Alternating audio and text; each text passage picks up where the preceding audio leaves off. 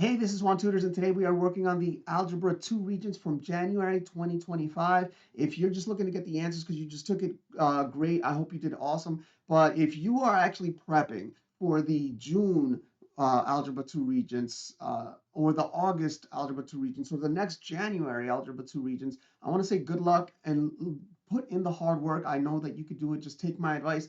And if you do take that advice, then you can do just absolutely great, but it is going to take work. If you're watching this video at 2x speed, for example, and you're just trying to see how I do every single problem, it might actually be better if you actually write down what I say, even if you're watching it at 2x speed. If you write down all the work that I show, that will get you the best grade possible. Okay, so even if you don't get through the whole test, even if the test isn't like for you in just a couple of hours. Okay, we're not going to go through this front page because all of the information here, or for the most part, is contained in other places in this test. The big parts that I would just want to address, though: graphing calculator. Some schools try to get away with not giving you a graphing calculator for this test, but you are absolutely entitled to a graphing calculator. So make sure that they give one to you. They don't have to stick to a specific brand, but they do have to give you a graphing calculator. And the second is a straight edge or ruler, because you are required to draw straight lines using a straight edge. That's an absolute requirement for this Regents. Okay.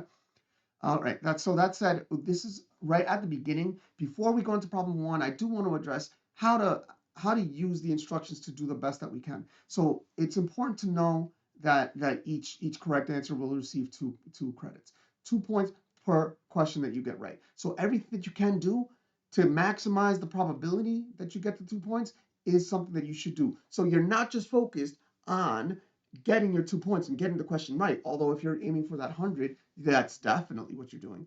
But the other thing is you're also trying to increase the probability of getting every question right. And that's why for this video, and this is why I want my video set to be longer, way more thorough, everyone says it, than other people's videos, is that I tend to focus on strategies to get you the best grade possible, not just how to do the problems. Yes, I show you how to do the problems in with full work, and there's going to be a lot of reasons made clear for that.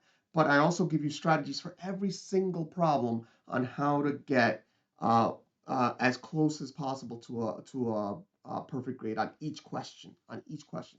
On the part ones, no partial credit is allowed.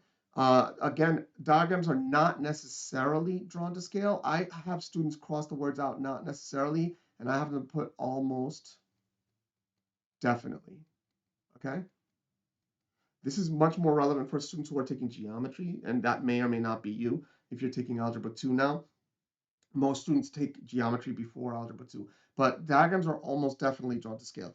Uh, Not necessarily drawn to scale doesn't mean that it's guaranteed to not be drawn to scale. In fact, 99% of the time, the diagram is drawn to scale, especially in Algebra 1 and Algebra 2. In geometry, not drawn to scale has a pretty strict meaning where slightly, off of scale is allowed, and then there's other wiggle rooms, but that would be addressed in the geometry Regents.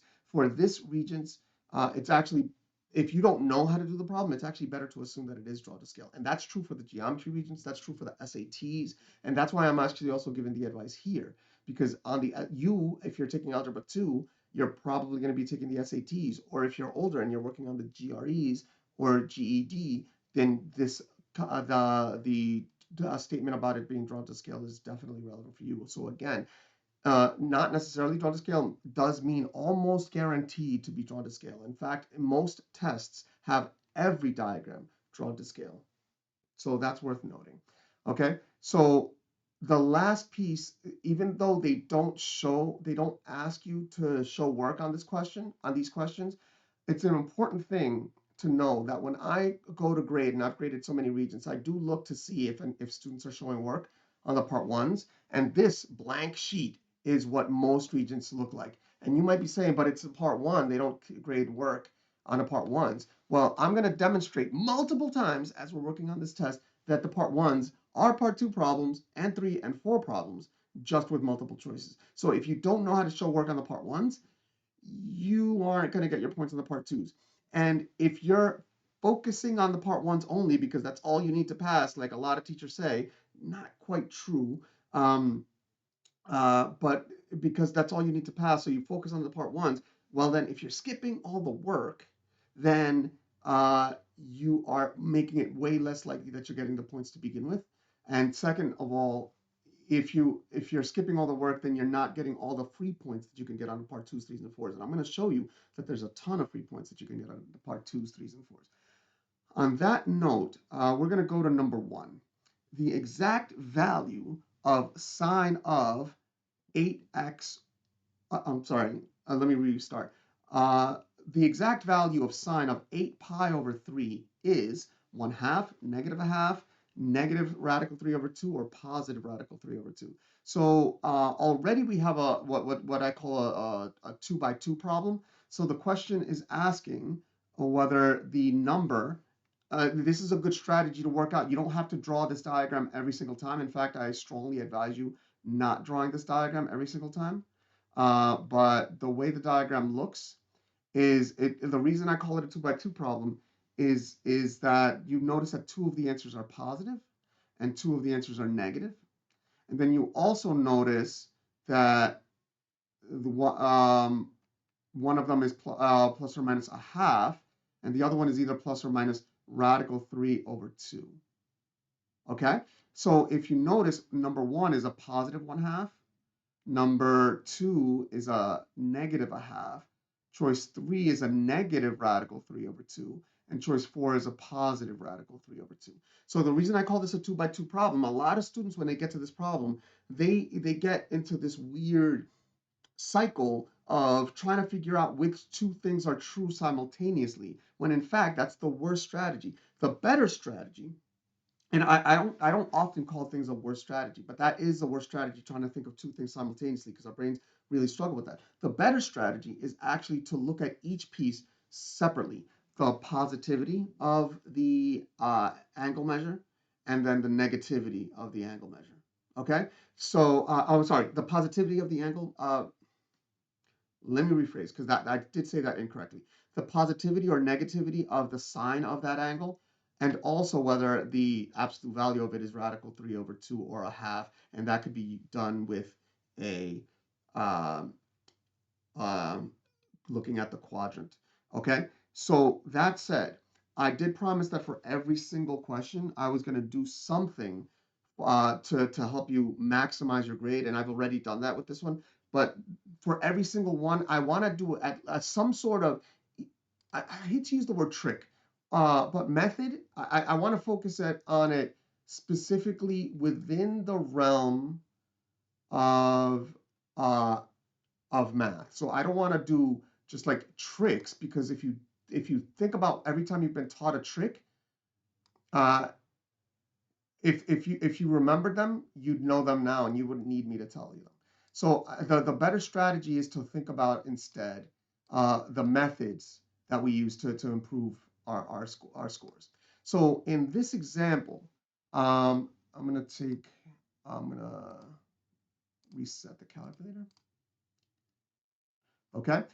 Now I'm going to show you how to put it in degree mode. The reason I reset it is because they should be resetting your calculator. Often they don't, but they should be. If you go to mode, press mode next to the blue button, radian versus degree is right there. So that's already set to radian. I'm going to quit, but you should be free to switch back from radian and degree. Okay. So now the way to get this answer on the calculator with 100% certainty, so use calculator. So let me, okay, with 100% guaranteed. Okay, so meaning that if you don't know how to do the problem, you could still get your points. So already on number one, I'm showing you how to get the answer exactly right. So I'm going to say the sine, I'm already in radian mode, sine of 8 pi over 3. If you struggle with fractions, we're going to show you right now how to put in sine, I'm going to show you later how to put in fractions. I'm going to do sine of 8 pi over 3. Okay, so the answer is this, and you may already recognize this as a one of these answers. A positive, first off, it's a positive answer that eliminates all the negative ones. And you know that a half is 0.5. So hopefully you're not picking a half. But if you do radical 3 over 2 is 0.866. So this is looking like number 1 is incorrect and number 4 is looking very correct. Now, I didn't circle number 4 yet because I don't want you to skip on how to do this problem on paper, because if you notice, this is a very valid part 2 question. They would just reword it on a part 2 and say, what is the exact value of sine 8 pi over 3? Or they might couch it in the realm of a specific diagram, okay? How do we do this problem numerically? So first off, we have to recognize that 8 pi over 3 is equal to 6 pi over 3, which is a plus 2 pi over 3. Why did I do 6 pi over 3? Because 6 pi over 3 is a full turn. And so for 8 pi, to get an angle of 8 pi over 3, you're going around the circle, a full turn, and then going another 2 pi over 3 units. So sine of 8 pi over 3 is equal to sine of 2 pi over 3. Okay? Now, how do we do this with on paper? Well, I know that if the angle is 2 pi over 3, that's bigger than pi over 2, that's why I went to the second quadrant, 2 pi over 3, then,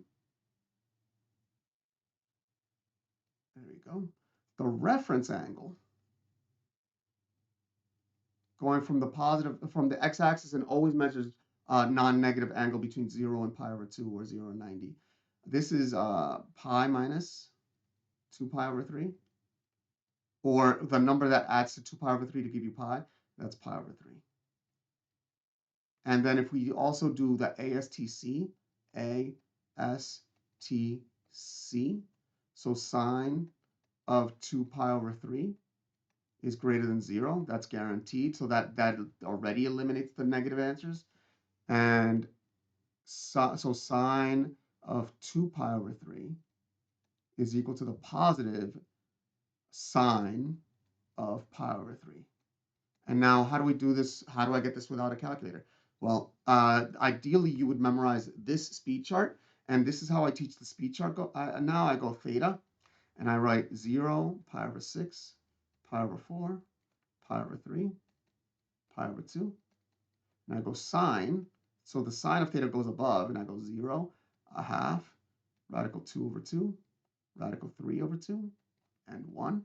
And then I go backwards for the cosine. I wrote 1, radical 3 over 2, radical 2 over 2, a half, and 0. And then I put cosine on this side. And for some reason, by writing cosine on that side, students just remember it better for some reason. So now I wanted to go for sine of pi over 3. According to this speed chart, it's radical 3 over 2. And that's why my answer is choice 4. And look at that. We have actually got a calculator method to do the problem. And also, we should have actually also been able to say, well, that the answer is not negative and not negative. And then it's not also, so it's positive, but it's also not a half. So the only choice that had a positive and a radical 3 over 2 was choice 2. Oh, choice 4. Number 2, a teacher randomly divides all of her students into 2 groups. She grades the homework for one group, but does not grade the homework for the other group. All homework is returned to the students. She then compares test scores for each of the groups to see if grading homework has an effect on test scores. This method of data collection is best described as an experiment, an unbiased survey, a simulation, or an observational study. So we do want to know what these are, right? We do want to know what these are, but if you look into the problem, you might be able to see some details that of what the teacher does that might be able to eliminate some of these questions. So she randomly divides her students into 2 groups, and she does one thing for one group, grades the homework for one group, and does another thing for the other group, doesn't grade the homework for the other group. So now she's actually doing something specific. Is that an experiment, an unbiased survey, a simulation, or an observational study? So let's talk about what some of these are. A simulation, we're going to cross that one out. But why are we going to cross it out? Think about a simulation like an AI simulation or a computer.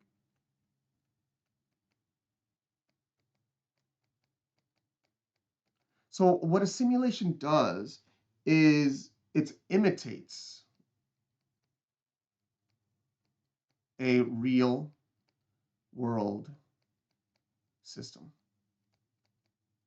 And there's more than just computer simulations and AI simulations. Like I've seen a really cool simulation of the gravitational effects of a star on planets orbiting it by making a big rubber sheet and just putting a big heavy ball right at the center of the rubber sheet, and then things just tend to orbit in really cool ways.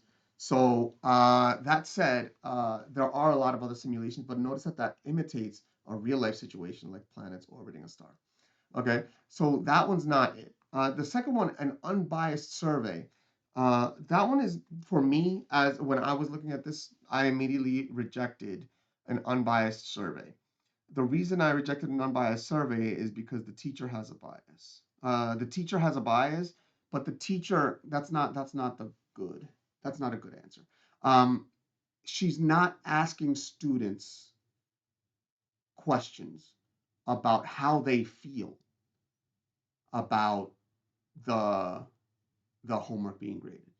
And a survey asks questions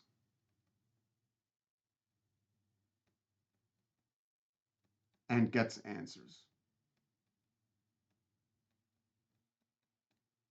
Okay, so if you are doing a survey of people, you're asking people questions and getting the answers from them, and that's not what's happening here. She is actually modifying something here, and that's a hint that maybe experiment is looking very good. Now, what is an observational study? And an observational study, you observe and collect data, but you do that without changing anything.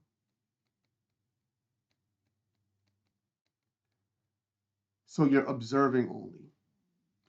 You might be looking at the fish in a fish tank, or the fish in a lake, or the trees in a field, or you might be sitting in the back of the room observing how the students behave in another teacher's classroom, or you might be suddenly deciding to look around and in the gym and see what other weights people are lifting, whatever it is. Observational study. So you're observing and collecting data without changing anything, but she is definitely changing something. What is she changing? She has a control. Um, the ungraded homework.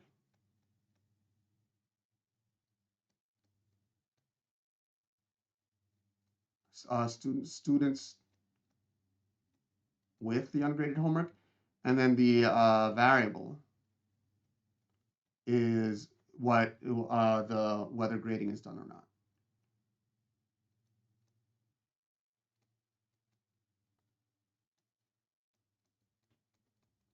So, and in this case, that's exactly what an experiment is. When you are changing a variable, you are performing an experiment.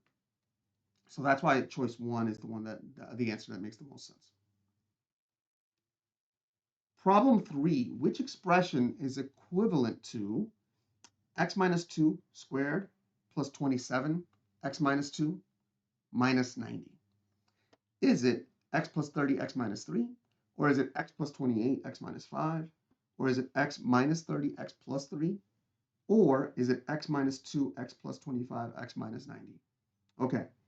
Um, Before even going through my process of elimination, before even starting the big process of elimination, there's one that I want to eliminate right away, is choice 4. This is a cubic, but this is a quadratic.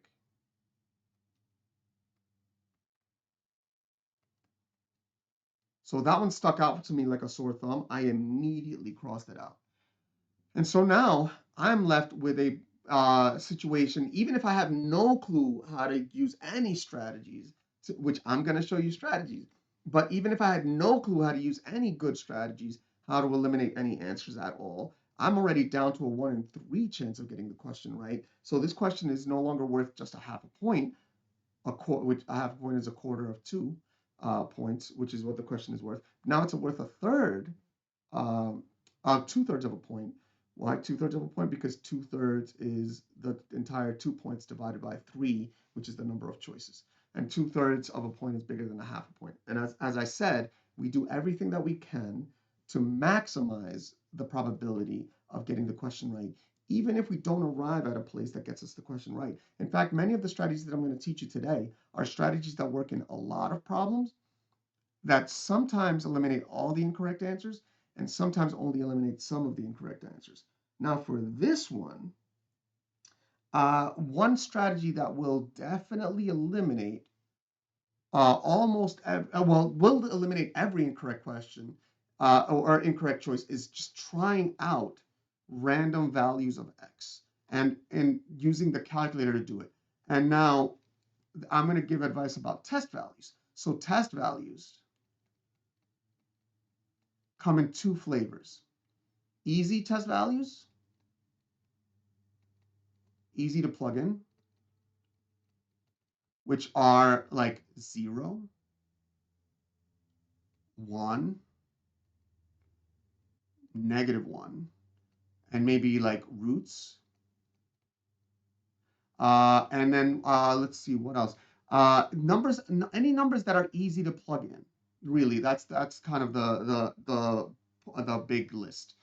0, 1, -1, roots. A lot of students like plugging in the number 10 because 10 ends up for some students being a real quick number. Not for all students, but for some. Easy to plug in numbers, 0, 1, -1, or 10. The second flavor is rare answers. Rare answers, not rare, that's not a good way to describe it, not rare answers, but rare, rarely used numbers. So what do I mean by a rarely used number? A rarely used number is a number that you could plug in that more than 90% of the time is going to eliminate all the incorrect answers. And sometimes even as high as 99% or even 100% minus an epsilon for an extremely small epsilon. Like 9 is a pretty simple number to plug in that often is just not used. So I'm not going to say that plugging in a 9 specifically is going to eliminate all the incorrect answers. But another one that's easy to type into your calculator that is rare is 11. And I'm going to also give the number pi. And I'm going to give also something like a decimal. How about like 1.1 or 0.9? Is that 0.9? Something that's easy to type into the calculator, but will eliminate all the answers very quickly. Notice that pi is probably 100% of the time going to tell you which answer is incorrect for multiple choice questions that don't involve angles. But pi, for problems that involve angles, might be less useful. That's when you might want to go for like a 9 or an 11 if you want rare, or if you want easy to plug in, 0, 1, and -1. Okay, so like for example, if I plug in 0, let's say I just plug in 0. No, yes, I'm sorry, I'm not going to plug in 0 because that does work really well. But I notice another better, much more easily plugged in answer. If I plug in x equals 2, if I plug in x equals 2, which is, again, easy to plug in roots, x equals 2, the original polynomial gives me 2 minus 2 squared, which is 0 squared, 0. 27 times 2 minus 2, I don't even have to evaluate that. And that's the point. It's easy to plug in. I get a -90. Negative answer, -90. If I plug in a 2 into the first one, I don't get negative 90. I get 32 times negative 1. And it's a negative answer, but it's not the correct answer. Okay. And then here I get 30 times negative 3, which is equal to negative 90. And so this is already looking good. This method of plugging in a test value is very likely to get you the correct answer. And if I plug in a 2 into all the other ones, well, there's only one remaining. And it does give me 90 by some insane coincidence. Just pick a different number to plug in. So I'm not going to finish plugging into choice 3 because that's your job. So, but we've already confirmed that choice 1 is incorrect, and now we have a passing problem. I'll talk about what a passing problem is in a little bit later. Okay, so how do I do this problem on paper? Okay, because after all, this problem could be part of a part 2 question. And when we see the part 2 questions, you're going to see that the part 2 questions very much are part 1 questions, just without the multiple choices. So that's why I'm saying the part 1 questions are part 2 questions. So how do I do this problem on paper? First, I need to know what x minus 2 squared is. And that's difference of 2 squares, or you can multiply x minus 2 times x minus 2. Or you could do the box method, x minus 2, x minus 2, get x squared minus 2x minus 2x plus 4. And so add all these up, you get x squared minus 4x plus 4. And then if you plug that into the whole expression at the top, you get, so x minus 2 squared plus 27, x minus 2 minus 90 is equal to x squared minus 4x plus 4. Let's distribute this plus 27 in, plus 27x minus 54 minus 90. I see my 90 looks like a 96. 90. Okay, then I combine like terms. I got x squared. Let's see, x squared. Now minus 4x plus 27x. 27 minus 4 is 23, so plus 23x. And then plus 4 minus 54 is minus 50. Minus 90 is minus 140.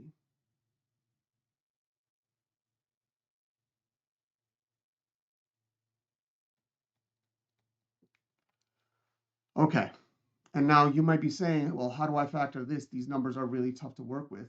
But I will note that 28 minus 5 is 23, and negative 30 plus 3 is negative 27, and 30 plus negative 3 is positive 27. So the only one that has the correct value of B is choice 2. So already, technically, we have enough information to confirm that this is the correct answer.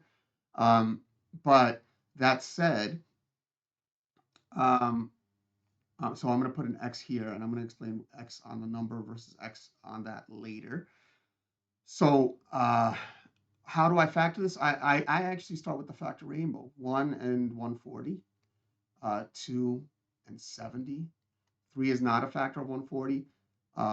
Let's see, 4 is a factor of 140. 4 and a factor pair of 35. And then 5 is a factor of 140 with a factor pair of 28. And I can keep going. I see 6 is not a factor, 7 is a factor of 140, and 20. And I can keep going. Let's see. 8 is not a factor of 140. 9, no. 10 is a factor of 140 with factor pair of 14. And then 11 is not a factor of 140. 12 is not a factor of 140. 13 is not a factor of 140. 14 is the final, is already on the list of factors of 140. So notice I did not have to go through every single number from 1 to 140. That's actually kind of the point. You only have to go up until basically around the square root, or specifically in the factor rainbow method until the top factor is reached from the bottom factor. I went 1, 2, 3, 4, 5, 6, 7, 8, 9, 10, 11, 12, 13, 14. 14 is already on the list, so I'm done finding factor pairs. Now, one of these pairs is going to, with a positive or negative, is going to multiply to negative 140 and also add up to 23. And I see that 5, 23 and blank times blank equals negative 140. And I see that if I do 28 and negative 5, 28 and negative 5, 28 plus negative 5 is 23, and 28 times negative 5 is negative 140. And so this factors immediately as x plus 28, x minus 5, giving us the correct answer as we suspected. Okay? Number 4, given the functions f of x equals 2x plus 5 over 2 and g of x equals 3 over x, what are the solutions to f of x equals g of x? Okay. I'm not the biggest fan of this problem, but it kind of addresses, it gives me the chance to discuss something that a lot of students have asked me about in the tutoring realm. I do tutor, JuanTutors.com, in the tutoring realm. And that's why the question is, why is it that sometimes the answers are just values of x, and then sometimes the answers are like a coordinate x comma y? And there is an answer to that. F of x is a variable. F is a variable, and g is a variable. So they're not the same variable. So even though the y coordinate is given by f of x when you graph it, the variable is f and the other variable is g. And so since they're different variables, when we don't look for solutions of that variable, that one variable being the same, because it's not just one variable, it's two variables. But if this was y equals 2x plus 5 over 2 and y equals 3 over x, we would actually have to find a pair x comma y, or even sometimes two answers, x comma y and x1 comma y1 and x2 comma y2. In this problem, since it's f and g, we have to find the x coordinates and not the x comma y. I know most students wouldn't know that, but based on the information I just gave you, that eliminates choice 1 and choice 4. Again, most students wouldn't know that. That does eliminate choice 1 and choice 4. And the great thing is that this does turn this question into a passing problem.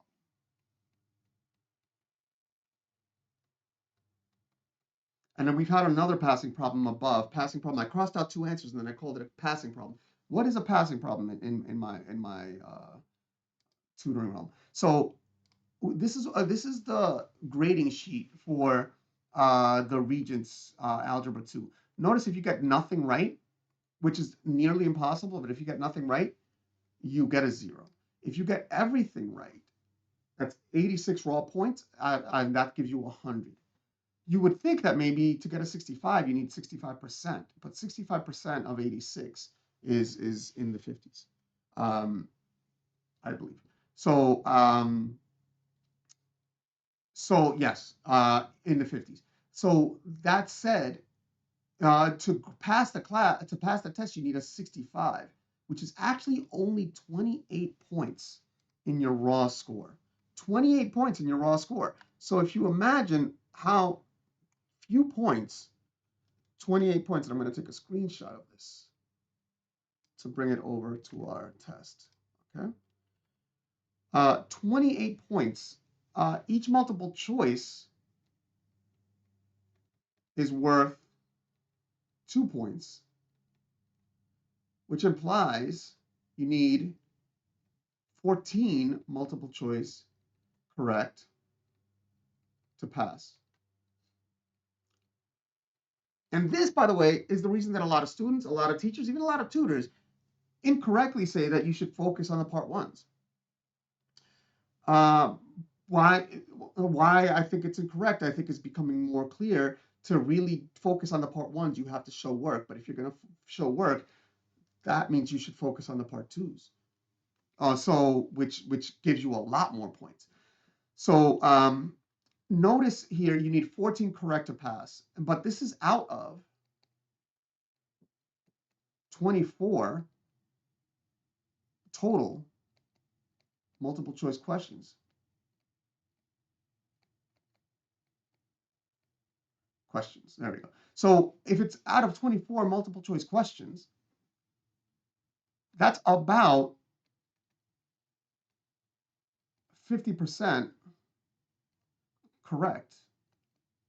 Now you might be saying, Juan, that's not 50% correct. That's totally not 12 questions. 50% of 24 questions is 12 questions, but 14 questions is extremely close to 12. And here's the bigger point. That means that if you find a few questions, or 3 maybe, that you just 100% know how to do, now you're at 50%, right? So, and if you in fact go into the part 2s, 3s, and 4s and eke out 1 or 2 or 3 or 4 or a lot more points, which hopefully I'm going to show you how to do, then your score actually increases. So in fact, if you get to a question and you eliminate 2 choices because they're 100% incorrect, and that's why I crossed them out at the 1 and the 4, because they're 100% incorrect. That means that this question, even if you wild guess at this point between choice 2 and choice 3, statistically speaking, this problem neither lowers your grade nor increases your grade. If you can find something to do with it to increase your grade, then you to make it more likely that you get it right, then that does increase your grade. So in most cases, you actually can say something about it to increase your grade. Like for example, this I had just said that we're looking for the values of x. Problem choice 3 doesn't even give you x.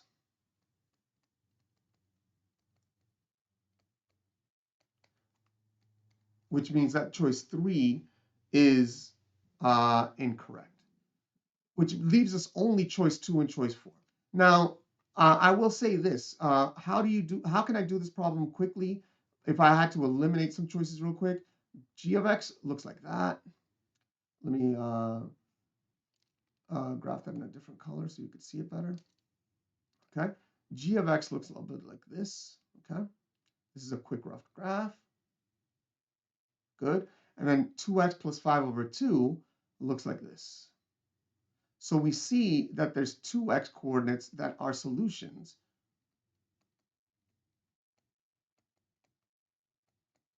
One positive and one negative. And so that is a hint that choice 4 again is incorrect. And choice 3 never even gave us x coordinates.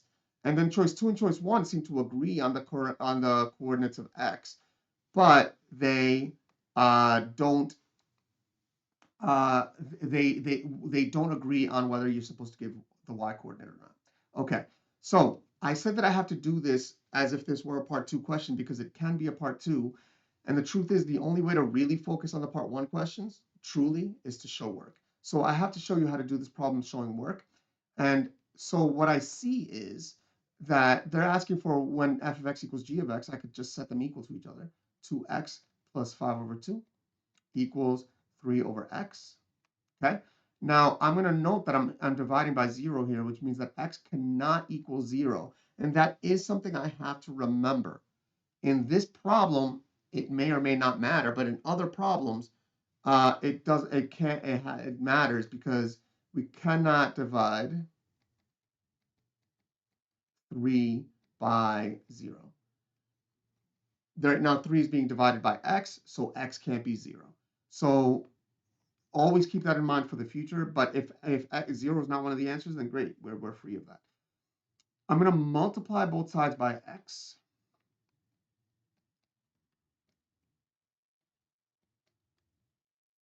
And I get that 2x squared plus 5 over 2x equals 3.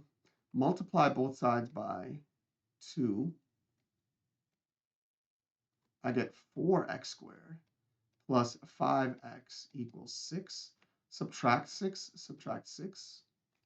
And I get that 4x squared plus 5x minus 6 equals 0. And now you might be wondering how to factor this one. So this one is very different from the previous one.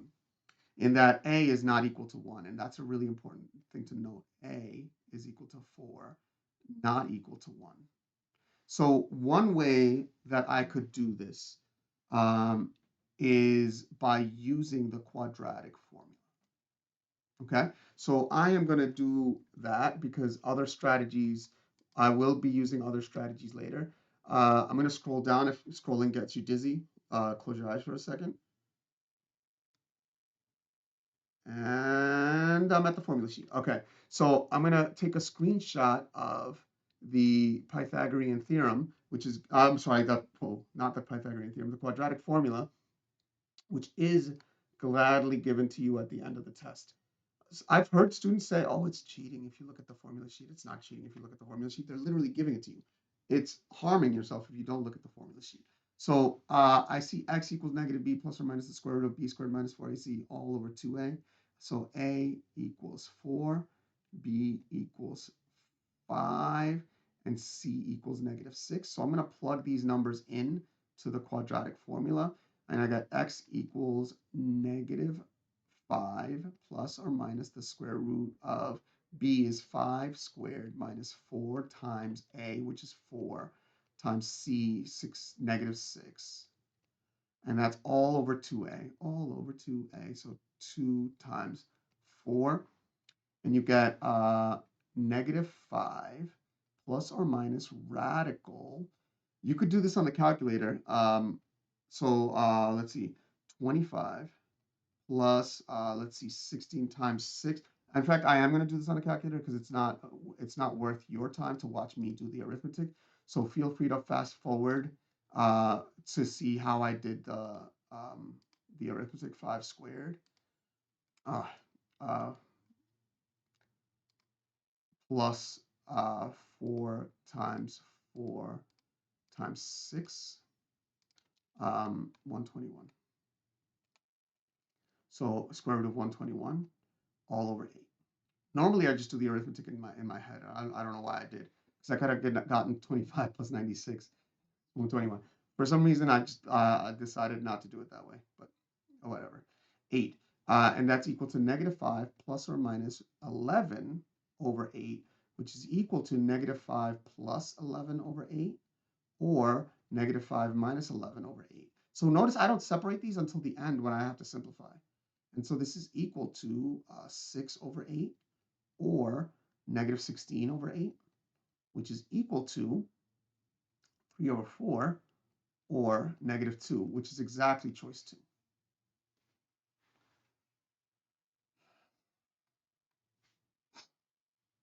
Number 5, given f of x equals 2x cubed minus 3x squared minus 5x minus 12, and g of x equals x minus 3, the quotient of f of x over g of x is equal to 2x squared plus 3x plus 4, or 2x cubed plus 3x squared plus 4x, or 2x squared minus 9x plus 22 minus 78 over x minus 3, or 2x cubed minus 9x squared plus 22x minus 78.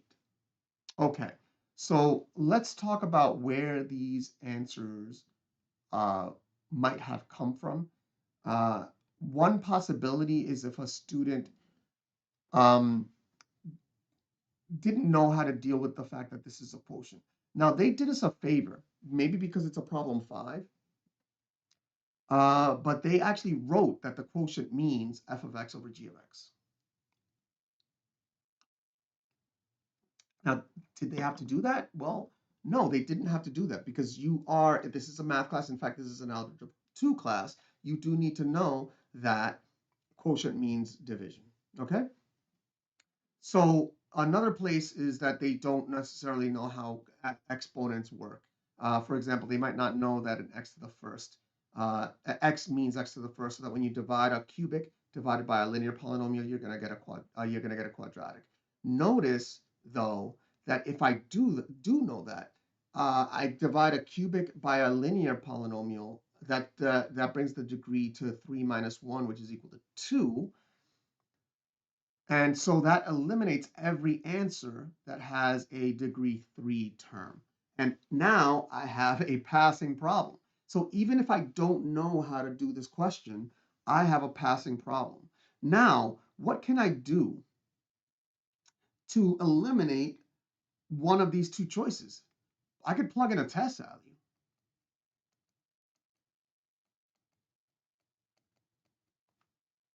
I could plug in a test value.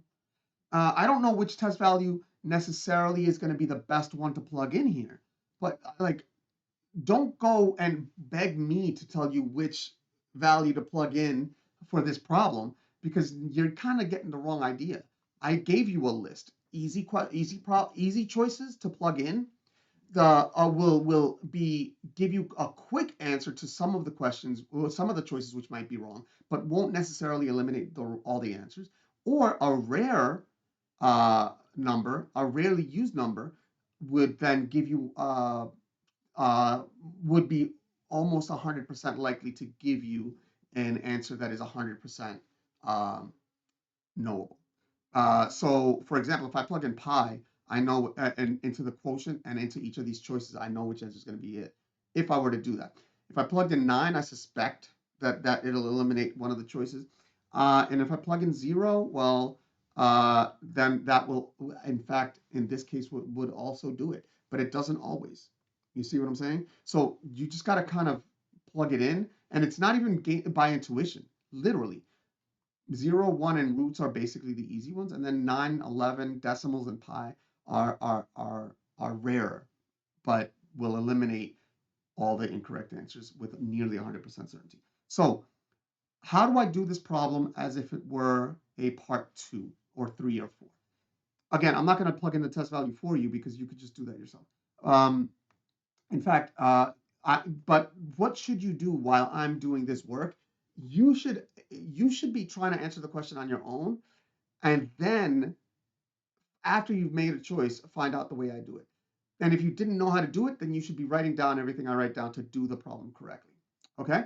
So how do I do this problem? If this is a 2x cubed minus 3x squared minus 5x minus 12, and that's divided by x minus 3. I'm going to do this one by synthetic division. I write down all the coefficients of the numerator, 2, -3, -5, and -12. This is the way I write it. And then I put the root of the x minus 3 here is 3. So again, these are the coefficients.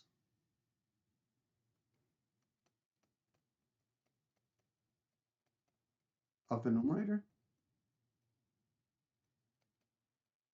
And this is the root of the denominator.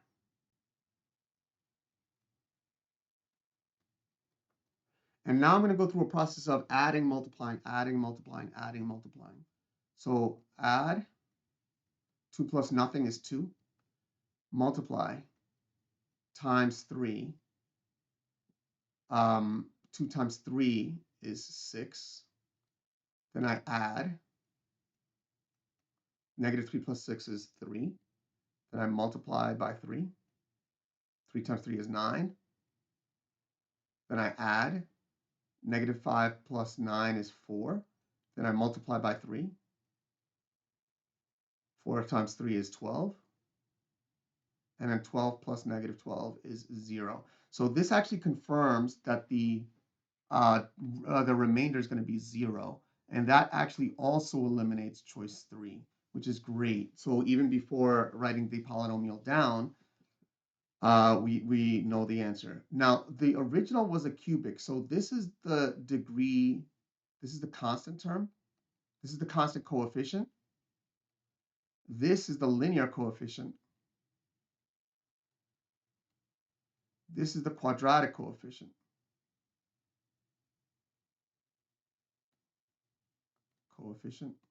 And how does it work? If this polynomial were longer, it would be, the next one would be the cubic coefficient.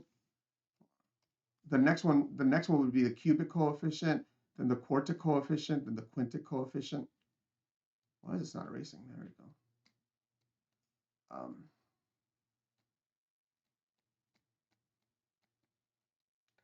Okay, so that means that the polynomial is 2x squared plus 3x plus 4, which if in fact is choice 1. Not bad. And we are already past 10 points, so we should definitely celebrate that. If you do appreciate what's going on in this video, I do ask that, if you feel like I've earned, only if you feel like I've earned to subscribe, I do ask you subscribe. It does help. I do have over 1,000 subscribers finally. I'm looking to get uh my number of views to so that I could put ads on the video, so that because if you are seeing ads on this video, they are not coming from me. YouTube is using that to fund their own projects, but I don't get a single penny of that. So when I get the ads on my video, I'm going to drastically reduce the number of ads, but at least the revenue from that will come to me as well. And the reason I could do this for free is literally the ad revenue. All right, number 6. Abby is told that each day there is a 50% chance it will rain. Which simulation can Abby perform to determine the likelihood of it raining for the next 7 days? All 7 days in a row. Let's see. Can she flip a coin 7 times, count how many heads, and repeat 50 times? Or roll a die 7 times, count how many twos, and repeat 50 times? Or roll a pair of dice, count totals of 7, and repeat 50 times? Or flip a coin 50 times and count how many heads? So I really do like this question because it talks about a simulation that is different from computer aided simulations that we're used to seeing. Uh, why is a coin flip here equivalent to the chance of it raining? Well, the coin flip, assuming it's a fair coin, has a 50% chance of landing heads, a 50% chance of landing tails. That's why. So if that's the case, which of these simulates that situation? It simulates a 50% chance 7 times in a row. I noticed that the choice 2 and choice 3 talk about rolling a die or dice. Number 2 says roll a die 7 times. That's for 1 for each day. And count how many twos and repeat 50 times. Well, a standard die has the numbers 1, 2, 3, 4, 5, 6. The probability of rolling a 2 is actually equal to just 1 favorable outcome over 6 possible outcomes, which is not equal to 50%. 1/6 is 16.6 repeating percent, around 17%. So it's not choice 2. Choice 3, roll a pair of dice, count the totals of 7, and repeat 50 times. Now, I'm not going to go through the entirety of deriving the probability of this one, but there's one way to roll a 2, 2 ways to roll a 3, 3 ways to roll a 4, 4 ways to roll a 5, 5 ways to roll a 6, and 6 ways to roll a 7.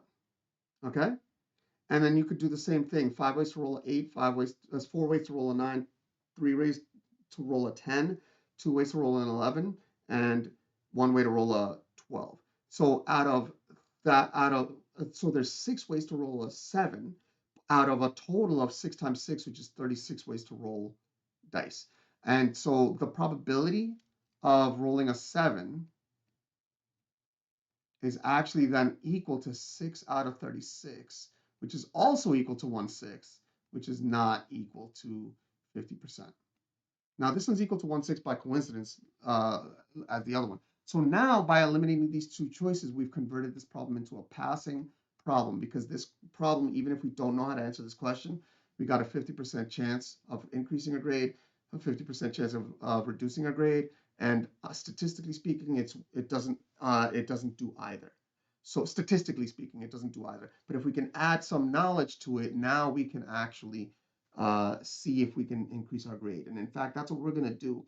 If you think about where the 7 days happens, the 7 days has to come into the problem. And the only one that has 7 days is choice 1. So interestingly, why does choice 4 fail? It says to flip a coin 50 times and count how many heads. This would test whether the coin is fair.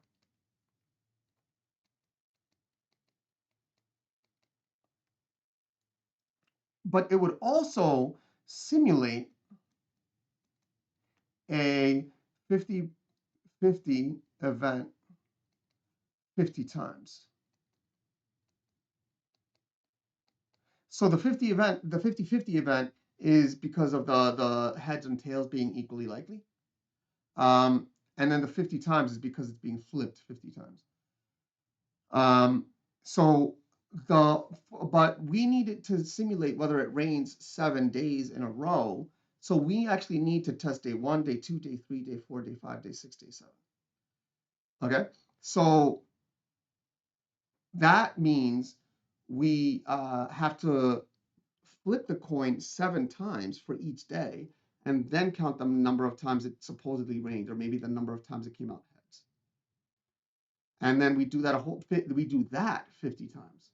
And so choice 1 does simulate the situation 50 times appropriately. Number 7, what are the solutions to 4x squared minus 7x minus 2 equals -10? And this is, again, a problem that you can do using, well, any factoring method that you choose. You could also do this problem by the quadratic formula, but I promised you, well, I promised you 2 things. I promised you that I would show you how to put fractions, proper fractions, in a calculator. For those of you who really struggle with when to use parentheses and not to use parentheses around division. So you could actually use the skill of putting in fractions in the calculator. The way you do it, press the math button, go 1 space to the right to number, and scroll all the way to the bottom, or just press up 1 time to n over d. Notice when you put n over d, that gives you a fraction. 3, let's say, over 7. Notice if you press enter, it just stays as the fraction 3 over 7, as opposed to if you do 3 divided by 7, it just converts that into a decimal. So that allows us to put fractions like a quarter or negative a quarter into the calculator. Now, the second thing, a lot of students don't know this. Almost no Algebra 2 students know this, because fun fact, I mentioned this to teachers, and I didn't know that almost every teacher in the room was going to be have their minds blown. That they didn't know that you could also put I into the calculator. I is right above the decimal place in blue. Press the blue second button, press the I, and press enter. And notice that there's the value of I is just I. So if you wanted to plug in some imaginary numbers into this polynomial, you absolutely can. So my random number generator said that if I'm going to simulate plugging in a choice into the calculator, that I would always, for this test, I would simulate plugging in choice 4, unless choice 4 wasn't available. So since I'm going to plug in choice 4, I'm going to plug that into the top, into this polynomial. And I'm going to do it this way. I'm going to press y equals. I'm going to put 4x squared minus 7x minus 2. Actually, I'm not going to do that because I'm going to plug in an imaginary number. My apologies. But what I was going to do was I was going to go to table set and change the independent to ask, and then go to the table. But I can't do that because I'm plugging in an imaginary number. So I'm going to plug in 7/8 plus radical 143 over 8 times I. Okay? So just to show you that this is possible, okay? Then that'll be especially useful in situations where, like, for example, there's a bunch of answers that all have I in it and all have radicals in it and all have fractions in it. So in this case, choice 1 is easy to plug in. I would, again, talking about easy numbers to plug in. If I plug in x equals 2, I get 16 minus 14 minus 2 is equal to 0. 0 equals negative 10. I've already confirmed that that one is wrong. Now I got a 1 in 3 chance of getting it right. That said, I'm going to plug in to show you typing in fractions again for parentheses x, which is 7 over 8, math, 7 over 8 plus another fraction. And you can put radicals in the fractions. Radical 143 over 8 times I. You do need to put the multiplication in there. That squared, okay, minus 7 times parentheses, same thing, math number, math number, 7 over 8 plus math number, radical 143. And there's going to be a benefit to plugging in all of this nonsense one time. You're going to see it in a second, I promise. I. Okay, that minus 2. And let's see if we get negative 10 out of it. Do we get negative 10 out of it? No, we get negative 14. So the polynomial equals negative 14. Okay, so choice 4 is not the answer. If the positive one, if the one with the plus is not correct, then the one with the minus is also not correct. And so what is it worth plugging in all that data? Well, I will note this. Notice that choice 2 is identical to choice 4, except that instead of a radical 143, we have a radical 79. So 70, all we have to do is let me clear this so you see how I did this. I went up to the previous row, pressed enter. Now I'm going to change the number inside of both radicals to a 79. 79, and delete this last number. Then go to the other 143.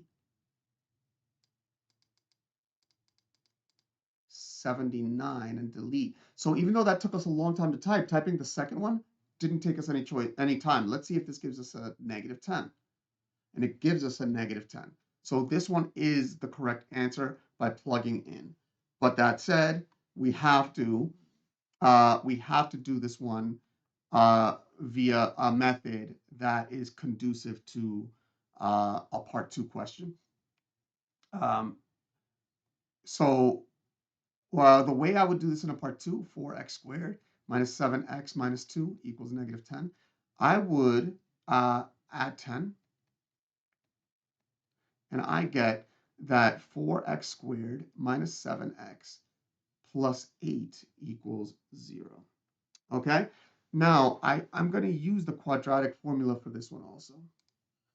X equals negative b plus or minus the square root of b squared minus 4ac all over 2a. And now I'm going to plug in a equals negative 4, b equals negative 7. No, a does not equal negative 4.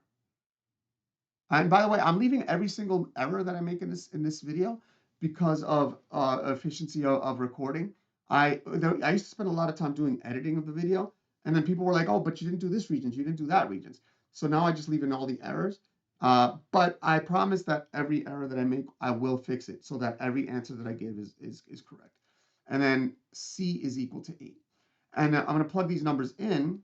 I get negative 7 plus or minus the square root of b squared negative 7 squared minus 4 times a is 4 times c is 8 all over 2 times a is 4. So it's going to have an 8 in the denominator unless it simplifies. But I do want to simplify the radicand. So negative 7 close squared minus 4 times 4 times 8. And you get a negative 79. Okay? So we do get the answer, a positive 7, negative 7, positive 7 plus or minus radical 79 over 8. And that is choice 2.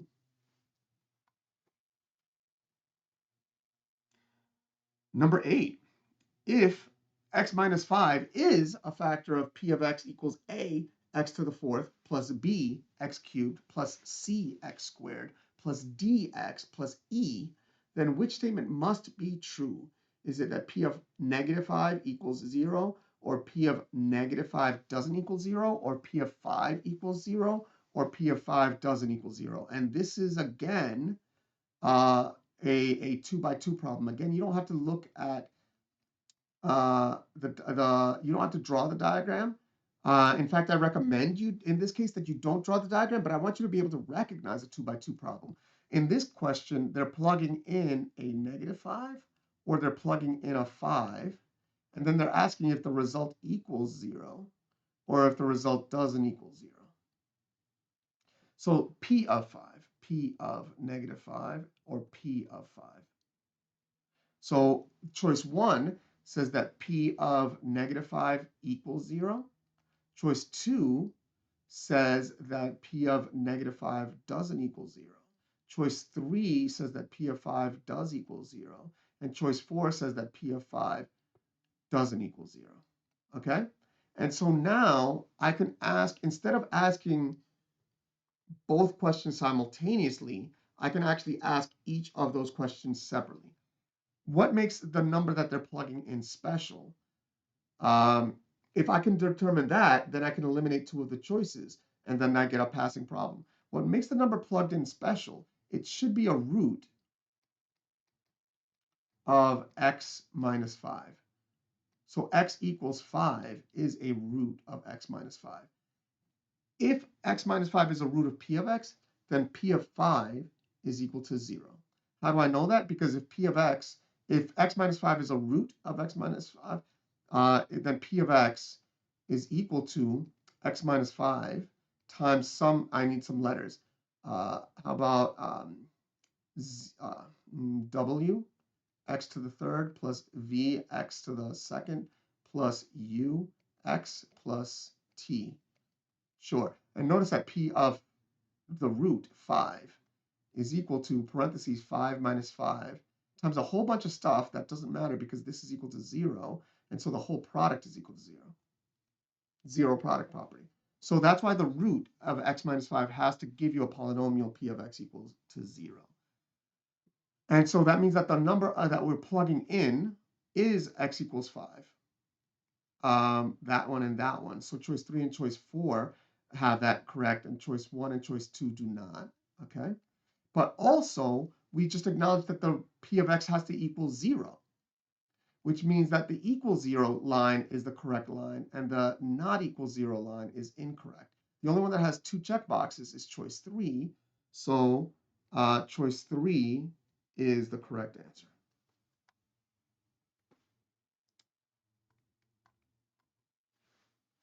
Number 9, in a small city, there are 22 gas stations.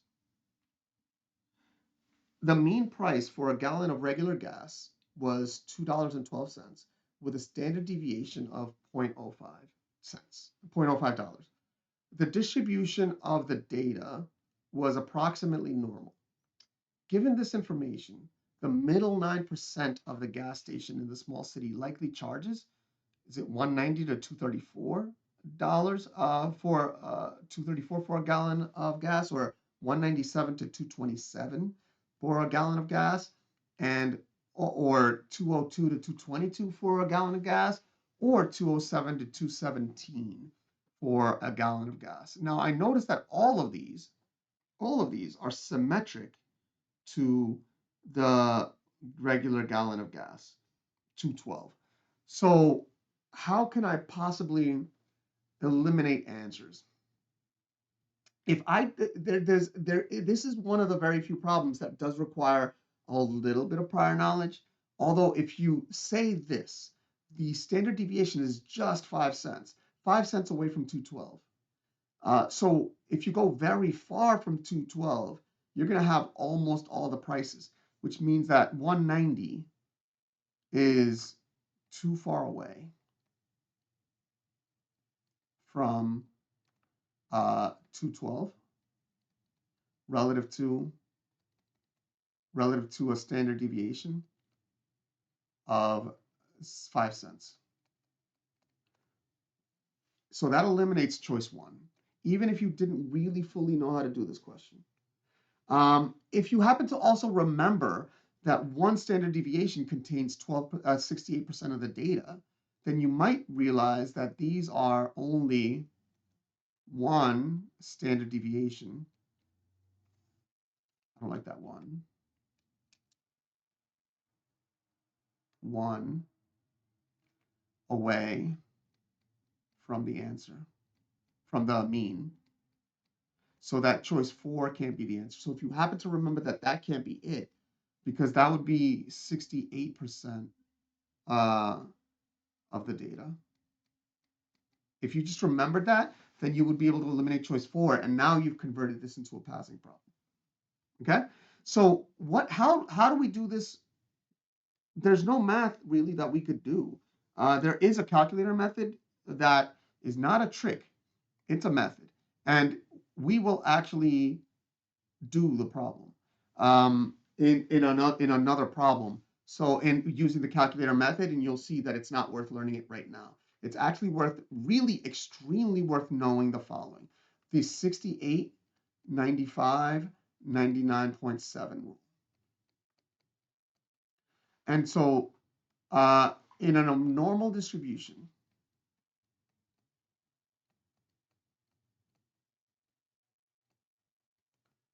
okay, in a normal distribution, 68% of the data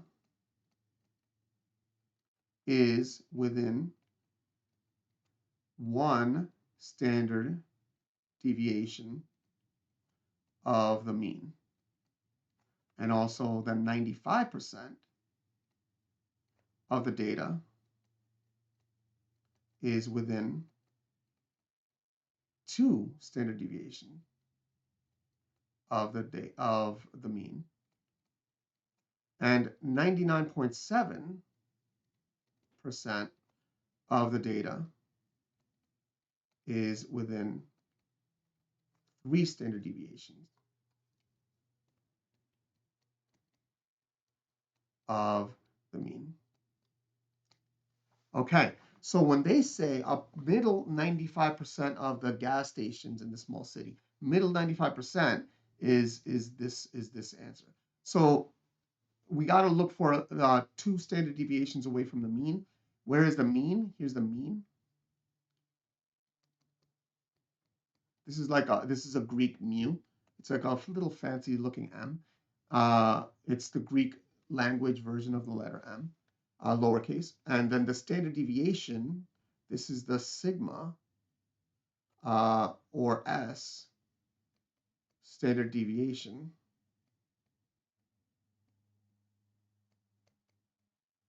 Don't be scared about these symbols, okay? This sigma, let me see if I could draw a little better one. It looks like, even though it doesn't look like our S at all, I have, when being sloppy, my S's sometimes come out looking like a sigma, believe it or not. So it is possible for history to have gone one way where the S turned into a sigma, lowercase sigma looking like that for the Greek language, and the letter S turned into what it is for the Roman alphabet. That said, we have to look for 2 standard deviations from the mean. So in other words, the mean minus 2 sigma to the mean plus 2 sigma. Again, don't be scared of the symbols that I'm using. Just use the numbers that I'm using.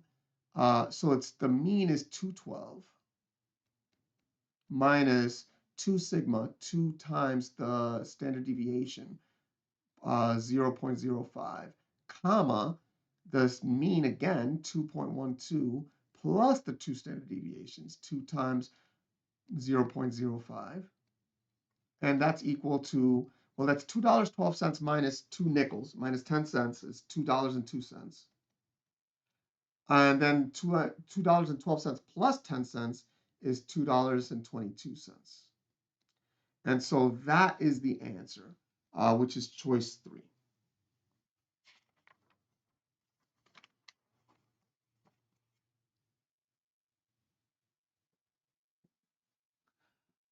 Number 10, the expression 4x squared minus 5 over x squared minus 1 is equivalent to 4 minus 1 over x squared minus 1, or 4 plus 1 over x squared minus 1, or 4 minus 9 over x squared minus 1, or 4 minus 4 over x squared minus 1. And do you want to know what I love about this problem? The only thing that changes about this, the choices in this problem, are the numerators of that fraction. You might say, oh, some of them have a plus, some of them have a minus, but the thing is, minus 1 over something is equivalent to plus negative 1. So all of them literally have just a different numerator, negative 1, negative 9, negative 4, or positive 1.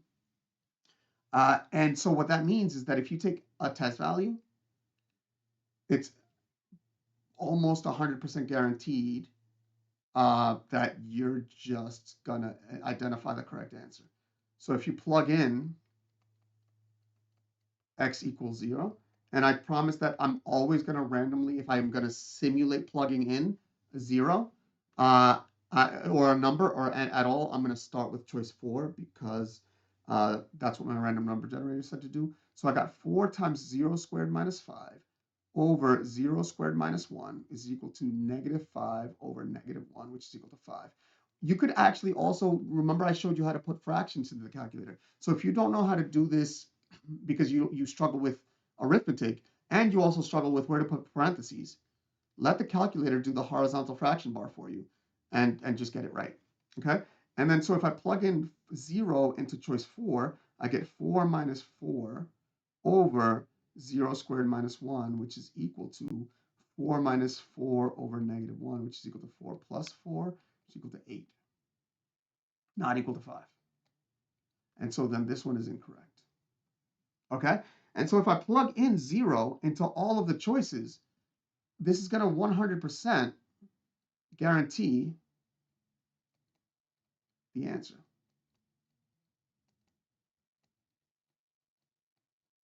100% guarantee the answer. So I turned this from a passing problem to a guaranteed correct.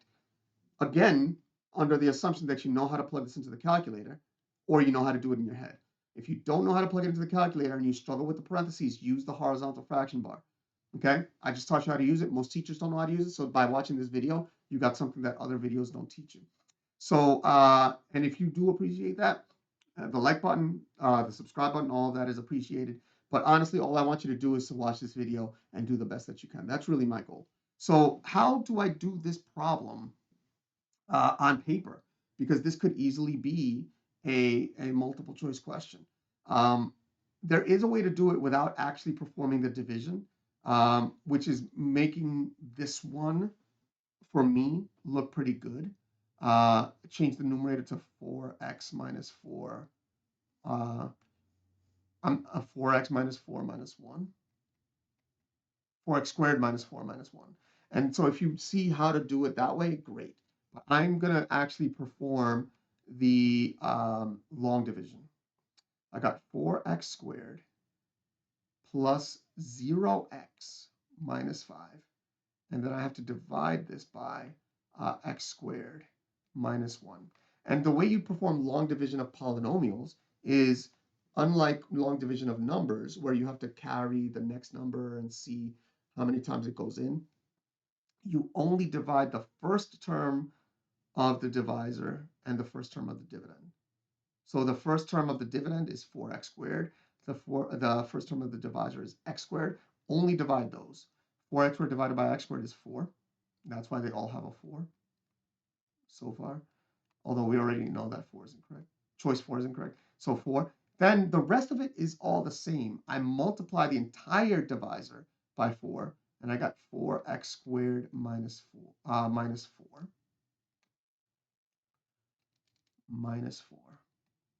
Then the third step is to subtract that. I'm a big fan of change the minus to a plus and change the sign of everything inside, minus and plus, and now do an addition. And so the 4x squared and minus 4x squared cancel. Negative 5 plus 4 is negative 1. And this, since the degree of the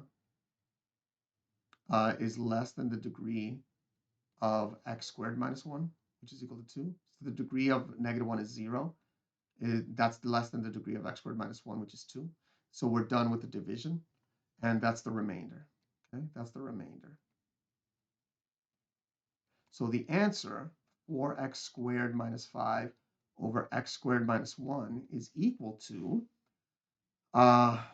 the quotient 4 with the remainder plus negative 1 over the divisor, x squared minus 1, which does match choice 1.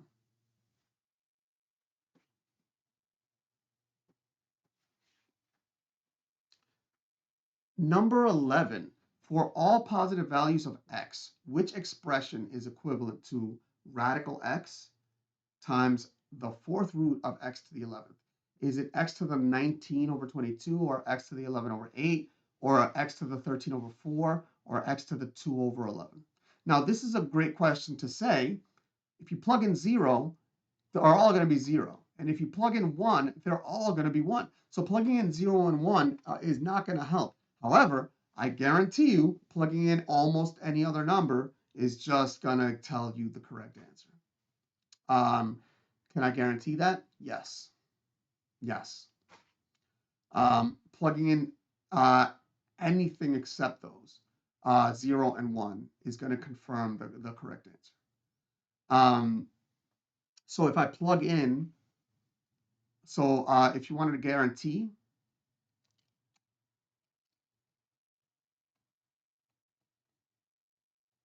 answer, plug in x equals anything except 0 or 1.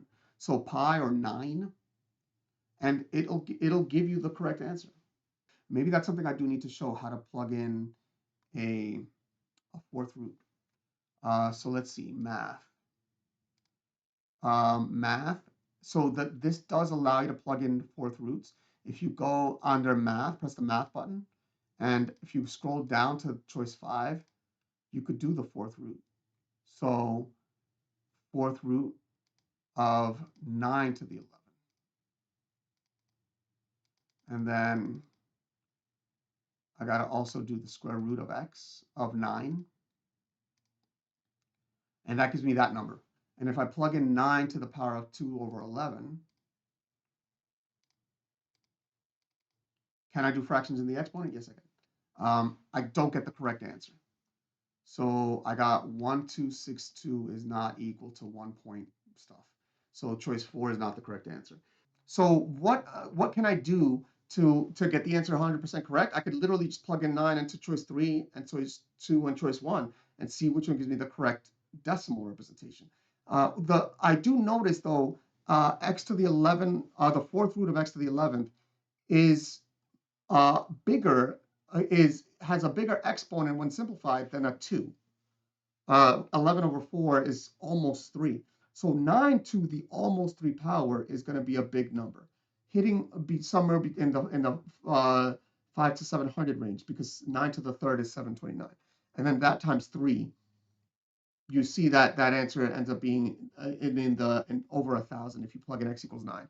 So whatever answer can't give you an answer around around in the 1,000 range, it has to be incorrect. So choice 2 also has to be incorrect, because x to the 11 over 8 is less than 9 to the 11 over 8 is less than 9 squared, which is 81.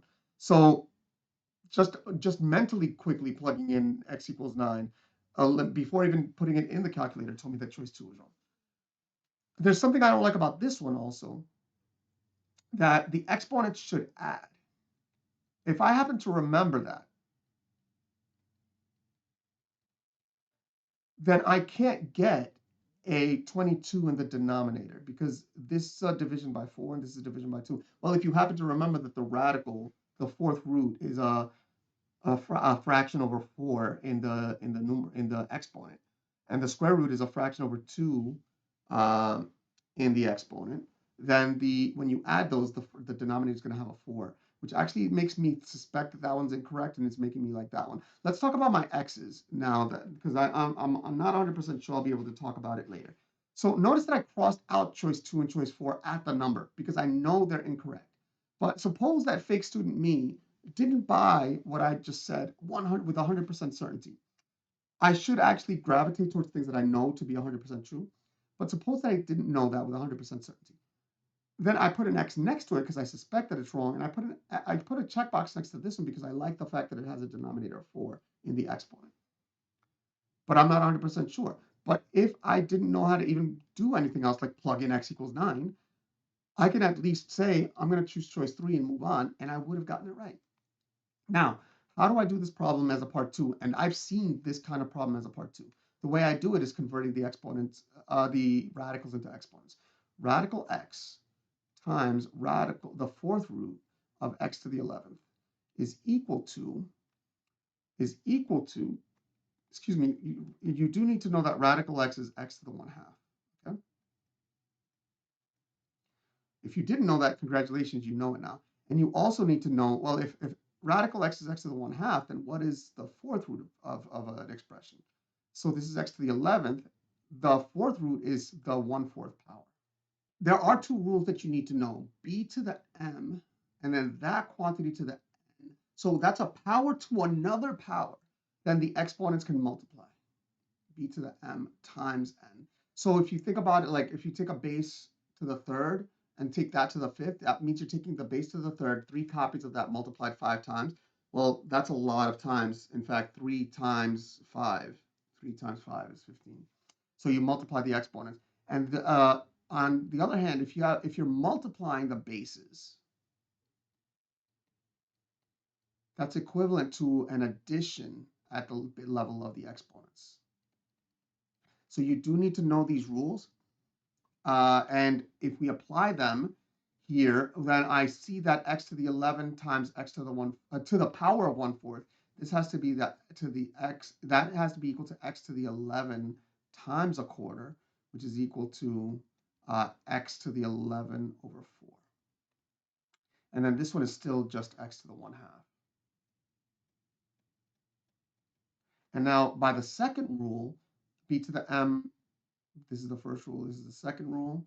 By the second rule, b to the m times b to the n equals b to the m plus n. I'm multiplying the same base x by 2 different exponents, with 2 different powers, so I can add the exponents, 1/2 plus 11 over 4. And I would strongly suggest using the calculator to add fractions if you don't know how to add fractions at this point. You don't have to be ashamed of not knowing how to add fractions because you'd be surprised. Easily 2/3 of calculus students don't know how to add fractions, and you're not in calculus. So I would advise you to learn how to add fractions, but let the calculator do it for you for the test. Your goal is to get the highest grade possible on the test, and I'm here for that. I'm here for you. So if you, instead of focusing on uh, uh, forcing yourself to do it on paper, just let the calculator do it for you. 2 over 4 plus 11 over 4 equals 13 over 4. So this power is equal to x to the 13 over 4, which is choice 3.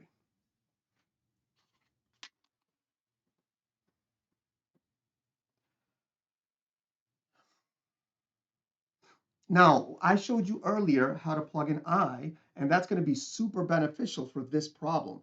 Number 12, the expression I squared times 5x minus 2I squared is equivalent to negative 25x squared plus 20xi minus 4, or negative 25x squared plus 20xi plus 4, or positive 25x squared plus 20xi plus 4, or 25x squared plus 4.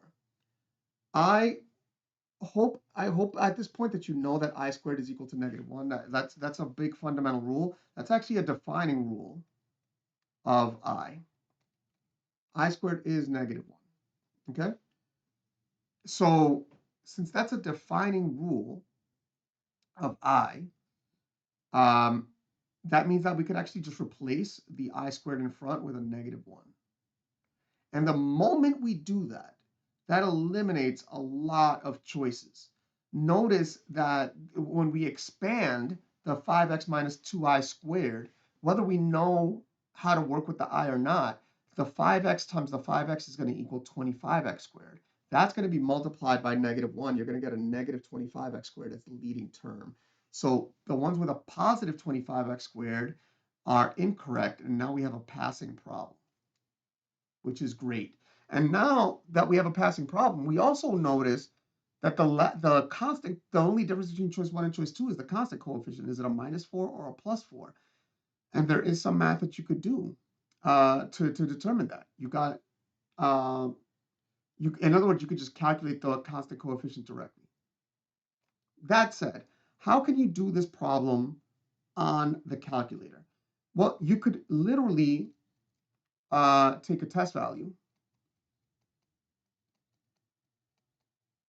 like x equals, in fact, x equals 0 has to differentiate between the correct answer and the incorrect answer, because choice 1 and choice 2 give us different numbers when x equals 0. So that's a great choice.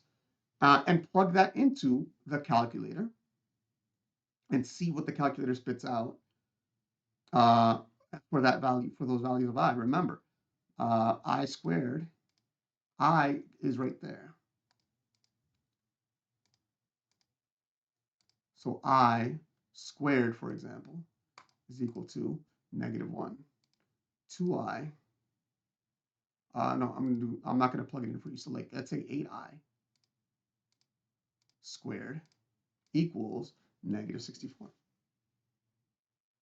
So you could literally do this problem by taking a test value, and that gives you 100%. So if you weren't able to cross out choice 2 and choice 4, it kind of doesn't necessarily give you 100%, because if you plug in x equals 0 and you didn't cross out 3 and 4, all of those would give you 4, 4, and 4, and the choice 1 would give you a -4. But if you plug in x equals 9, you see now 9 is a favorite number for myself to plug in when it's a rare number, and it is a rare number in this case. It's highly unlikely that any of these is going to give you the same answer no matter what, when x equals 9. So I suspect that 9 will eliminate all the incorrect answers. Is there anything else that I could do to eliminate some answers? Well, choice 4 doesn't have an imaginary part, but that's already been eliminated. So at this point, I definitely want to talk about how to do the problem. So I want to square 5x minus 2I, and I do that by the box method. I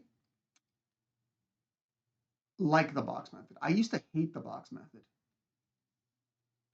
but I have a like kind of an algebraic mind. Like my brain manipulates variables pretty well. Things go in the right places when they're supposed to.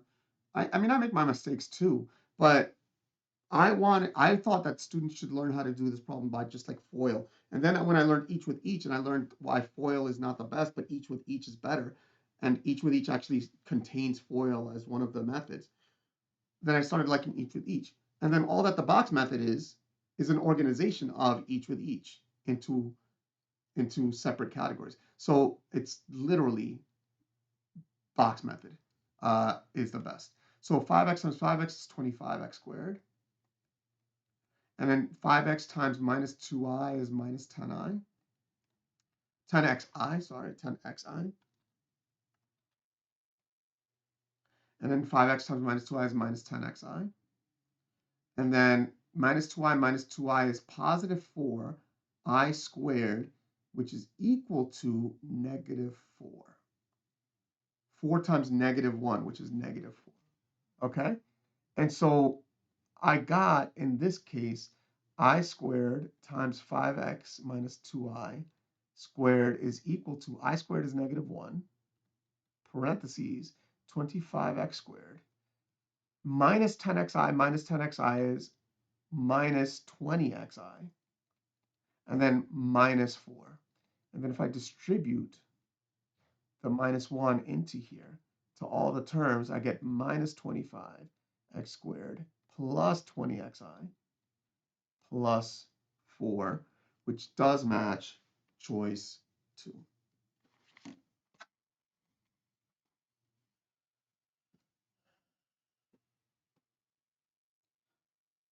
Problem 13. Functions f and g are given below. F of x equals 7 over 2x squared minus 5x plus 11, and g of x equals 3x squared minus 7x plus 25.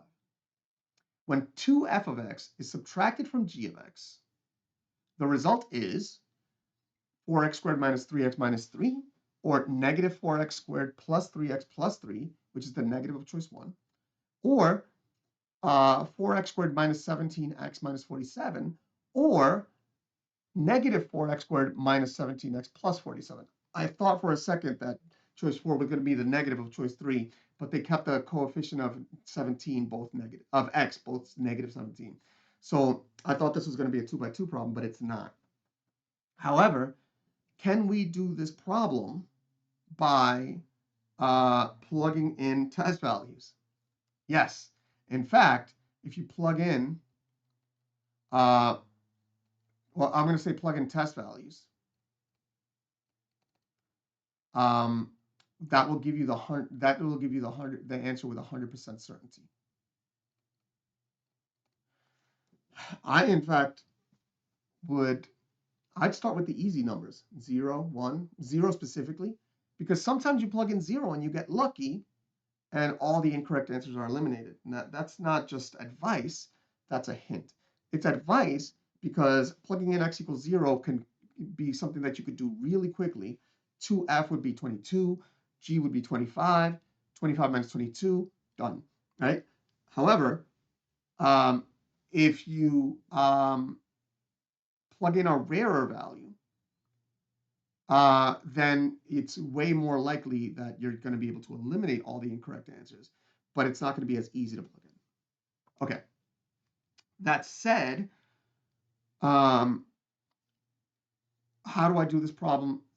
Because of that, I'm not going to plug in numbers myself. In fact, if you heard me say what I said, you actually already heard that I already got the answer. But if you didn't, let's actually do the problem. 2f of x is subtracted from g of x. The other thing you need to know is not to trick yourself into saying something that's false. I've seen so many students trick themselves into doing the subtraction in the incorrect order by thinking maybe it's this, maybe it's that, when in fact you know what it means to subtract. 2f is subtracted from g. If you don't know what that means, pick test numbers. 10 is subtracted from 50. Okay, so that's 50 minus 10, not 10 minus 50. 10 is subtracted from 50 means 50 minus 10. So 2f is subtracted from g means that this is g of x minus 2f of x. Okay. Now, if I recognize this already this is enough to eliminate some answers, but I'm going to show you why after I write. So 3x squared minus 7x plus 25 minus 2f of x, 2 parentheses 7 over 2 x squared minus 5x plus 11. Okay, so why did I say that I could already determine some of the answers are incorrect? Because I have a coefficient of 3 minus a bigger coefficient. The answer's got to be less than 3. I'm sorry, not the answer. The coefficient of x squared has to be less than 3. Choice 1 has a 4. Choice 3 has a 4 for the coefficient of x squared. So choice 1 and choice 3 can't be the answer, and now I have a passing problem. Now, if I distribute this negative 2 in, might as well, because now I'm already more than halfway there. My plus 11 became a 111. Let's be careful here. Okay. Plus 11.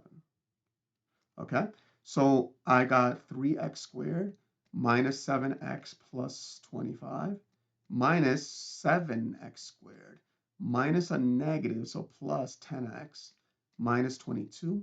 And I got, combining the like terms, 3 minus 7 is negative 4, so negative 4x squared. Negative 7 plus 10 is 3, so plus 3x. And then 25 minus 22 is plus 3. And that exactly matches choice 2. A problem that we could have gotten by just plugging in a test value. But of course, if it's a part 2 question, we have to show a little bit of work. However, if you happen to be able to just state the answer, you'll see that on a part 2 question, it's worth your time because they'll give you points. Number 14, a manufacturer claims that the number of ounces of a beverage dispensed by one of its automatic dispensers is normally distributed with a mean of 8.0 ounces and a standard deviation of 0.04 ounces. To the nearest tenth of a percent, what percent of a cup filled by this company's dispenser it will contain between 7.9 and 8.11 ounces? Now, I notice here that the intervals are not symmetric around the mean, 8.0. We got 7.9, which is 0.1 away from the mean, and 8.11, which is 0.11 away from the mean. Which means that I can't just do this with the 68, 95, 99.7 rule. However, I can use the 68, 95, 99.7 rule to make an estimate. For example, I see that, excuse me, if I go 3 standard deviations away from 8.0, I get to 7.9, 7.88, which is really close to 7.9, and I got on the other side to 8.12. Okay, which is, so the answer has to be less than 99.7. But because the numbers are so extremely close to the 3 standard deviations away, 7.88 and 8.12, but it has to be very close. Now, what does very close mean? It has to be very close relative to the 2 standard deviations, which would be 95% of the data, which means that 97.6% is just too far away. Now, without knowing much, that's pretty close to as far as I can go. Then the question then starts to become, how intuitive are you feeling in terms of those percentages and how far they should be from 99.7? Should it be 99.5, 99.4, 99.1? I don't have good enough advice for you. Kind of wish I could, but this isn't this isn't the place. There's no these numbers are way too close to 99.7 for me to differentiate between one and the other. Okay, so this one we do need the calculator. So above the vars button, which is a rarely used button, but you may know from my other videos that I do use it. Above the vars button is the distribution button, distir. Press the blue second button for the distributions. Okay. Now this is a normal cumulative distribution function. Okay. So this is all a calculator question. All a calculator question. And it's really the only way to do the problem. When I was a kid, believe it or not, they actually gave us a table with all these numbers and didn't have us calculate it on the calculator. They literally had us look it up on a table. Now we have a calculator to do it for us. So the lower limit is 7.9. So a normal CDF, normal 7.9, lower 7.9, upper 8.11. The mean is 8.0. And the standard deviation is 0.04. Enter, enter. And it pastes it for us. and then press enter again. Let me bring this to the video here so that it's on this sheet. Okay, so again, press the second button,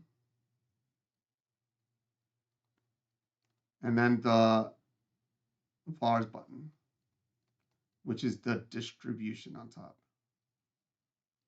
Okay, then normal CDF.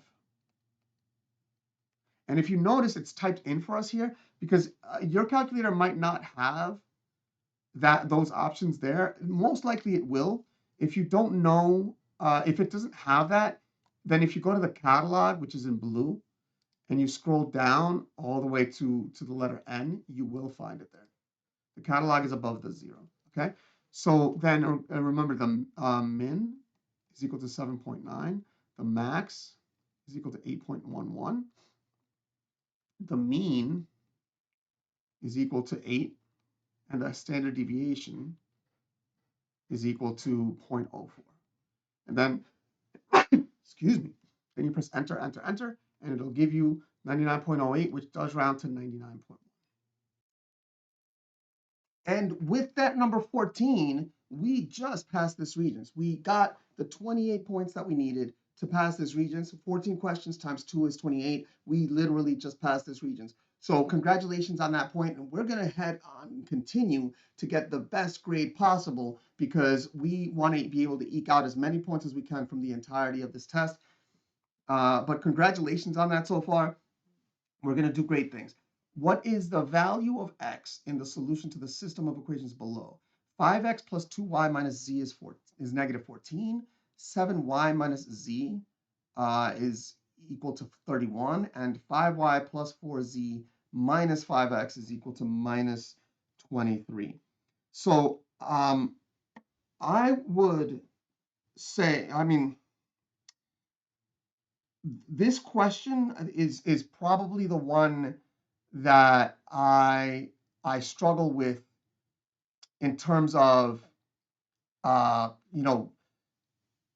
getting students to eliminate any of the choices because there's nothing about any of these questions, any of these choices that really tend to eliminate any of them, really.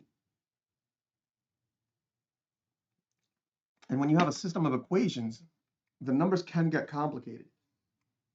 My feeling, like if I had to say, like maybe negative 17 is slightly less likely to be the answer because it's quite a big answer. But the thing is that slightly bigger answers are not that rare in systems of 3 equations. So, I wish I could say that there was a way to just eliminate an answer right away. But unfortunately, there isn't. So there are a few ways of doing these problems. Okay. So one way is a method that I am a fan of, and that's called the elimination method. Okay. So what we do is we're allowed, you already know that you're allowed to subtract the same number from two sides of an equal sign. You do it all the time, in fact, when you're solving equations, right? However, if the two, it's not however, in addition to that, like because of that, if the left side and the right side happen to be equal to each other, because they said they're equal to each other, well, they're the same number. So you can add and subtract those two. So as a result, what I'm going to do is I am going to eliminate x from the third line. I'm going to call this row 1, row 2, and row 3. Since since these are that equal signs, the left side and the right side are equal to each other, even if they're not identical numbers, they are equal to each other. So I can add row 1 and row 3. So I'm going to keep row 1, says 5x plus 2y minus z is equal to 14, negative 14. And this takes a lot of keeping careful track. Row 2, I didn't even touch it, says 7y minus z equals 31. And this is one of those cases where showing too much work can actually just, this is the very rare case that I recommend not being obsessive about showing your work, but being obsessive about doing the work accurately. A negative 5x plus 5x is 0x. So the x is eliminated from line 3. Then the 2y plus the 5y is 7y. And then the negative z plus the 4z is plus 3z. And that's equal to the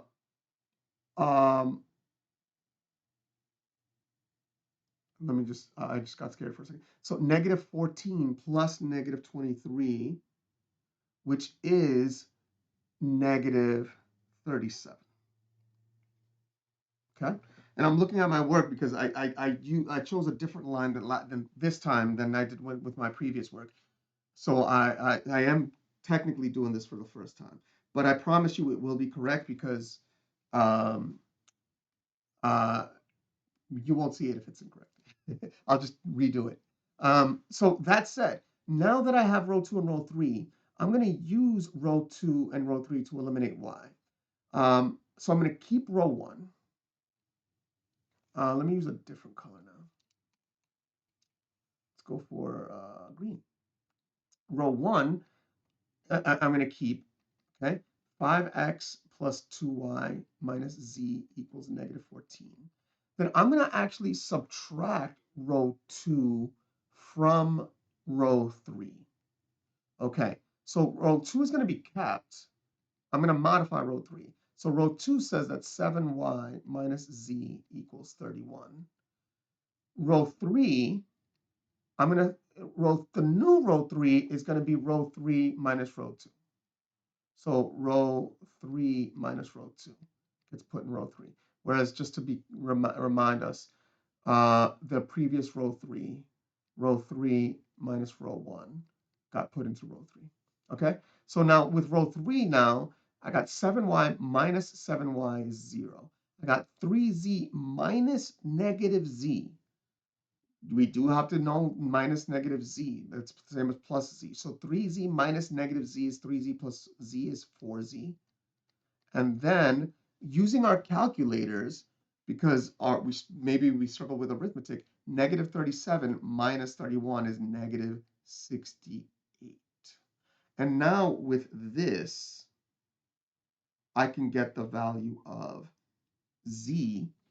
And then when I get that, I can get y. And then when I get that, I can get x. So I'm going to divide by 4. So let me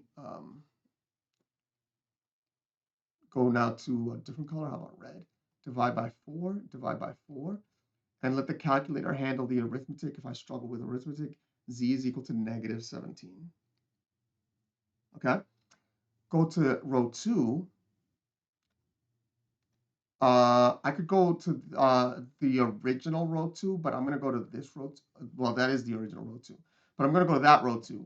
I got 7y minus a negative 17 is equal to 31.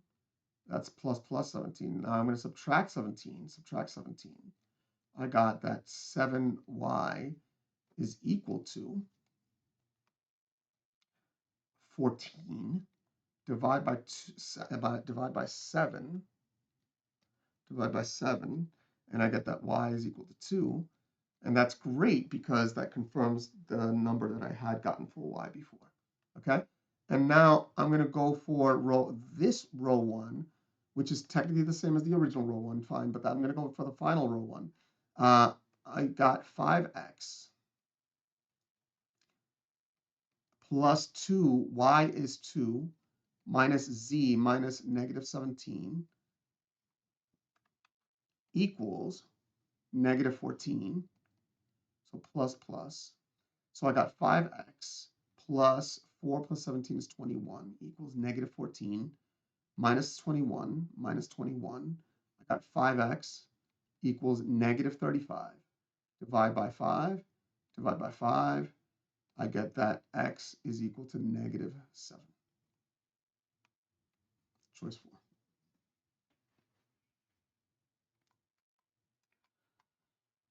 That was a challenge. If you feel like you learned something new on that one and you appreciate that work, please do hit the like button. Please let me know also in the comments, because that problem number 15 is a little bit of a beast. And like I said, I couldn't, like, to this day, I don't have a good way to do process of elimination for number 15. I honestly don't think that one exists. Because if you modify the numbers ever so slightly, you just get totally different answers. People who are in like higher level math would recognize those as three planes. And that's literally the intersection of three planes. And if you're comfortable with the intersection of three planes, like when I was comfortable with that, and I still am comfortable with that, but that is one thing that I am comfortable with doing. I think about where the planes are and I situate them, and sometimes it becomes obvious that like x has to be positive, or y has to be this, or y has to be a tiny positive, and then like things like that might then force x to take on certain attributes. But that's if you know how to graph planes. And if you know how to graph planes and in three-dimensional space, you're probably a very advanced Algebra 2 student, and you're looking for a perfect 100 on this test. And if you're looking for a perfect 100 on this test, chances are that the method that I just used is the way you really want to do it. So that's why I went that way. Number 16. The graph below shows the amount of a radioactive substance left over time. So you see the 50 decays all the way to that. And I do look at the graph. I see the amount of substance in grams from 0 to 50, the number of days from 0 to 8. And then I see it decays like a normal decay thing does, then a normal decay function does. Um, I don't internalize every detail about it. I keep going with the problem. The daily rate of decay over an 8-day interval is approximately 23%, 95%, 5%, or 7%. Or 77% rather. This problem can be done without any math, without almost any math, because it says the daily decay rate. So like if you just look at day 0 to day 1, you notice that this is like 20, 30, 35, this is like 38. So you look at how much of it decayed from in one day from 50 to 38, that's 12. 12 times 2 is 24, closest to 23. Chances are that's the answer. And these are all so far from 28 that I think that they're wrong. 95% is in fact too far, because 95% is not even the amount that decayed over 8 days, much less one day. 77% is um, is more than what decayed in 8 days as well. Uh, I'm sorry, yes. Oh no, sorry, it's less than that. But it's still not even close to the 1 day decay rate. So 95% and 77% don't make any sense at all. They're entirely too big. 5% for a daily decay rate looks a little bit too small relative to my quick estimate. And if I did want to do a third estimate, I could go to a second day, 30. From 38 to 30, that's a reduction of 8.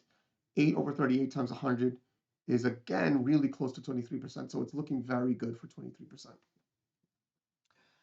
And that's in fact a great way to do it. And that said, um, it does help to know how exponential functions work. How much do we need to know about exponential functions for this problem?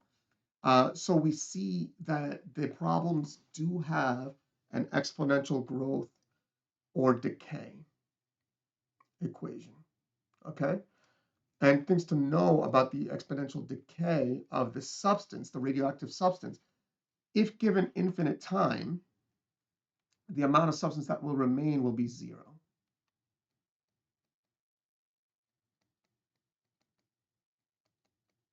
Because the radioactivity is a property of the element, not, or the substance. It's not a property of,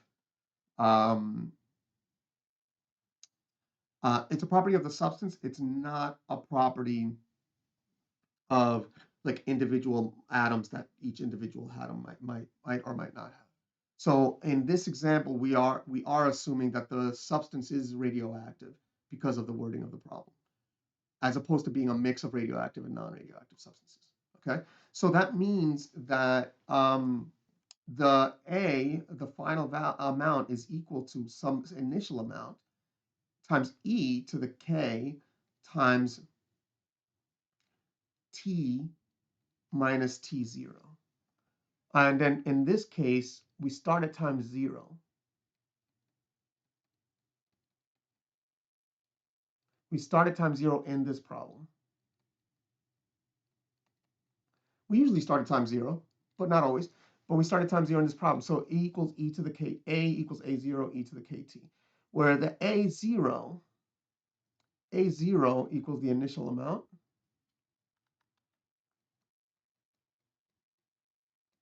At time t0, which is equal to 0, time t equals 0. So a0 is equal to 50. And so the amount over time is equal to a is equal to 50 e to the kt. And now we have this k. And you're like, what's k? Well, I don't know k. Do you know k? I don't know k. You got to calculate k, actually. So so in this case, in every single problem, there's always got to be something that you got to calculate, right? I mean, they're not going to give you every detail, unless they give you every detail and ask you to do something with it. So I guess they can give you every detail. So how do we get k? So I noticed that at time 8, the substance has about 7. So remember, this is 5, 10, 15, 20, 25. And this point is slightly below the halfway mark. So I'm going to say, instead of 7.5, I'm going to say 7. So at time 8, we have 7. So 7 is equal to 50 e to the k times 8. If I divide by 50, I get that 7 over 50 is equal to e to the k times 8. Now we can convert this into a log problem. And this is a really important skill to know. If let's say a is equal to, no, I shouldn't say a. How about y is equal to e to the x? That's equivalent to saying x is equal to ln of y. And I do wish you knew what ln of y was. It's the inverse function of e to the x. It has a lot of really cool properties. We may talk about those later in the test if they come up again. But that said, if you need to know where it is on your calculator, which is perhaps, for those of you struggling to pass this test, the more important statement, you see the e to a power button. Right below that is the capital ln button. We usually on paper write it lowercase ln, but the calculator writes capital L, capital N, same thing. Okay, so what that means is I can convert this 7 over 50 equals e to the k times 8 using its inverse function. K times 8, the exponent, is equal to the ln of the power, 7 over 50. And now to solve for k, I could divide by 8. And that's the exact value of k. K is equal to ln of 7 over 50 divided by 8. Okay? Although we did estimate the 7. So I guess the best estimate for the value of k. But if we do let the calculator get a decimal for us, ln of 7 over 50 divided by 8. Okay? That's negative 0.24.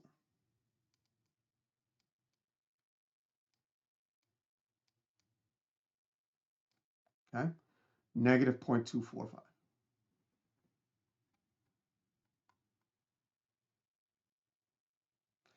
And so that means that k, that is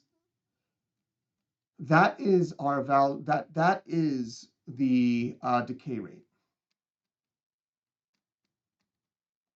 That can be taken as the daily decay rate.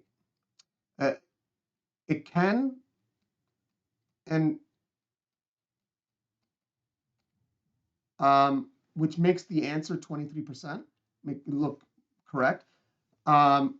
It's depends though on how you mean. Um, the daily decay rate could be thought of as that exponent, but it could also be thought of as e to the power of negative 0.24, or 1 minus that. And if you do that, 1 minus e to that power, 2.245764107, then you get another answer, which is also again close to it. But again, now that could be taken the decay rate. So that's the daily. That's the daily decay. But notice none of these, neither of these two answers are exactly 23%, but they're both very close to it, and that's not coincidence. So we take either one of those two as the correct-ish answer. Now, if you're wondering, wait, but which one is the correct one? They're not going to do that to you in a multiple choice question. They're not going to do that to you in a multiple choice question. But the second number is the daily decay. The first number is what also called the decay rate, but with a base of e. So because of that, some teachers will call it the daily decay rate because it's the coefficient of t in days, and some teachers will call this the daily decay rate because that's how much that's the percent that it decays in a day. So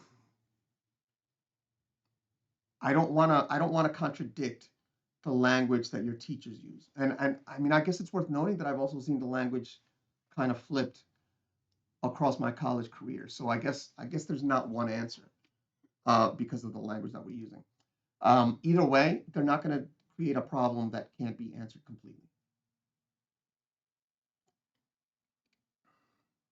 They have the answers. In other words, the answers are going to end up having to be close to each other. Number 17. If 4 to the power, if 4 times 10 to the power of 5x minus 2 is equal to 12, then x equals 2.3 over 5, or 1/3 log 12 over log 40 plus 5 over log of 3 plus 2 over 5, or 1/5 log of 12 over log of 4 plus 2. This one is a calculator. This one can be done on the calculator. So 100% guaranteed on the calculator. 100% guaranteed. Okay, so I'm just going to plug in. I promised that I would always simulate choice 4, plugging in choice 4, whether choice 4 ends up being the correct answer or not, if I did do that or not. So I don't think it's realistic to plug in that number as is. So I'm going to plug in as an answer, and then I'm going to do second ans to plug in that number. So that one says log of 12, so not natural log, but regular log of 12, close parentheses, divided by log of 4.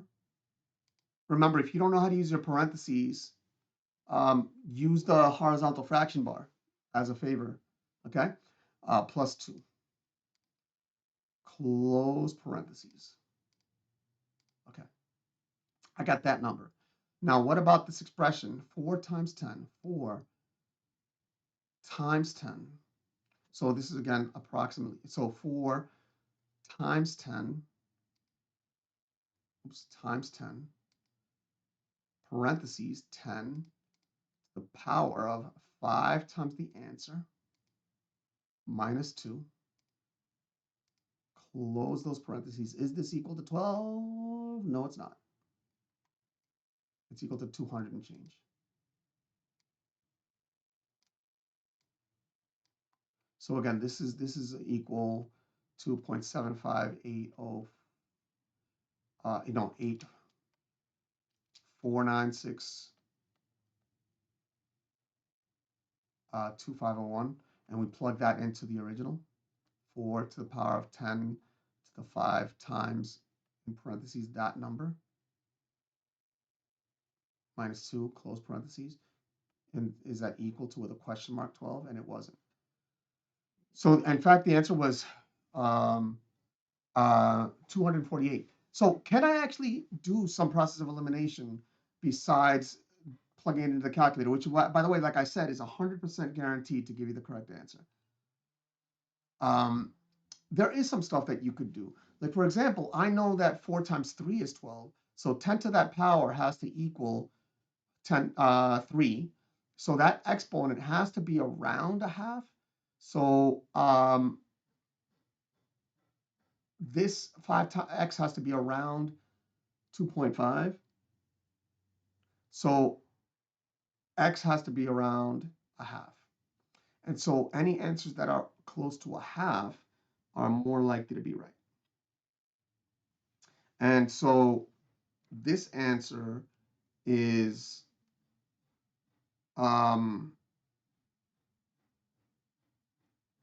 this answer is greater than, this is greater than 5.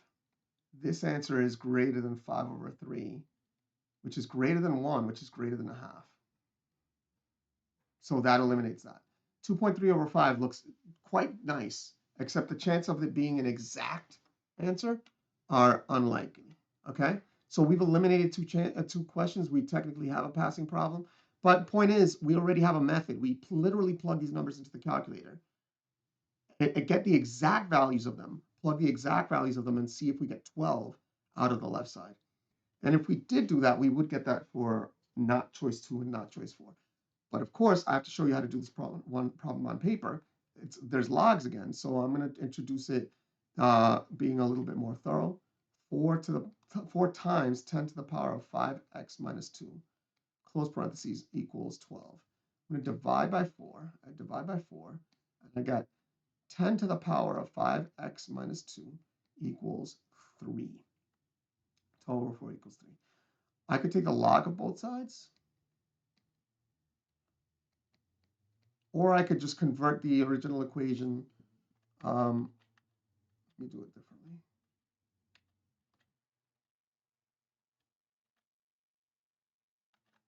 I could do log of 10 to the 5x minus 2 equals log of 3. And then take the log at the left side, log base 10 of 10 to a power. Again, the log base 10 and 10 to a power, they're inverse functions of each other. So that crosses out, and I'm left with only the exponent. 5x minus 2 is equal to log of 3. Now, if I add 2, I got the 5x is equal to log of 3 plus 2. I divide by 5. I divide by 5, and I get that x is equal to log of 3 plus 2, all of that divided by 5. So a question that we could have gotten right by just eliminating choices, which is pretty sweet. Well, not by eliminating choices, by plugging in answers and then seeing which ones gave the correct number. Number 18, a random sample of 152 students was surveyed on a particular day about how they go to school. The survey results are summarized in the table below. Method of transportation and attendance status. I see car, bus, walk, late on time. I see 6:20 and 4, 24, 80, and 18. I might do a little mental processing. A lot more students are on time than late, things like that. But I don't try to remember all of that data as I read the rest of the problem. I go back to the box later. It says, which statement is best supported by the data? 1, the probability of being late, given that the student walked, is greater than the probability that the student walked, given that the student was late, or the probability of being late, given that the student walked, is less than the probability that the student walked, given that the student was late, or the probability of being late, given that the student walked, is equal to the probability that the student walked, given that the student is late. Or choice 4, the probability of being late, given that the student walked, cannot be determined. So they have all the details about the students being late or not late, late or on time, and they have all this the information about the student walking or not walking and all the intersection regions. So this choice cannot be determined, is very likely to be incorrect. And in fact, it just is incorrect. Now, is there any reason why I would eliminate any of the other choices? So the choices are that one thing is greater than the other, or one thing is less than the other, or one thing is equal to the other. So let's just be clear, we're trying to compare two different scenarios. That means that we actually have to know how to calculate that probability that they requested. I need to reduce the size of this a little bit. The probability of being late given that the student walked.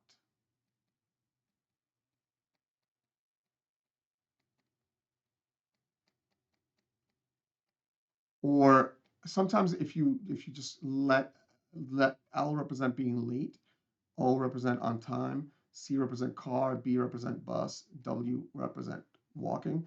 So that would be the probability of, this is just symbolic notation, of L given W. Don't worry if this notation scares you. That's a vertical bar between the L and the W. Don't worry about the notation. Let's worry about the wording. The probability of being late given that the student walked. This means the probability of being late only out of those students who walked.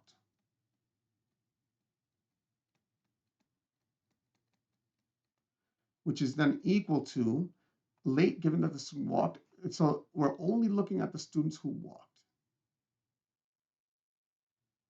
4 were late out of 4 plus 18, which is equal to 4 over 22.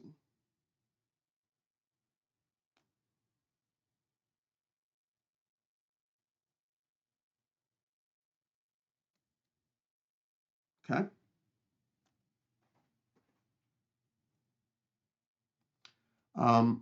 And we can reduce this fraction if we want. I'm not gonna right now. Let me not do any work that I don't have to do, right? In a similar way, we're comparing that to the probability that the student walked,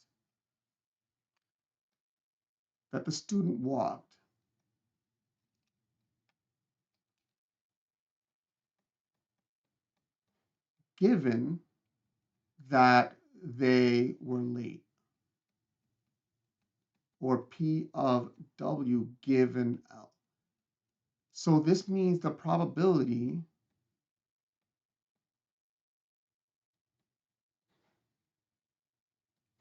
that they walked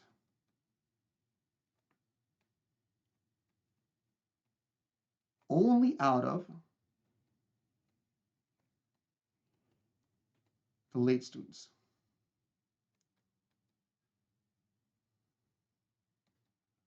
Which in this case then is equal to only out of the late students in green circle here.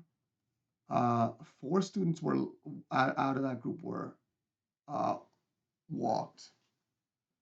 Out of all the late students, 4 plus 20 plus 6, which is equal to 4 over 30. Now, if you don't know which one's bigger, 4 over 30 or 4 over 22, I highly suggest plugging that into the calculator. So many students get the question wrong at this point. So 4 over 22 is greater than 4 over 30. And you might say, oh, but the denominator is smaller, so shouldn't it be smaller? And actually, no, the denominator is smaller, so the fraction is bigger. Now you learned something new. You should use the calculator to confirm that. But this does imply that the probability that the student was late, given that they walked, is greater than the probability that they walked, given that the student was late. And that is choice 1. Choice 1.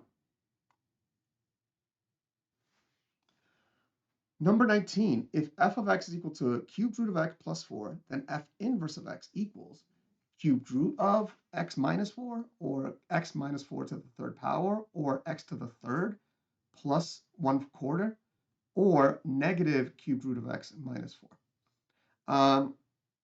So in terms of doing this problem and eliminating incorrect choices, it does help to know that if there's a cube root involved in f of x, most likely the inverse of a cube root is going to be involved in the inverse function, right? So in this case, because it's just a cube root plus a number, the cube is definitely going to be involved in the answer. So any of the answers that don't have a cube but have a cube root have to be incorrect. And now I have a passing problem because this doesn't have anything to the third power. Okay, so that one's choice 1 and choice 4 are incorrect for the same reason. Okay, choice 1 and choice 4 are incorrect for the same reason. Okay, so that said, is it choice 2 or choice 3? Is it choice 2 or choice 3? This can also be done by plugging in a number and plugging in any test values, in fact. If you take, for example, x equals 9, you're going to get a decimal.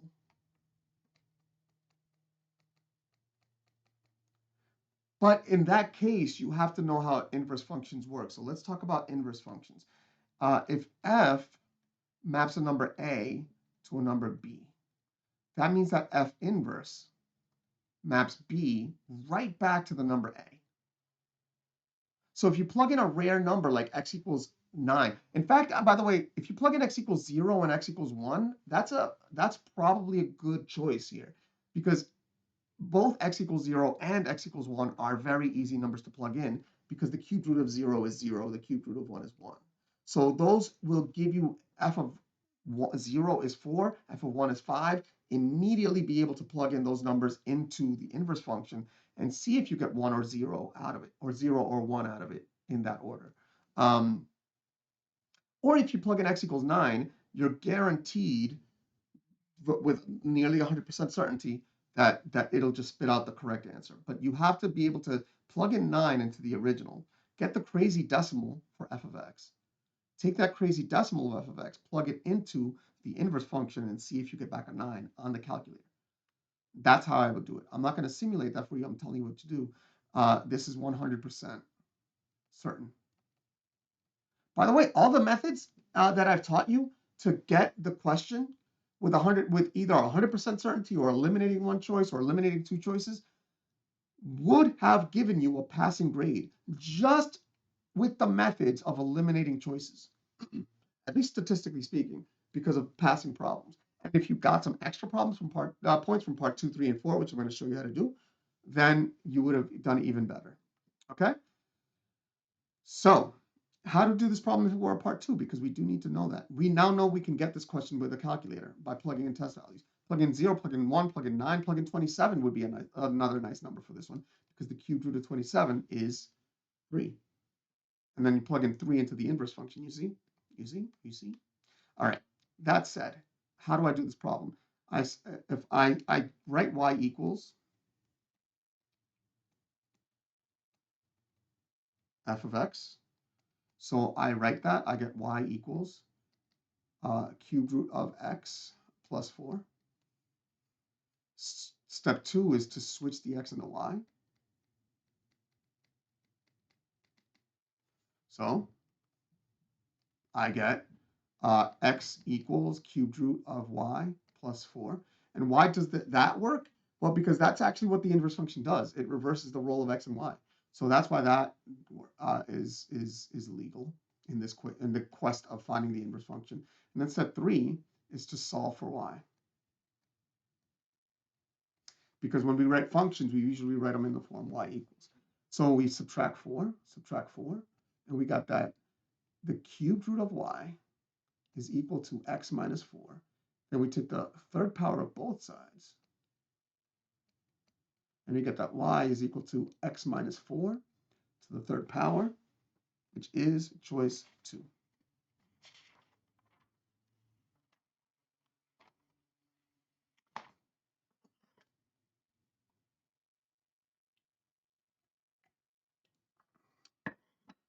Given the equation, number 20, given the equation s of x equals 1.7 sine of bx plus 12, where the period of s of x is 12,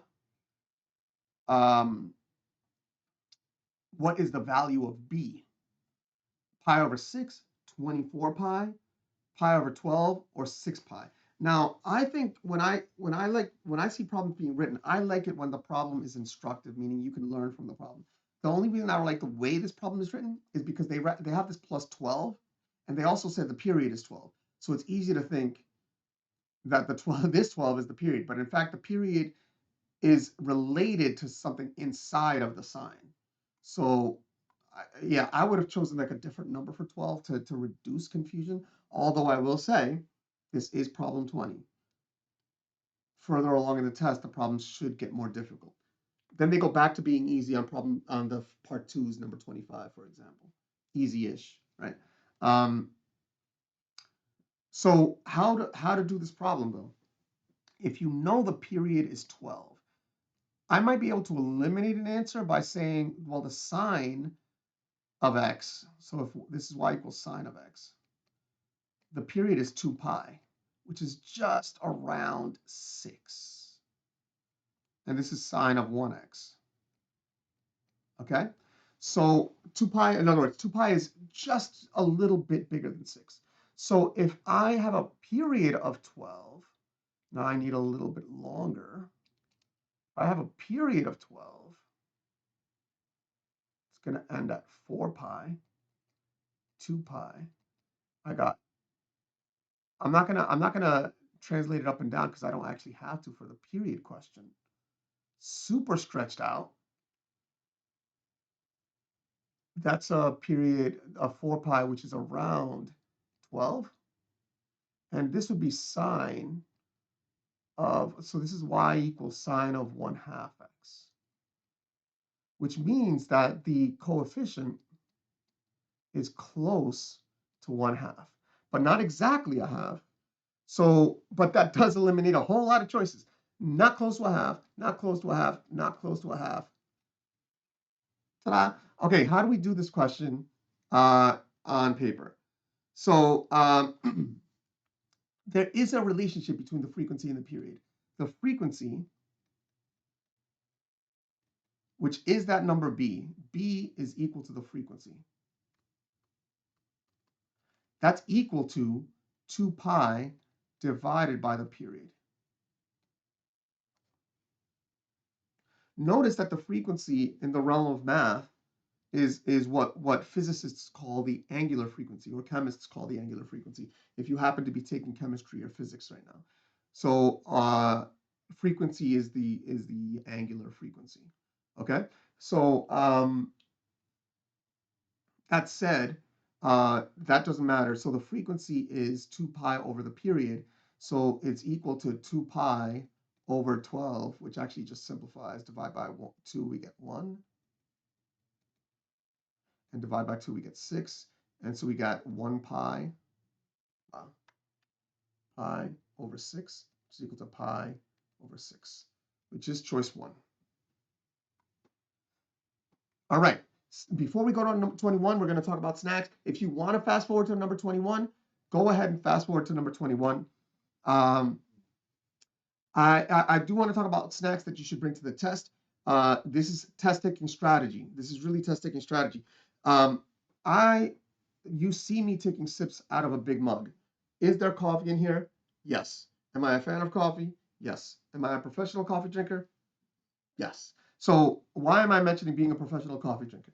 Because if you are not a professional coffee drinker and you decide to bring coffee into the Regents, you may find that you start to have a really bad time. Why? Because the coffee didn't focus you, the coffee didn't give you the right kind of energy, and the coffee made you extremely hungry, and you're tired for some unexplainable reason near the end.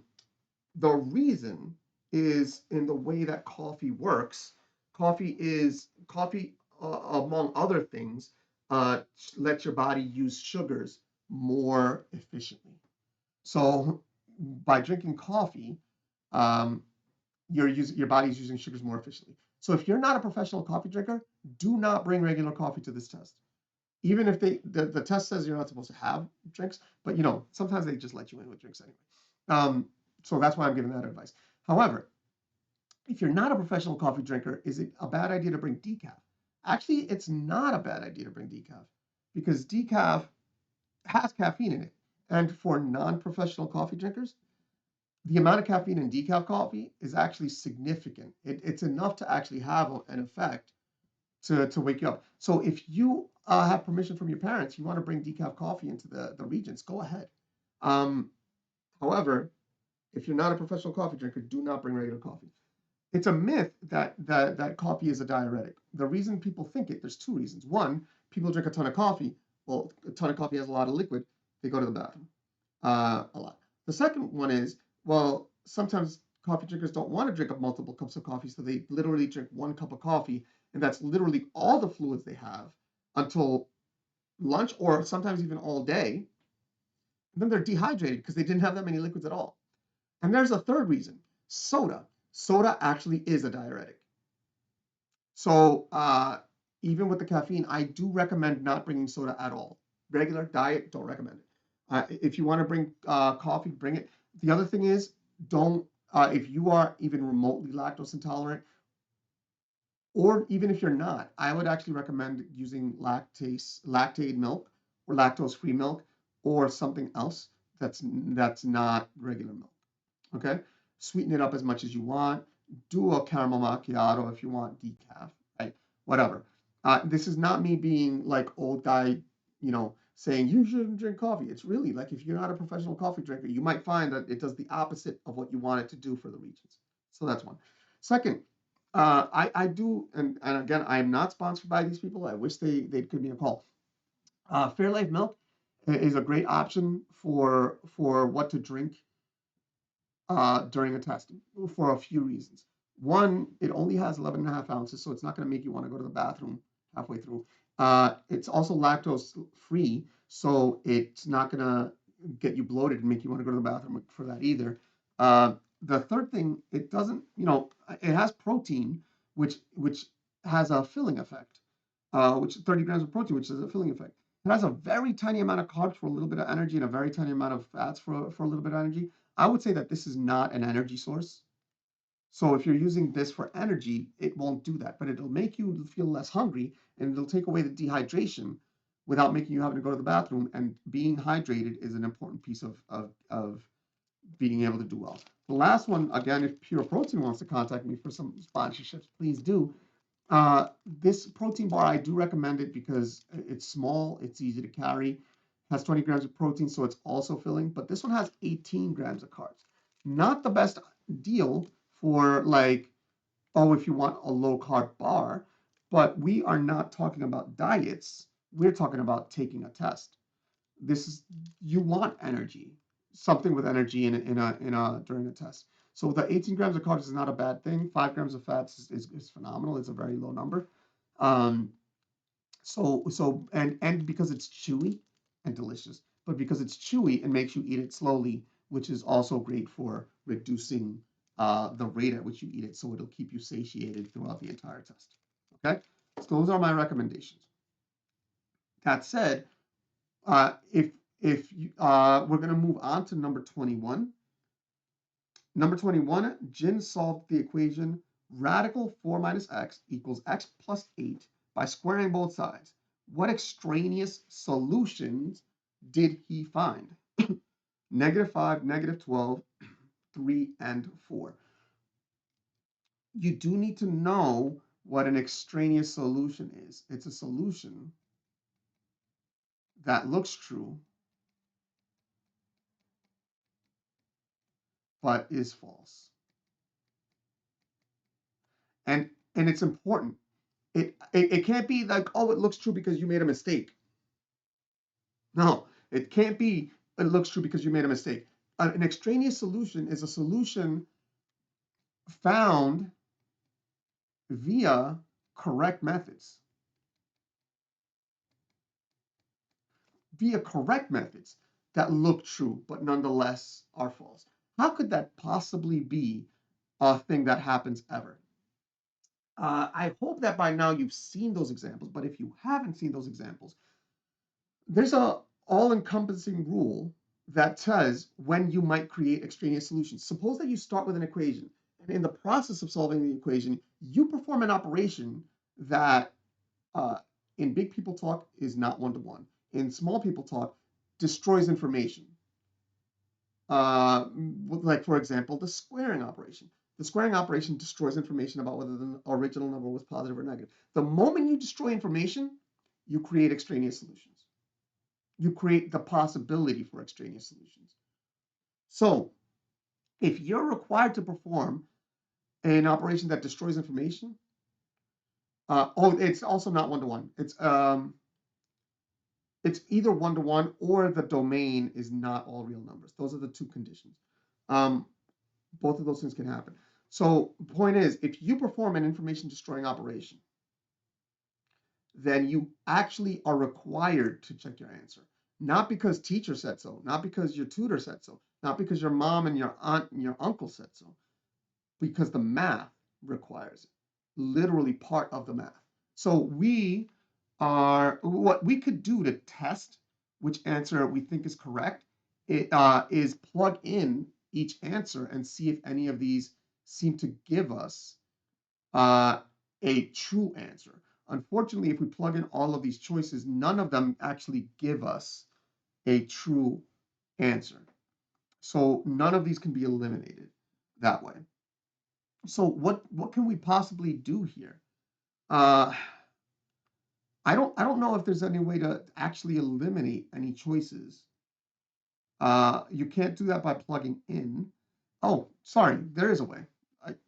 Because I'm sitting there thinking algebraically because my brain is so algebraic. But one way you could do it is by graphing and putting pluses and minuses. So you could like graph um, the radical of 4x minus 4 minus x, and you could graph the negative of x plus 8, negative parentheses x plus 8, close parentheses. If you graph these two, I'm going to calculator speed. Okay. So unfortunately, the intersection point is to the left, and it's hard to see, but there is an intersection point at 12, at negative 12. And if I go to the table, uh, back to table set and go back to auto. Actually, yeah, I could have done it by just asking, but I could scroll. Let's see, I already had 3 and 4. 3 and 4 did not provide an extraneous solution. Let's see, negative 5 did not provide an extraneous solution. And let's see if negative 12 does. Negative 12 does provide an extraneous solution. So there is a way. So notice what I did. I actually set the left side equal to the negative of the right side because I knew I was looking for an extraneous solution. And extraneous solutions only occur when you eliminate false information. And in this case, the information that one piece of information that we might eliminate is whether the original number was negative or not. I should say that that's not the only thing that can be eliminated. But that said, we'll leave it at that. So how do we do this problem? We square both sides. The left side is equal to just the plain old 4 minus x. And the right side we do by the box method. X plus 8, x plus 8, x squared plus 8x plus 8x plus 64. So that's equal to x squared plus 16x plus 64. Add x, add x. And I'm going to subtract 4 in one step, although you don't have to do it in one step. And you get that x squared plus 17x minus plus 60 is equal to 0. And then you do factor rainbow. 1, 60, 2, 30, 3, 20. I know that one of the factors is going to involve integers, so the other one has to as well. The reason I know that is because the answers are all integers. So I know that this will work. 4, 15, 5, 12, 6, 10. 7 is not a factor of 60. 8 is not a factor of 60. 9 is not a factor of 60. 10 is already on the list, so this is the full list of factor pairs. So if I do blank plus blank equals B, that's B, and blank times blank equals 60, which is C, I see, let's see, 5 and 12. 5 plus 12 gives 17, and 5 times 12 gives 60. So this polynomial immediately factors as x plus 5 times x plus 12 equals 0. Use the zero product property. Since the product equals 0, one of the factors equals 0. So I do x plus 5 equals 0, minus 5 minus 5. I get x equals negative 5. And I got x plus 12 equals 0, minus 12 minus 12. And I got x equals negative 12. And a lot of students circle these, which is correct to circle them, but then stop and don't do anything else. But since I performed the squaring operation here, and the squaring operation is an information destroying operation, the check is required. So I'm going to plug both of these answers into the original problem. I got radical 4 minus negative 5 equals, oh, sorry. And one thing I didn't say, I actually in my brain plugged in negative 5 incorrectly. I didn't say it, but I was, when I was quickly looking at it, when I plugged in negative 5, that was a solution, which means that it's not extraneous. So that one could have also been eliminated from moment 1. Is a solution not extraneous? And that's from plugging in. Okay. So 4 minus negative 5 is equal to, what's the original? Negative 5 plus 8. And I got radical 9 equals 3, and 3 equals 3. That's true. And then on this negative 12, I got radical 4 minus negative 12 equals negative 12 plus 8. And I got radical 16 equals negative 4. Radical 16 is just a 4. 4 equals negative 4. False. So this is extraneous. And can they do this on a part 2 question? They have, and they often will do this on a part 2 question. So this work is required for to know how to do part 2 questions. Number 22, the expression x squared plus y squared squared is not equivalent to x squared minus y squared squared plus 2xy, or x plus y to the 4th plus 2xy squared, 2 parentheses xy squared, or x squared times x squared plus 2y squared plus quantity y squared squared, or the quantity 2x squared plus y squared squared minus the quantity 3x to the 4th plus 2x squared y squared. Okay. Can this one be done by plugging in answers? Yeah. So how about plug in? So there's an x and a y. So how about x equals 2 and y equals 3? There's I would say a 99% chance of verifying all incorrect answers.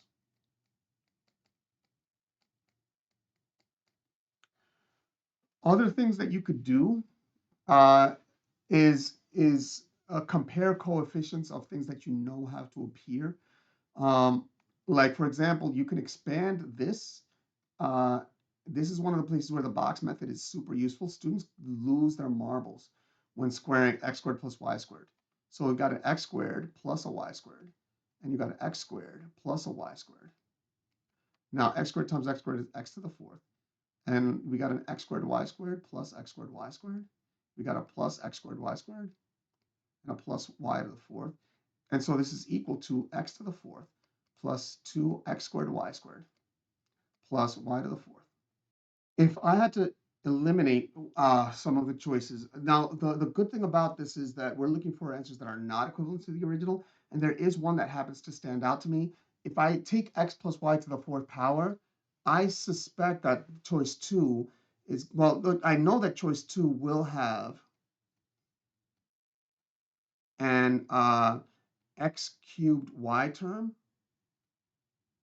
and an xy cubed term. And then they said not equivalent to the original. The original has a 0x cubed y term and a 0xy cubed term. X plus y to the fourth happens to be equal, if you happen to know this, x to the fourth y to the 0, and then plus a blank times x cubed y to the 1 plus blank times x squared. I left the blank on purpose because we're going to fill it in a second. X squared y squared plus a blank times xy cubed, x to the 1 y to the cube, plus a blank times x to the 0 y to the fourth.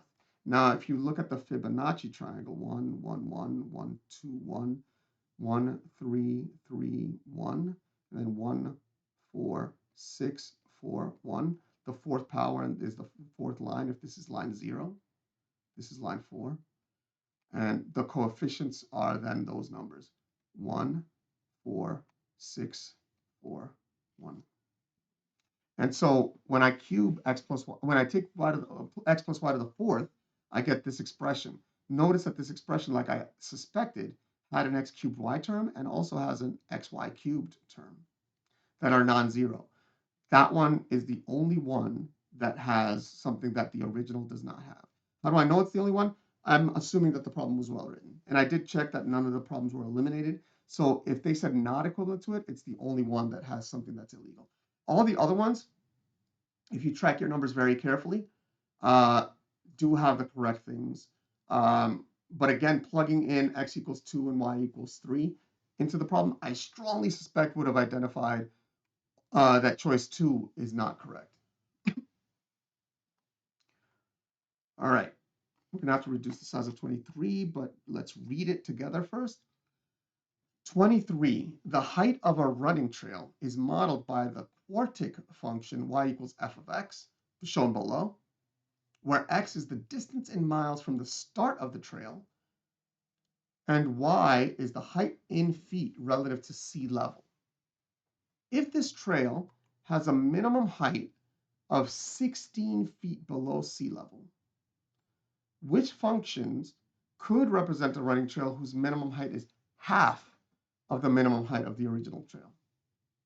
So the height has to be half of the original trail. And is it choice 1, y equals f of 1/2 x, or choice 2, y equals f of x plus 8, or choice 3, y equals 1/2 f of x? And then choice, I should have said Roman numeral 1, Roman numeral 2, Roman numeral 3. Then choice 1 is Roman numeral 1 only, or choice 2, Roman numeral 2 only, or choice 3, Roman numeral 1 and 3, or choice 4, Roman numeral 2 and 3. This problem has a very similar feature as the 2x2 problems that we discussed. The 2x2 problems are where you're actually asking, again, two separate sets of questions about the problem. And then if you answer one of the questions, you can eliminate two of the choices. And if you answer the other question, you could eliminate two choices, leaving one choice uneliminated in both situations. In this case, you have three possibilities. I'm not going to make a 3x3 table, but you can do it that way. So is Roman numeral 1, 2, or 3 have a minimum height of half the original, so 8 feet below sea level? I happen to know, and by way of eliminating answers, replacing x with 1/2 x. This is a horizontal stretch by a factor of 2. So this will stretch the function. So it starts here, goes down to there. after about 6 hours goes back up, and then keeps going back down. So that would be choice 1. It would go, ooh, that was weird.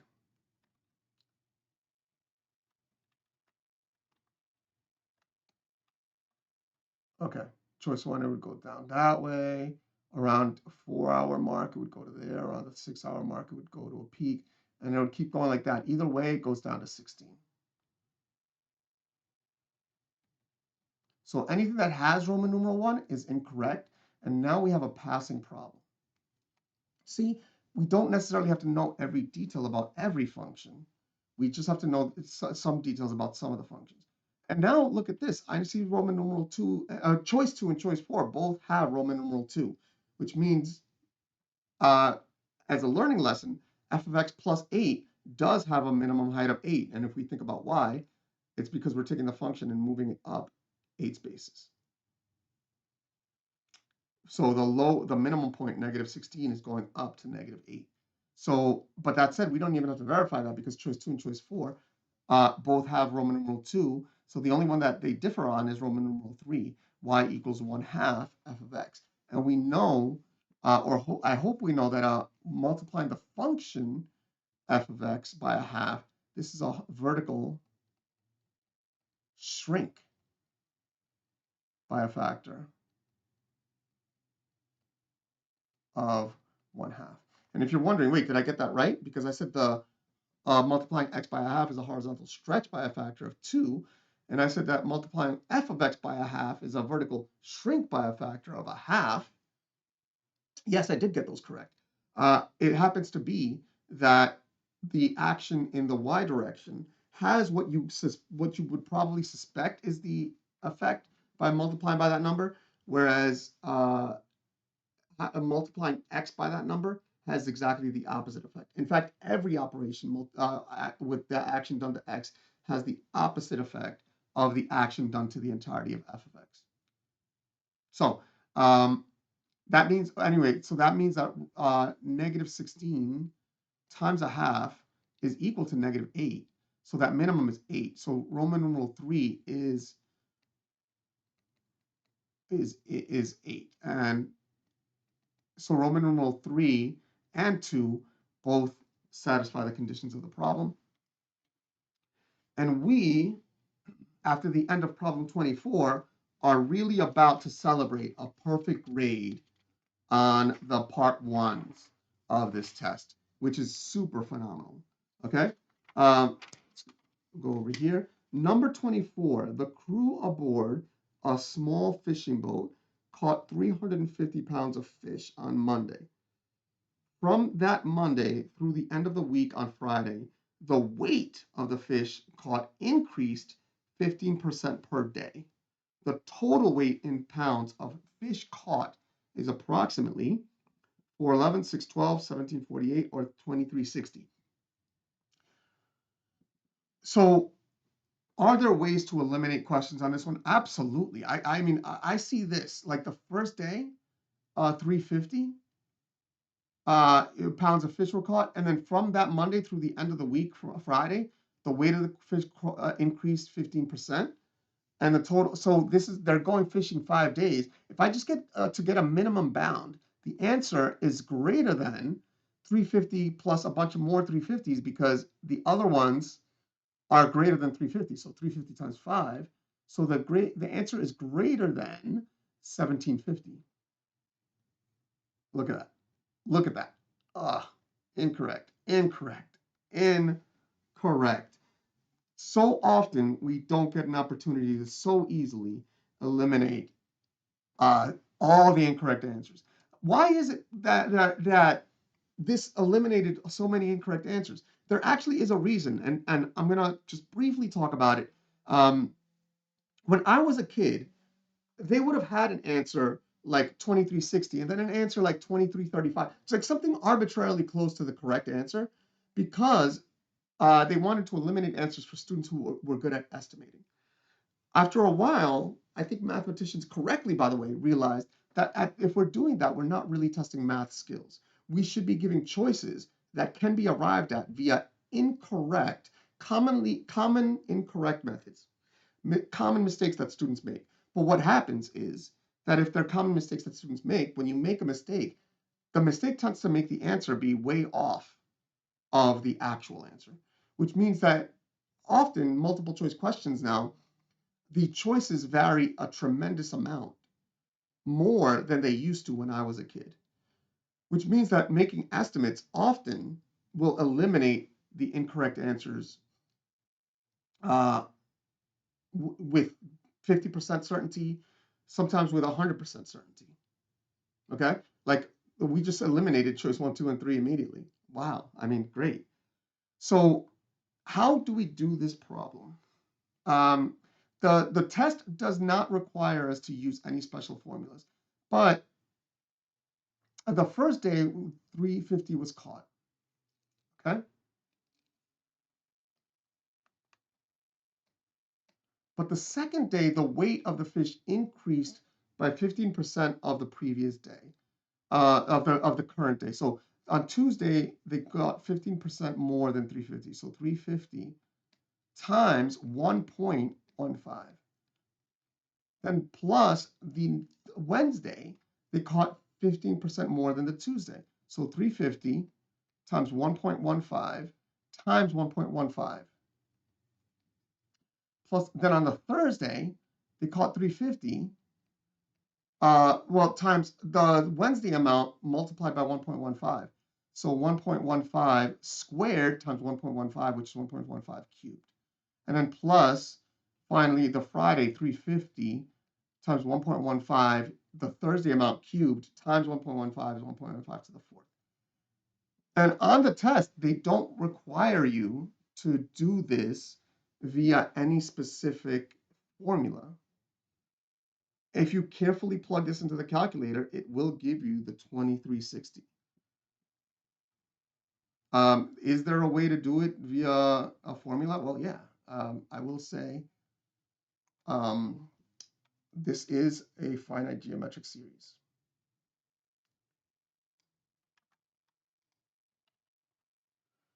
So if you say this, n equals 5, this is 5 days, so n equals 5. A1 is equal to 350, and then R is equal to 1.15.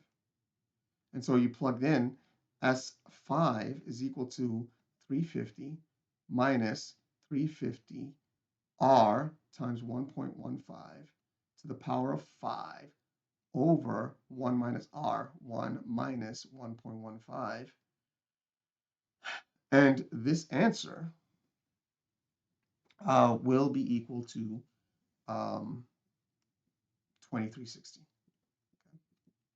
or thereabouts. Okay, it did say approximately, so close to 2360. And at this point, we should celebrate a perfect part one. And I did want to see what a grade for a perfect part one is. Remember, to pass, you need 28 points. But to get a perfect grade on the part ones, that's 48 points. And I just want to show you this. 48 points is not quite yet an 80.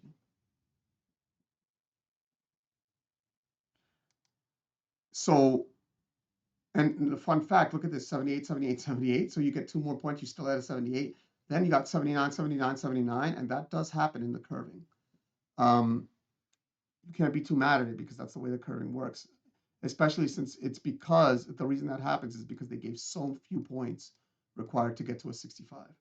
Now there's so many points from 28 to 86, that's 58 more points to get from a 65 to 100, which is only 35 points. 58 points to get 35 points. Some of the numbers have to repeat. Point is, with a perfect part one, for the perfect part one, you're only at a 78, which is why I give the advice. Focusing on the part ones only can't be your strategy if you're just trying to pass. Because you are no longer working for a grade between a 1 and 100. You are now working between for a grade between a 1 and a 78. And a couple errors here and there bring you from a 78 to below a 65. You only need a few errors to go below a 65. So focusing on the part twos is necessary, part 3s is necessary, part 4s is necessary just on that principle. So focus on the part 2s, 3s, and 4s also. And if you notice, every problem that we did on the part 1s was a way that we could do a part 2, 3, and 4. And now that we go to the part 2s, 3s, and 4s, we're going to see that the part 2s are literally part 1 problems, just without multiple choices. A couple of things, again, there's some important things to know. Again, each on the part 2s, each one will receive 2 credits. Now we do have to show work, but we learned that showing work is the only way to get part 1s right. But if we learn how to show work on the part 1s, let's show that work on the part 2s. Now, utilize the information. I want to use the word all. If you ever find that you can't solve a problem and you feel like you used all the information, you might find that you're skipping over some words. Make sure you used every detail. Sometimes they'll like name a shape or say something that will imply a number that you can use. And note diagrams are not necessarily draw to scale. We cross out the words not necessarily and put almost definitely. And now this is the biggest deal. For all questions in this part, a correct numerical answer with no work shown will receive only 1 credit. So if, although people don't like giving the advice that you should maybe guess on the part 1s, or part 2s, 3s, and 4s, actually, if the answer is a numerical answer and you have reason to believe that your estimate is good, you make an estimate and your estimate is good, you might just be able to guess at the correct answer and get your point. Not an illegal thing to do. So this one, describe the translation. This is number 25. Describe the translation that maps f of x equals log x to g of x equals log x plus 3 minus 5. So I want you to know this. So if you take f of x, this is true for all functions. I'm gonna replace the f with a g so you don't confuse it with this letter. G of x, if you replace it with g of x minus h, this is a shift h spaces to the right. Even if h is a negative number, so like x minus -4 equivalent to x plus 4. So x, if it's g of x plus 4, that's a shift to the left 4 units. If it's g of x minus 6, that's a shift to the right 4 units. So you subtract to shift to the right. Subtract from x to shift to the right, add to x to shift to the left. That's a kind of an idea that you want to keep in your mind. Now, how about the other one? How about going upward? If you do g of x minus h, which we've already shifted to the right, then plus h, this is shift, plus k.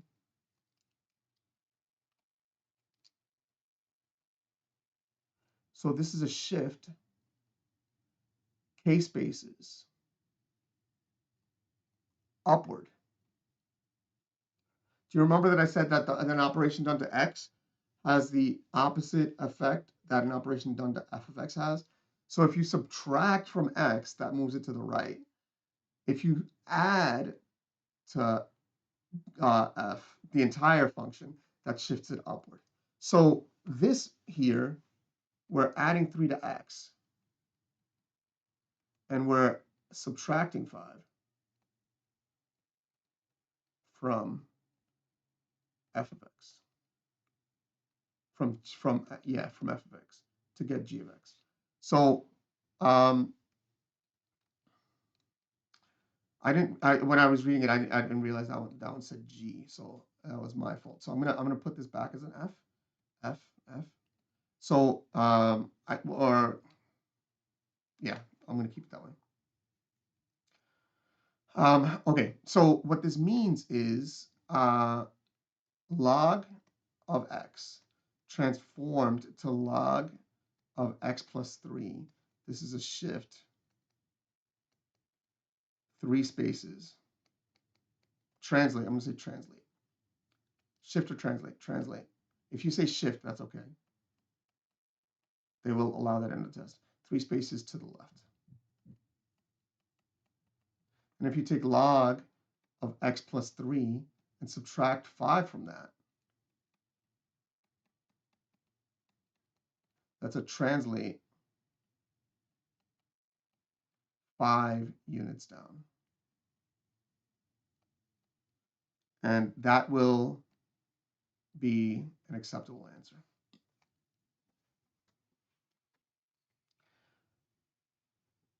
Could we have gotten that with a calculator? I guess it's worth with. I should make you get your points note. Get your points. Graph y equals log of x, and graph y equals log of x plus 3 minus 5, and see in what direction the graph was shifted. So if you actually just state it correctly, notice this one doesn't say determinant state, just says describe it.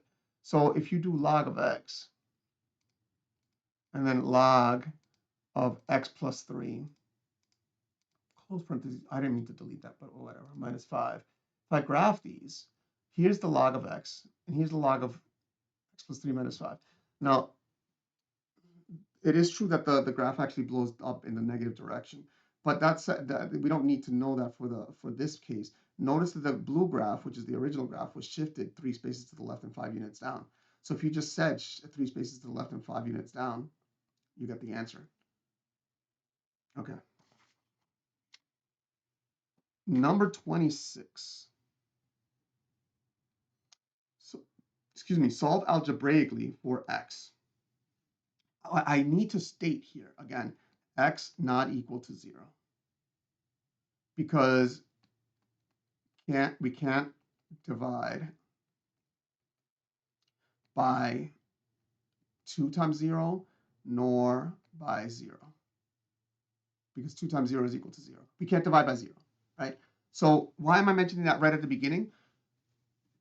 None of the algebra is going to detect whether the original answer is 0. So when we are, is defined. So when we are solving this equation, we then are actually performing an information destroying operation by getting rid of the x in the denominator. So when we go to solve and we get answers, we do have to check to make sure we didn't accidentally divide by 0. So can I do this problem on the calculator? Yes. Remember that a numerical, so this is for the get your points.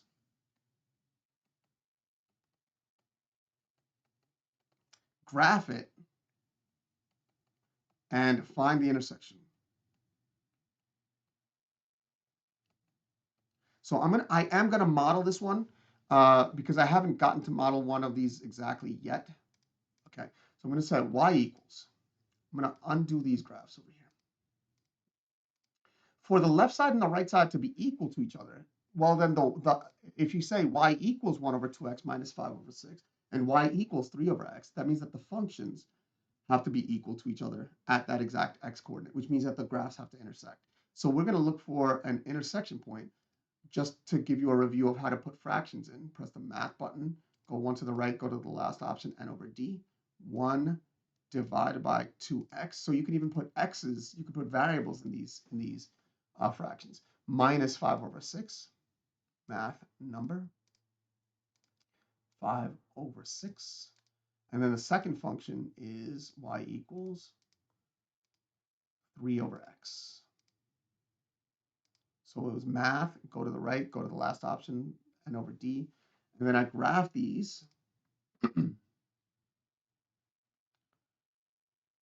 Okay, so I see an intersection point right around here, right around x equals -3. So if I just say -3 and hope that it's exactly -3, that'd be great. But let me actually calculate. Calculate is in blue, so I press the blue second button and then calculate. Calculate the intersect, 5. There's only 2 curves here, so I'm going to press enter for the first, press enter for the second. I should get close to that intersect, so press enter. And it says that x equals -3. So if I just write the number x equals -3, or just write the number -3 and move on, I get a point. So should you focus on the part 2s, 3s, and 4s? Yes, absolutely. If you just say that, but of course, it's only 1 point if you just say x equals -3. or just say -3. So how do I do this algebraically? I want to get a single denominator, so I'm going to multiply by 6x on both sides and multiply by 6x on both sides. Okay?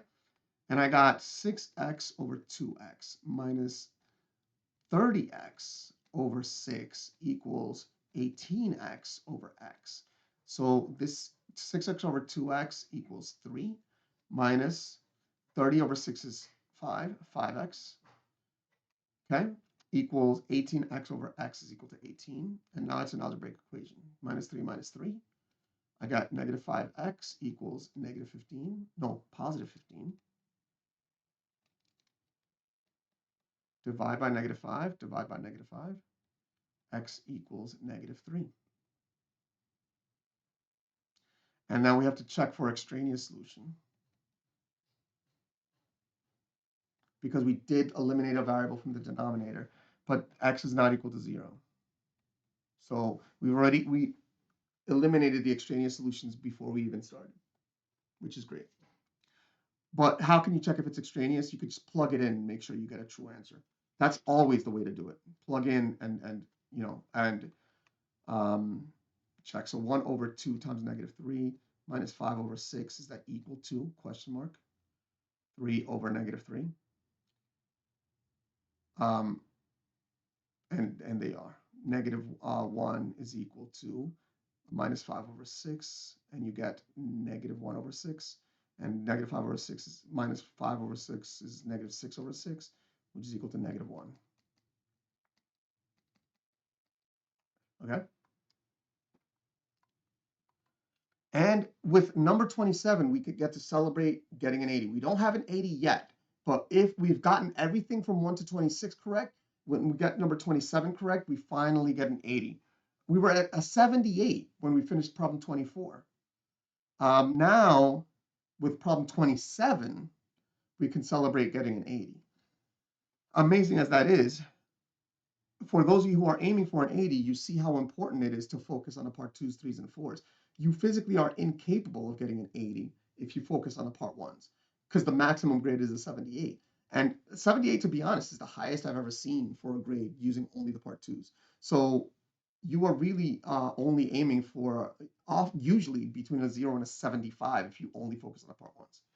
So number 27, given cosine theta equals -2 over 7, with theta in quadrant 2, find the exact value of sine theta.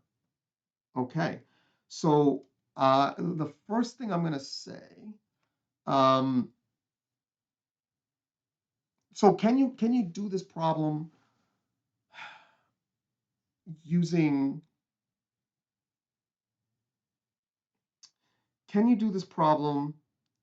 just guessing and checking? I don't think so, but you might. Like if, for example, if you know it's going to involve a radical, you might be able to guess on some radicals. If you say, well, the radical's going to be a radical in the numerator and it's going to have an over 7 in the denominator, you might actually have an easier time finding the answer, in fact, because if you do radicals of integers over 7, get the right answer, and you just state that answer, you get a point. So it is possible to do it. But that said, I start with ASTC. Since this is in quadrant 2, this is quadrant 1, this is quadrant 2, this is quadrant 3, this is quadrant 4. In quadrant 2, sine of theta is greater than 0. So the answer is going to be a positive number. So that's an important thing to know. So how do we get the answer? The answer, the Pythagorean identity states that cos squared theta plus sine squared theta is equal to 1. So if we plug in our number, -2 over 7 squared plus sine squared theta is equal to 1. And now let's just do some algebra. So you do have to know -2 over 7 times -2 over 7 is equal to what your calculator says. You either have to know how to do it on paper, or you have to be able to do it on the calculator. -2 times -2 is +4, so 4 over 49 plus sine squared theta is equal to 1. Subtract 4 over 49. Subtract 4 over 49. And you get that sine squared theta is equal to, well, 49 minus 4 over 49. That's equal to 45 over 49. Now, I am going to get this in simplest radical form. I'm going to take the square root of both sides and bring in the plus or minus, because I'm going to eliminate that right now. Eliminate the negative answer, because ASTC in quadrant 2,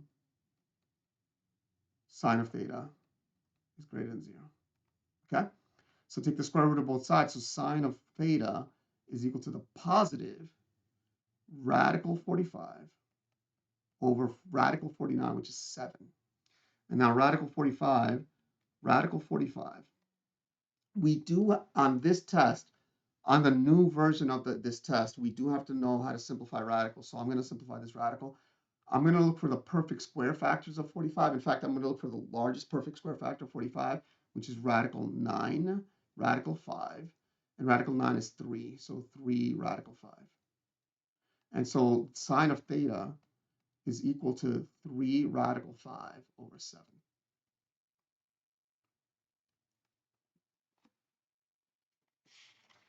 If you had said radical 45 over 7, that would have been valid. Okay? Full credit. Why did I go to simplify the radical? Because they can ask, and they could just state in simplest radical form, especially on a part 3 or a part 4. Number 28, given a is greater than 1, use the properties of rational exponents to determine the value of x for the equation below. So another great example of a problem that can be done by plugging in any test values. So a way to get your points.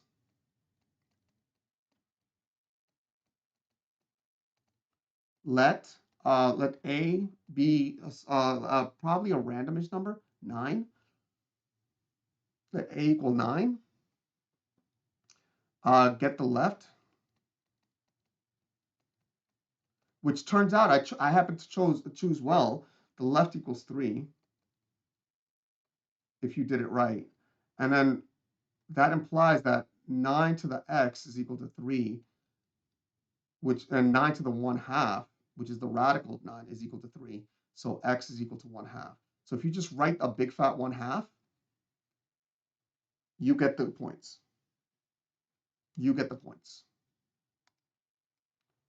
So is it worth doing the work, guessing and checking? Absolutely. You get a point. Sorry, you don't get the points. That was my mistake, my miswording. You get a point. Okay? That said, what do we do to actually solve this question? This, if you remember, we did an exponent question earlier in the day, in the video. This is another exponent question. The rules that you have to know, again, you do have to know that like b to the m to the n is equal to b to the m times n. You also have to know that the nth root of b is also equal to b to the 1 over n. So you have to be able to convert radicals into exponents. You also have to know that b to the m over b to the n is equal to b to the m minus n, just like b to the m times b to the n is equal to b to the m plus n. And therefore, well, because of these two, the nth root of b to the m is equal to b to the m over n. So we have really a few extra rules here. I would say if you can't memorize all of them, because if you didn't know any of them, choose just, this is really good strategy, believe it or not, for learning. Choose just one of them to memorize. And memorize that one right now. Right now, memorize that one right now. I would write it down 5 times and then have it memorized. The other ones will come. And then when it comes to the point where you realize you don't remember another one, memorize the second one. Eventually, you'll remember all 5. This is a good tutoring strategy. So that's why I do it that way. So how do I do this problem? I simplify the left side. I got the fifth root, the fifth root, not the third root, the fifth root of a to the 10th divided by a to the third to the 1/2. That's equal to, I'm going to simplify the numerator and denominator separately. So the numerator is a to the 10th. That number, the fifth root, so the 1/5 power. And then the denominator, I have, again, a to the third to the 1/2 power. So I'm going to, for both the numerator and the denominator, I'm going to multiply the exponents. So I got in the numerator a to the 10th times 1/5. In the denominator, I got a to the 3 times 1/2, which is equal to, the numerator is a to the 10 times 1/5 is 2.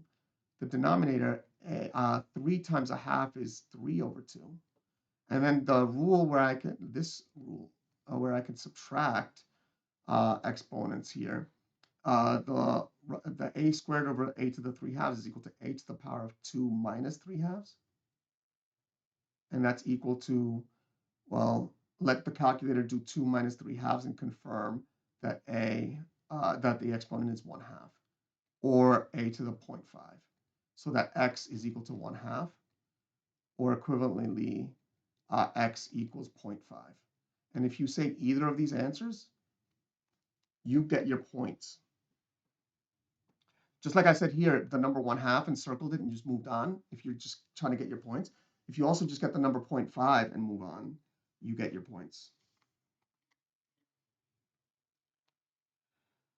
Number 29, graph at least one cycle of y equals 5 sine of 4x minus 3 on the set of axes below. So at least one cycle.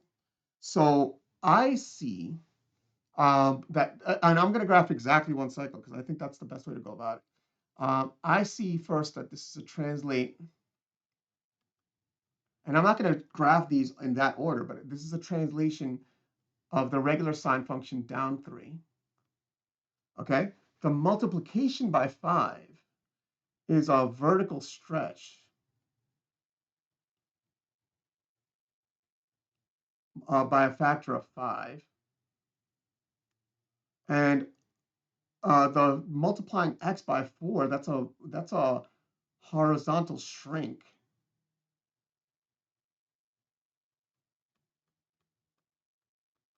by a factor of 1/4. Since I happen to know that sine of x has a period of 2 pi, I shrink that period by a factor of 1/4, and 2 pi divided times 1/4 is pi over 2. So this function is going to have a cycle, a period of pi over 2. How many points do I need to graph to get my full credit? The basic points are actually enough. So sine starts at 0, goes up to 1, goes down to 0, goes down to -1, goes up to 0. So in other words, goes up, down, down, up. If I just graph those points modified by these conditions, I get my answer. So if I translate the 0, which is the usual point, down 3, okay? Now the next one would normally be up 1, sine of theta, right, goes up to 1 from 0. But if I have a vertical stretch by a factor of 5, I'm going to go up 5 spaces, 1, 2, 3, 4, 5 spaces. Then I go back down to this where the level I started at. Then I go down 5 spaces from there, 1, 2, 3, 4, 5, and go over the same 2 spaces. So I went up 5 over 2, down 5 over 2, down 5 over 2, and now I'm going to go up 5 over 2 back to where I started, and I'm going to connect these dots. I don't have to do it in a different color, but for you as a video viewer, I'm going to do it for your edification. That goes, and I'm smoothly connecting that. Smoothly connecting that. Smoothly connecting this. And smoothly connecting this. And that is that's a 1-point answer so far. So why is it only a 1-point answer? here I could say -3, -2, -1, 0, 1, 2, 3, 5, 6, 7, 8, -8. Okay. Just for scale. Okay. The vertical scale I didn't have to give, but the horizontal scale I absolutely do have to give. So because the cycle is length pi over 2, and the only time you don't have to label the coordinates is if you're skip counting by exactly 1. That's why I didn't have to label the vertical coordinates. But the horizontal coordinates, this goes to pi over 2. That's not a multiple of 1. That's not 1, 2, 3, 4, 5, 6, 7, 8. That's not an 8. That's pi over 2. So that one I have to label. That one's required because we're skip counting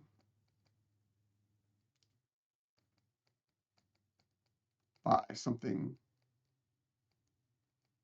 other than 1. Okay? This is a full 2-credit problem. Now, do they allow sloppier answers? Yes and no. Look, this is probably a problem where I want to discuss student tendencies towards producing not so neat graphs. And you know what? Maybe I will do that when I get to problem 35, but or definitely problem 37. But the big point is, I know we can be sloppy with our algebra. We want to skip work here and there, but graphs mean what they mean. Like if you write the letter A and your A is sloppy and your A varies, and sometimes your A looks like a C, or sometimes it looks like a D, and sometimes it just didn't even look like a letter. But in context, they could tell that the letter A is the letter A. Then you get away with it. But your graph, the dots mean something. So if you don't actually plot those where they belong, it's just wrong. I've seen students try to do this neatly and move the dots away from where they're supposed to be so that they're more easily seen, except when they're more easily seen because they're not supposed to be, you're being graded on whether they're where they're supposed to be or not. So if you move them where they're not supposed to be, you actually get points off for trying to do the reader a favor. Okay? So you want to be super neat on your graphs. Number 30, the cost of a brand new electric hybrid vehicle is listed at $33,400. And the average annual depreciation for the vehicle is 15%. The car's value can be modeled by the function v of x is equal to 33,400 times 0.85 to the power of x, where x represents the years since purchase. Now, they didn't have to tell you that, because of part 3, they would maybe ask you for that. But the next question, Julia and Jacob have each written a function that is equivalent to the original. So they told you that the functions are equivalent to the original. Jacob's function, v of x equals 33,400 times 0.1422 to the power of 1 over 12 times x. And Julia's function, v of x equals 33,400 times 0.9865 to the power of 12x. Whose function is correctly written to reveal the approximate monthly depreciation rate? Justify your answer.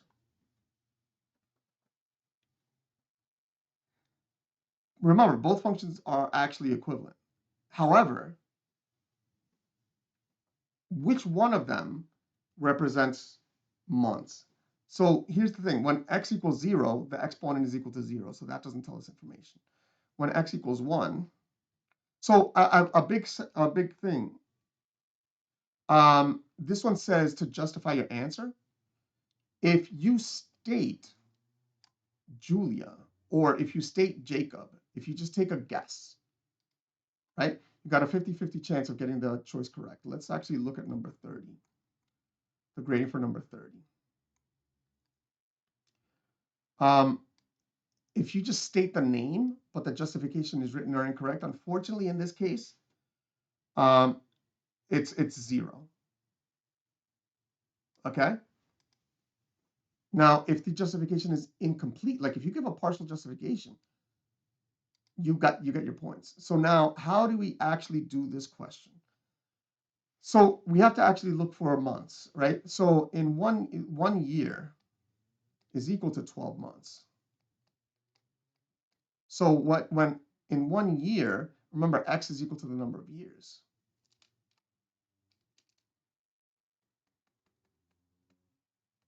So x equals 1, and the number of 12 months is 12. So x times 12 is equal to 12 months. So this one represents the number of months in the exponent. The over 12 in the exponent and this tiny number in the base, even though they give you the correct answer, that doesn't represent months. Notice if you put x equals 1 year, 1 over 12 is not a number of months. It doesn't represent any named quantity of time. So Julia's represents the number of months.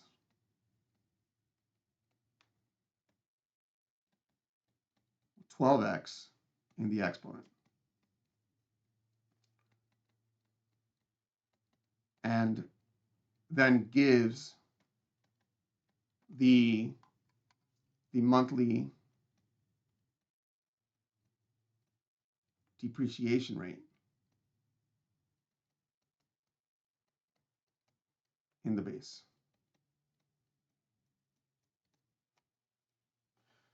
Speaking of what we said before, remember we talked about the depreciation rate.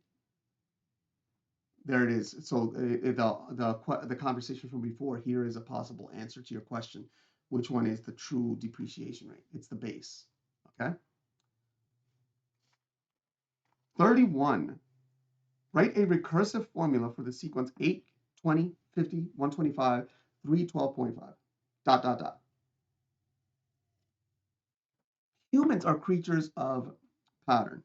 So we only have to write a few elements of the pattern to recognize an answer. So how do we know that that exact pattern continues? The reason we know that that exact pattern continues is that they're not allowed to lie to us. That's fully the answer. So they can easily, there are numbers that you'd swear the pattern continues exactly as you think it does. A classic example is the number of regions formed by cutting the interior of a circle using straight lines. It goes 1, 2, 4, 8, 16, and then randomly instead of 32, it goes to 31. It's what? So the point is they have to give you enough numbers to get the pattern. And if they put ... it means that the pattern that you would intuitively think is the pattern has to be the pattern. And so generally speaking, how are they generating this pattern? It looks like they're not adding a number because 8 to 20 is adding 12, but 20 to 50 is adding 30. But if you multiply by 2.5, you get these answers, and you got to confirm on the calculator. 125 times 2.5 on the calculator does equal 312.5. So times 2.5. What that means is if you remember a little bit of information about how recursive formulas are given, if you get it partially right, then you get partial credit. But if you just remember that the basic format for a recursive relation, you might just get your full credit here. So A1 is equal to 8. So how is a recursive form written? A1 is some given number. And then they say AN is an and then they give an explanation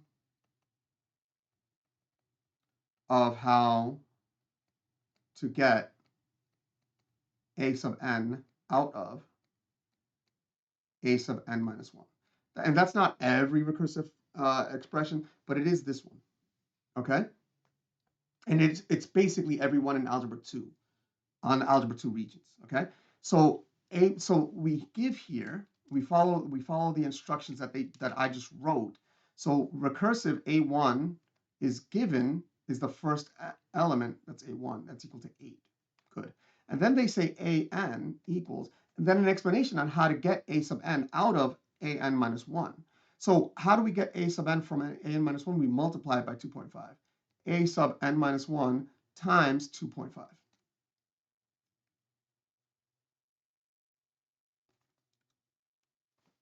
So an explanation of how to get the current term out of the previous term. The current term an out of the previous term a sub n minus 1. That's full credit. That's actually full credit. This one does not require a ton of work. That one is just literally full credit. And with this one, number 32, we get to celebrate. Once we finish with number 32, we get to celebrate getting a perfect part 2. Number 32, a grocery store orders 50 bags of oranges from a company's distribution center. The bags have a mean weight of 3.85 pounds per bag. The company claims that their bags of oranges have a mean weight of 4 pounds. The grocery store ran a simulation of 50 bags, 2,500 times, assuming a mean of 4 pounds. The results are shown. Mean is 4.001 and standard deviation is 0.026. Is the mean weight of the grocery store's sample unusual? Explain using the results of the simulation. Now, this is the unusual thing. This is asking for the 95% confidence interval.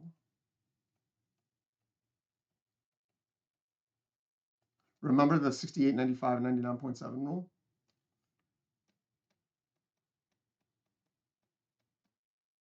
.7 rule. Yeah, it's actually a required bit of knowledge. It's not just like this thing that we throw into that one problem. So you do have to know the 68, 99, 95, 99.7.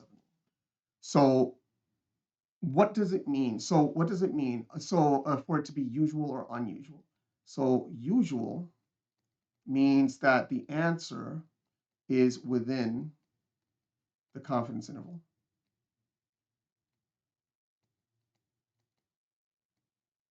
And unusual means the answer is outside the confidence interval.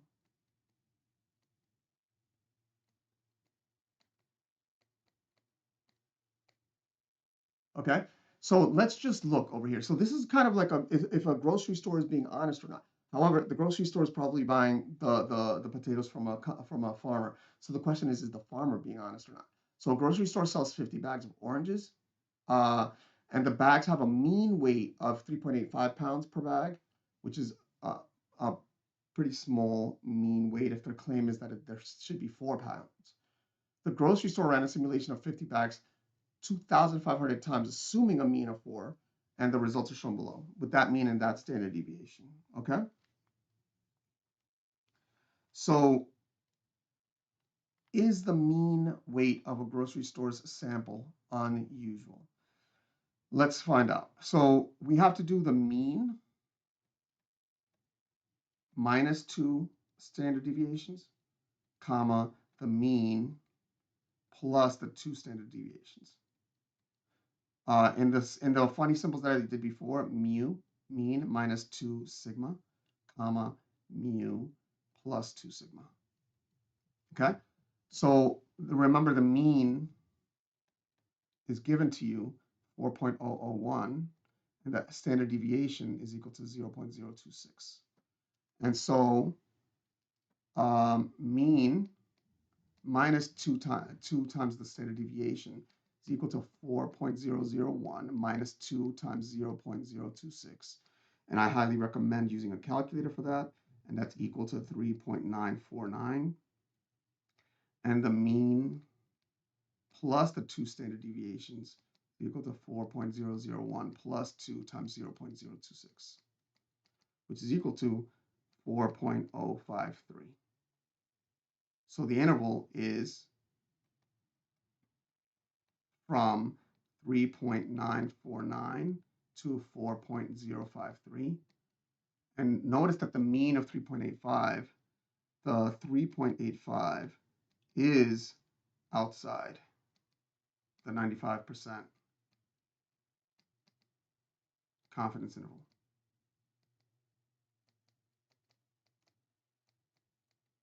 So and I don't want to say that the farmers are scamming people now. That's not necessarily what's going on. But what might be happening is there might be an error in the machining, or got an unlucky batch. There's a lot of things that could have happened either way, or not for nothing. When they put out the bags, I don't know about you, but if I have a bag of apples, I take the bag of apples and I go like that, and I see which one's heavier. And if it's not by the pound, if it's by the number of apples, I just take the one that's heavier. So people might just be taking the heavier ones or whatever they prefer, and then what remains might be 3.85. Okay, we have a perfect part 2. Notice the instructions for part 3 are identical to the instructions for the part 2, except for that each correct answer will receive 4 credits. Does that mean that we shouldn't focus on the part 3s? Well, I will say this. Notice that this problem is a 2-part problem. Each part is easier than a single long 4-point problem, if there ever would be one. So it's not unreasonable to expect that you might be able to eke out a few points here. Like, for example, I didn't talk about how to get your points here. But for this one, if I just said 3.85 is outside the 95% confidence interval because you saw this mean and standard deviation, you would have gotten a point.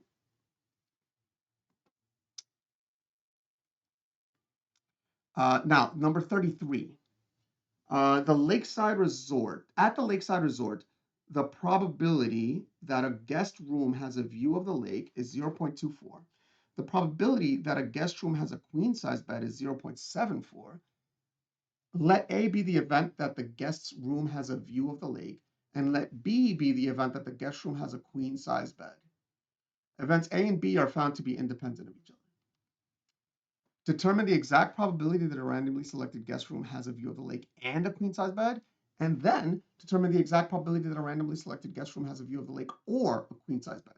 So if you get one part and you use it for the other part, let's say you make a mistake on one of the parts, you don't get penalized twice for using the incorrect information that you have found. Okay? So they did say that the events A and B are found to be independent of each other. So I'm going to give you some definitions because I mean someone has to, right? So let me see. So these are equivalent definitions.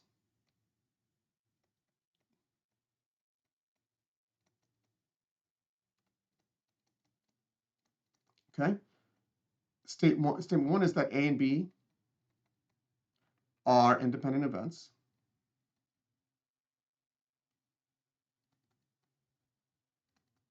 In real life language, what it means for events to be independent is that if A occurs one way or the other, it doesn't affect how B occurs. And simultaneously, if B occurs one way or the other, it doesn't affect how A occurs.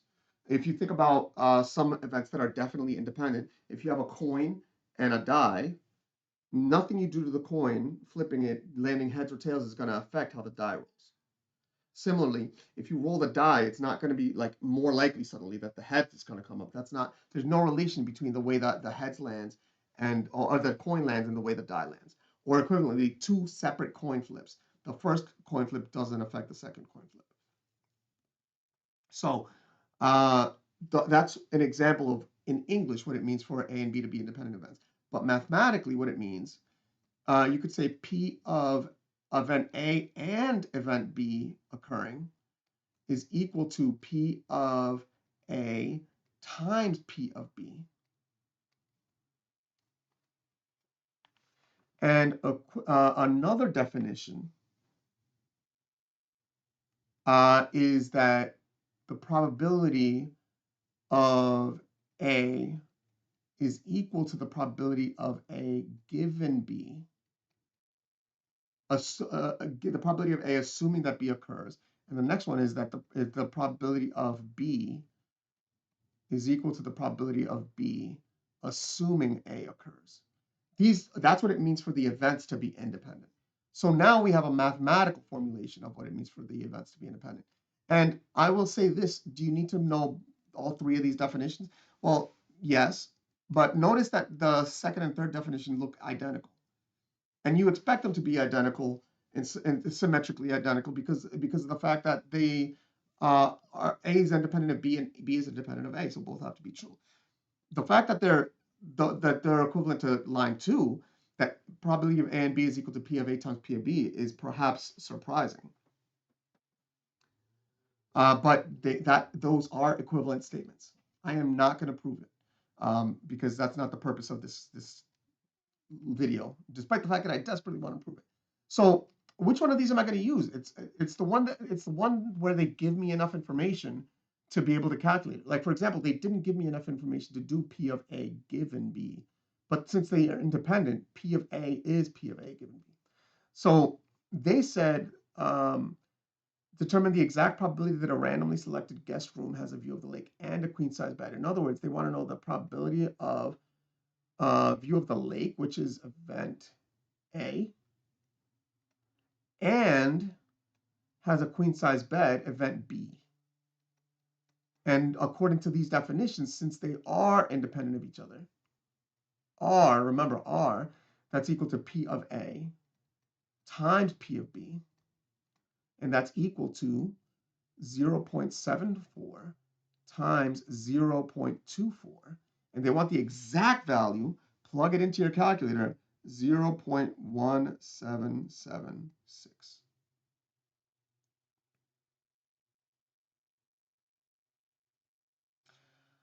Okay, if you use this number, whatever you happen to get for part 1 of this problem, and you use it in the second one, suppose you don't remember how to do part 1, but you got a number, and then you do remember how to do part 2, then you can get full credit for part 2, even if part 1 is incorrect. That's why you want to focus on the part 3s, okay, of the full test. So determine the exact probability that a randomly selected room has a view of the lake or a queen size bed.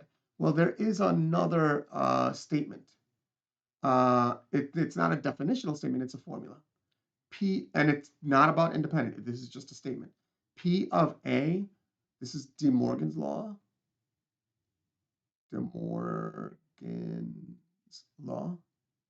P of A or B is equal to P of A plus P of B minus P of A and B. So I don't know how to calculate P of A or B based on just these numbers. But on the right side, I have all 3 of those numbers. So I could just plug them into the calculator. I get P of A is equal to 0.74, and P of B is equal to 0.24. Then I have to subtract P of A and B minus 0.1776. And the calculator says that P of A or B is equal to 0.8024.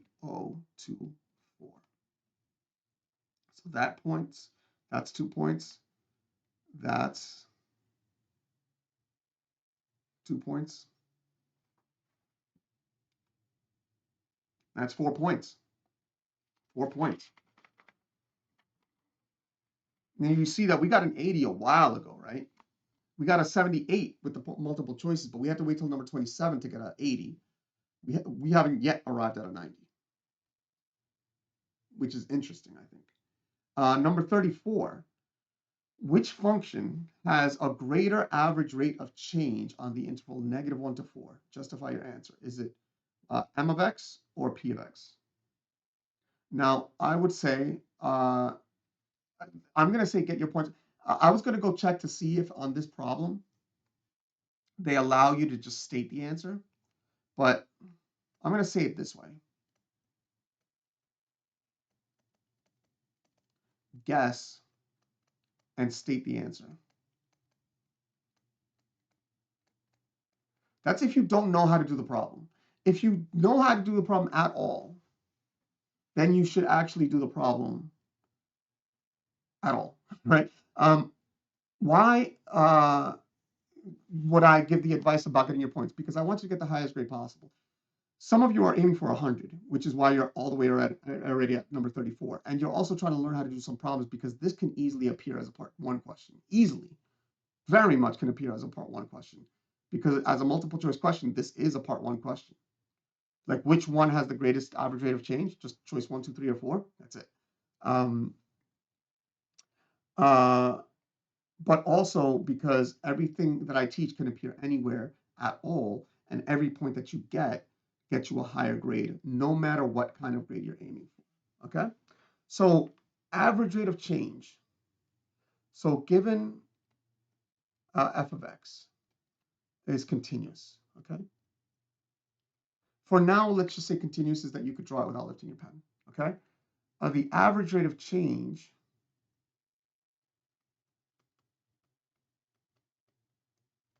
often written as delta y over delta x, the change in y over change in x, is equal to, so the rate of change over the interval a comma b is equal to f of b minus f of a over b minus a. And that's it, okay? So we plug these numbers into this formula and see which one has the greater average rate of change. I know exponential functions tend to have a very large rate of change, much larger rate of change than we expect. However, m of x has pretty big numbers. So for x equals -2, -1, 0, 1, 2, 3, 4, 5, m of x goes from -3 to 1, 1, 3, 13, 37, 81, and 51, 151. So that's a pretty big change. So we're going to have to actually calculate it. So delta m over delta x is equal to m of 5. Oops, not 5, 4. Sorry, I was like 4 minus -1 is 5. M of 4 minus m of -1 over 4 minus -1. I had already been in the denominator. Well, that's equal to 81 minus m of -1, 1, is equal to over 5, which is equal to 80 over 5, which is equal to 16. I don't know if I have to simplify to 16, but we'll keep it. The second one, delta p over delta x, is equal to p of 4 minus p of -1 over 4 minus -1. Let's put the -1 in parentheses just to make you feel better. So this is equal to, well, 3 to the 4 plus 1 minus parentheses 3 to the -1 plus 1. Students get this question wrong all the time by not putting parentheses around the second expression. If you're subtracting a sum, you have to use parentheses. And then this is over 5. Okay, so this is equal to, let's see, 82 minus 1 plus 1/3 is 4/3. And this is equal to 81 and, nope.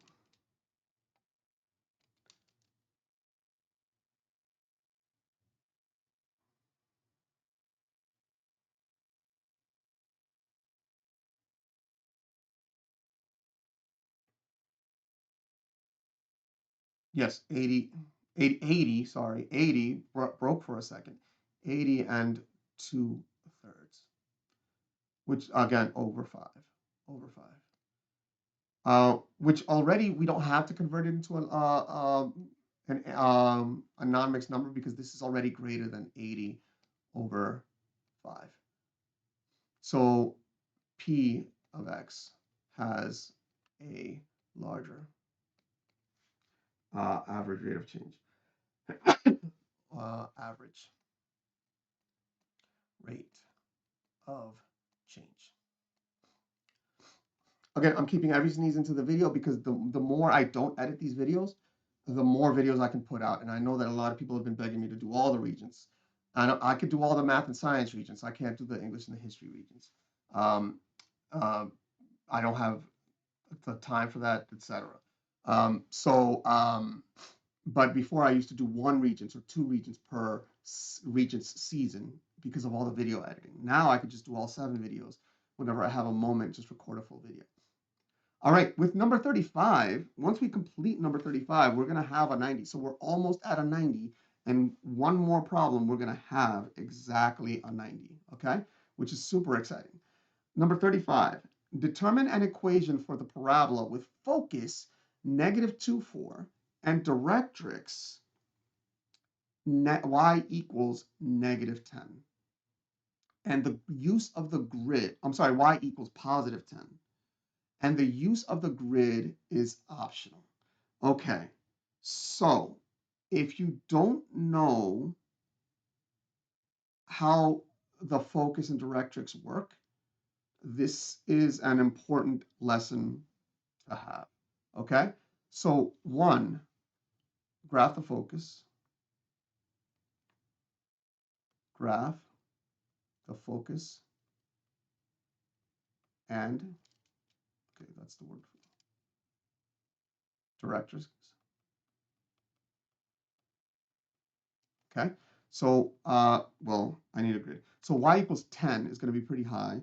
I know from my work, it's going to be a pretty low um,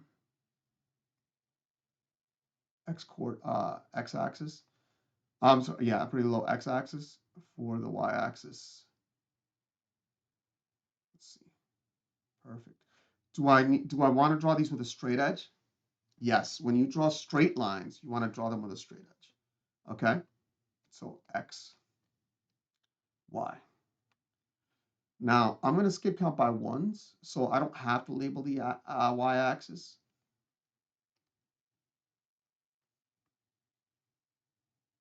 4, 6, 8, 10. But I'm going to label that one so that I see where the 10 is. So I'm going to graph the directrix y equals 10. And I'm going to draw that with a dotted line because the dotted line is not part of my actual parabola.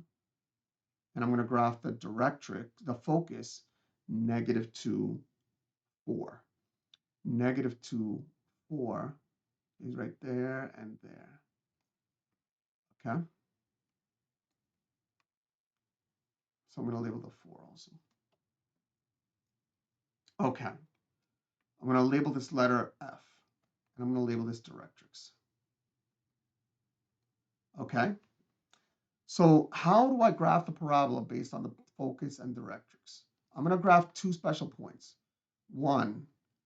Three special points. I'm going to graph a point exactly between the focus and the directrix. That's going to be the vertex. For your edification, that's going to be the vertex. So between y equals 4 and y equals 10 at x equals -2, that's that dot right there, exactly between the focus and the directrix. I'm going to label that one V just so you see that. Okay. Now I'm going to graph two more special points. Okay. What color? Let's go for green. Yeah, let's go for green. 2. Graph 2 points to the sides of the focus. A distance equal to the distance between the focus and the directrix. Okay, so I see the distance between the focus and the directrix is a 6, or in this case, I said the distance. I didn't say directed distance for now. Let's keep it distance, 6. So I'm going to go 6 to the right and draw a dot. And 6 to the left. 1, 2, 3, 4, 5, 6.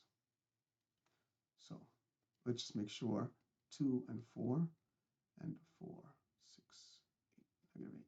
There you go. And now step 3, I'm going to graph it in black. No, I'm going to graph it in red. Connect the vertex and these two new points with a parabola. Okay? And the rest of the parabola doesn't have to be perfect, perfect, perfect. It just has to be your best interpretation of a parabola. Okay? So if I go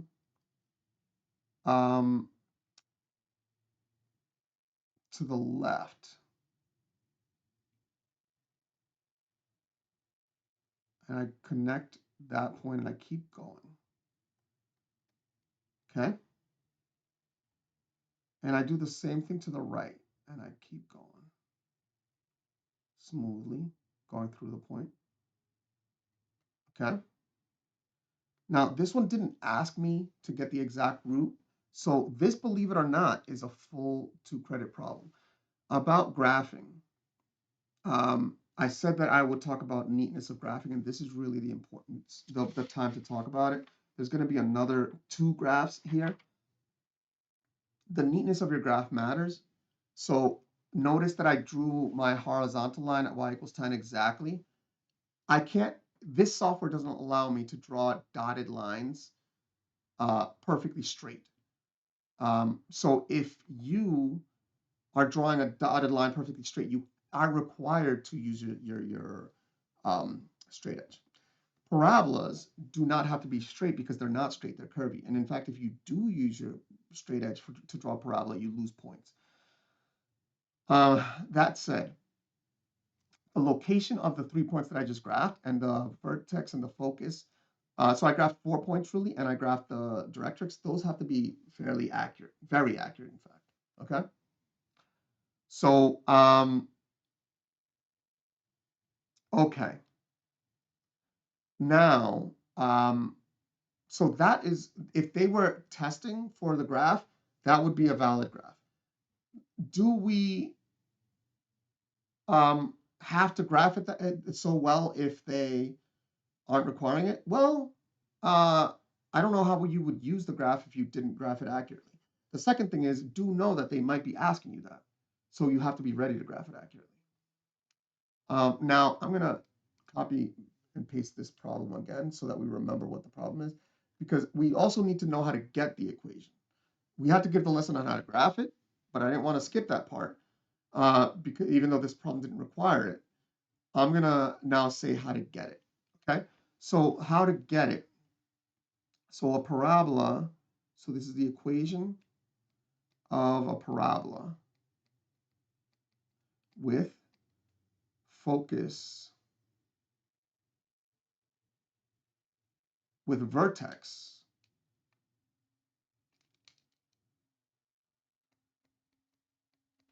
okay? H comma K. So equation of parabola with vertex H comma K and directed focal length P, okay, that opens upward or downward. Yes, you can have a sideways parabola, but this one opens upward or downward. Would be, the equation would be x,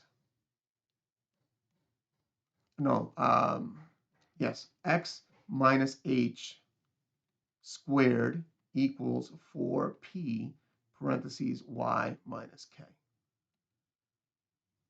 I noticed that this one has is reminiscent of the vertex form of a parabola, right?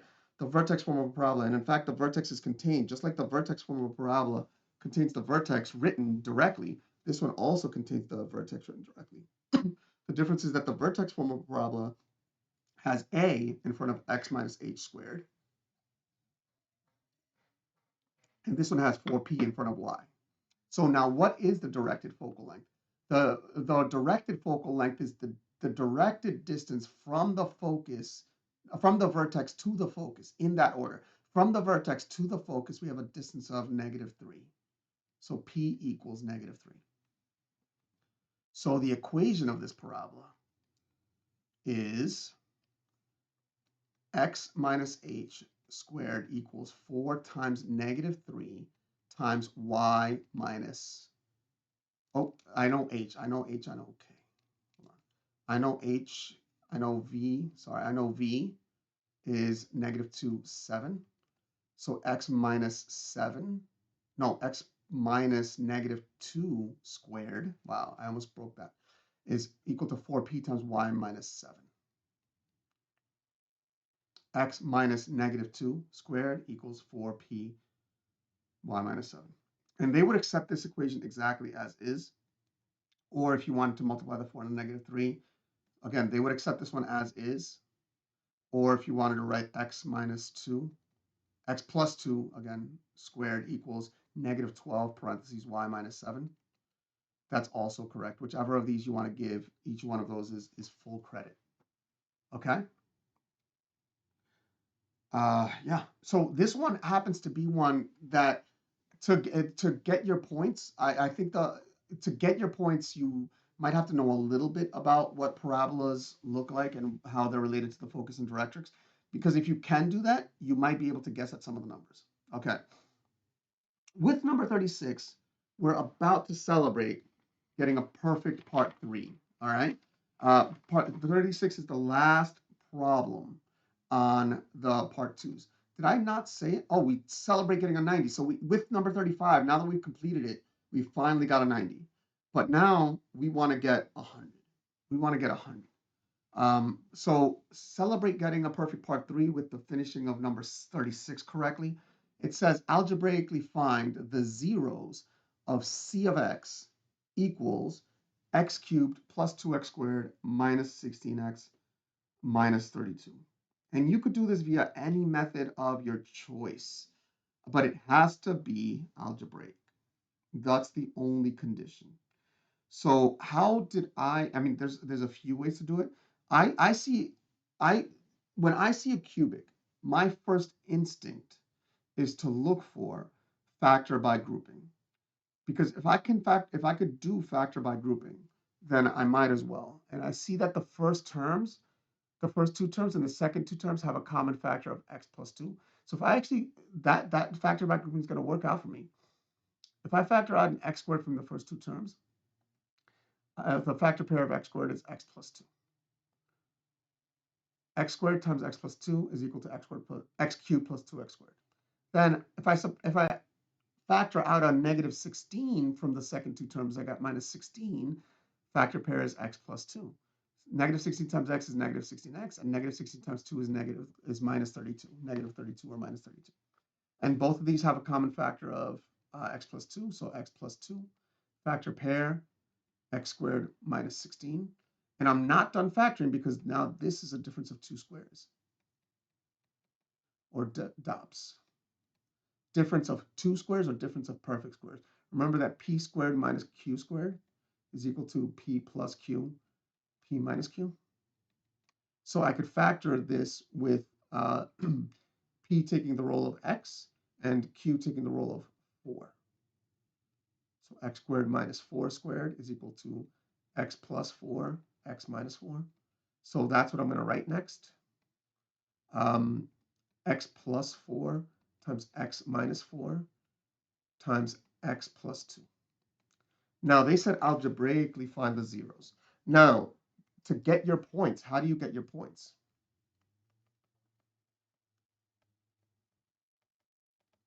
Graph the function. Just state the zeros.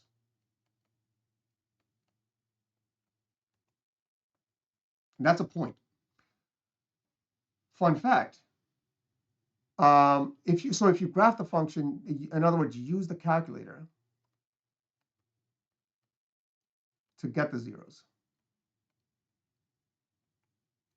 In other words, you can do the calc. Remember, if you're graphing something.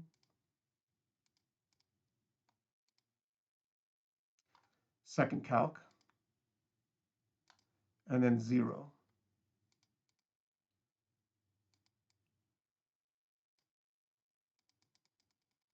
Like this one, left bound, enter, right bound, enter, guess. Turns out the 0 is at 0.6. That's cool. So get the zeros, state the zeros. If you want to get the points after you get the points, well, if you state the zeros, then pretending like you're doing the work above the line, if you happen to know how the zeros correspond to factors, you could just state the factors. and you'd get at least 2 points at that point, maybe 3. At least 2 points. And if you don't want to do it that way, like if you get the factors from the roots, then you could work backwards, multiply 2 of those factors out, and then multiply the third set of factors out and just get, in other words, you're working backwards from the roots.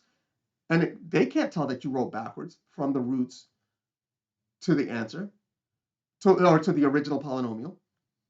They have to read from top down. So you actually can get all 4 points. So work backwards for full credit. Look at that. I just got you 4 points on this test, if you happen to know that how that works. So they said to get the zeros. Now I have to set this equal to 0. I factored these. Now I set it equal to 0. I get x plus 4 equals 0, or x minus 4 equals 0, or x plus 2 equals 0. By the zero product property, if the product equals 0, then one of the factors equals 0. I solve each one of these individually, and I get x equals negative 4. This one plus 4 plus 4. I get x equals 4. And this one minus 2 minus 2. I got x equals negative 2. And those are my answers. And that's full credit on this problem. And if you did literally write x equals negative 4, x equals 4, and x equals 2, and above that you just wrote x plus 4, x minus 4, x plus 2, and then above that, just multiplied the x plus 4, x minus 4 to get x squared minus 16 times x minus 2. And then above that, you just wrote x cubed plus 2x squared minus 16, x minus 32, 4 points. So you can get all of your points, all of them, by working backwards. Number 36 has a graph. Oh, sorry, I misspoke. That's not all the points, because that one actually has, this one actually has a graph. So that's actually 3 of the points, or 3 of the points. I want to say 3 of the points. Let's find out. Hold on. At least 2 of the points. There we go. I'll take it. Let's see. Factoring one graphing error is made. Correct sketch. So if let's see. I want to see what happens with the graphing errors. So if you get the roots correct, sorry, that is 2 points. That is 2 points. So it happens to be, though, that if you actually do a careful graph of this polynomial, careful enough that you show the details, you actually get full credit. So they don't want that many details. So pay attention to what they want. They want the roots, -1, -2. I'm going to put a big dot right there, right? Because the roots are -2, and then -3, -4. Let me put the numbers in first. -3, -4, and 1, 2, 3, 4. 1, 2, 3, 4. -4 and 4. Now, when I teach my students how to graph polynomials, I do have them graph the y-intercept because it's free. Plug in a 0, you get y equals -32. So if you just plug in, like put a dot here and put -32, it's for free. You just read it off the polynomial. Put a 0 in, 0, 0, 0, minus 32 is minus 32. Now the next step is to just connect the dots. So it comes from, it's got a positive x squared, so it comes from the negative side and eventually goes to the positive side. So it's going to go up, up, up, up, up to the -4, smoothly jump back down to -2, smoothly go to -32, and smoothly go up to 4. Full 2 credit graph right there. I teach students to draw the y-intercept. They don't even require the y-intercept. They just require the roots. In fact, they actually accept such a sloppy graph for full credit. It's just insane. Most of the time, they require an extremely neat graph, and then little errors in an extremely neat graph are just points off. Like the arrows missing, you lose points for that. So like they allow some sloppiness, but then if you don't put the arrows, that's a point off. You know, like things like that. Or the roots are on the wrong side based on the work that you did. That's a point off. Drawing it with a straight edge when the graph is curvy, that's a point off. You know, things like that. All right, so we are celebrating a perfect part 3. we are about to mic drop in a little while with a perfect test, a perfect number 37. So let's do this problem. Again, 6 credits, okay, instead of 4. Chances are this one has 3 parts. So each part is 2 points, which means that each part is basically a part 2. That part, and that part. You see that? So don't say, I'm going to ignore the part 3s or the part 4s because they're too hard. They're harder, so they break it down into 3 parts. Do each part individually. If you can get part 1, the first part of the number 37, you get 2 points. If you can't get the first part, but you use the first part in whatever way you got to get the second part, and you get the second part correct based on the incorrect first part, you still get points for the second part. And even if you go and do the same thing for the third part, you get full credit. You get credit for each part. Much points to get. So get your points.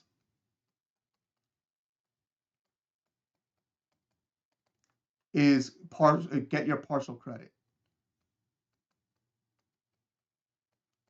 Hunt for that partial credit. So number 37, a population of honeybees in 2 different colonies are studied for 4 months. During this time, the colony's population can be approximated by P of t equals P0 e to the RT, where P of t is the colony population of bees as time at t months, P0 is the initial population, and R is the growth rate. Colony A has an initial population of 10,000 bees and a continuous growth rate of 0.25. Colony B has an initial population of 6,000 bees and a continuous growth rate of 0.45. Write functions for both A of t and B of t that model the honeybee populations of the colonies at the time after t months. This one, I think most students, even struggling students, if they just say to themselves, okay, I might struggle with this, but I think I know what the words mean. Let me just write what I think is correct.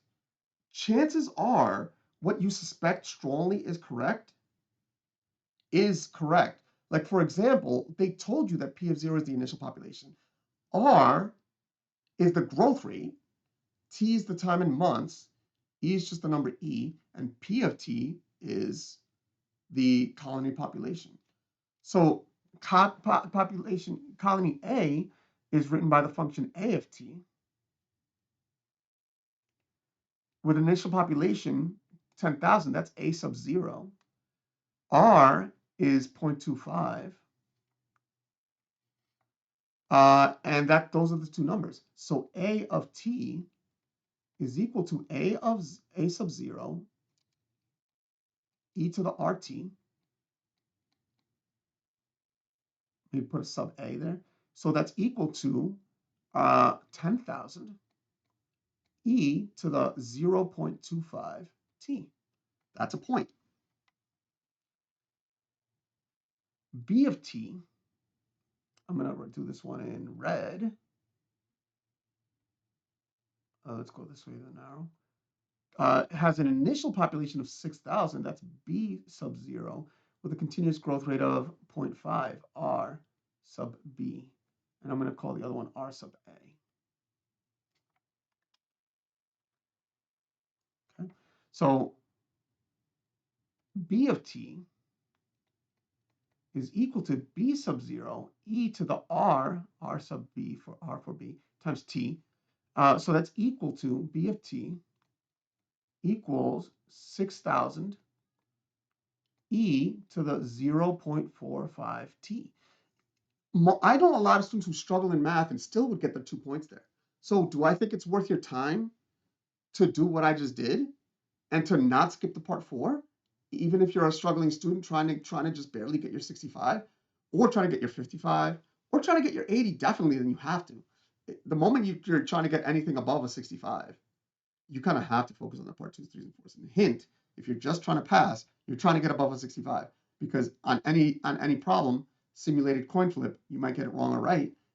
Your 65 on day 1 might be a 62, on day 2 might be a 68. So you actually are trying to get over a 65 so that your average is guaranteed to be over 65.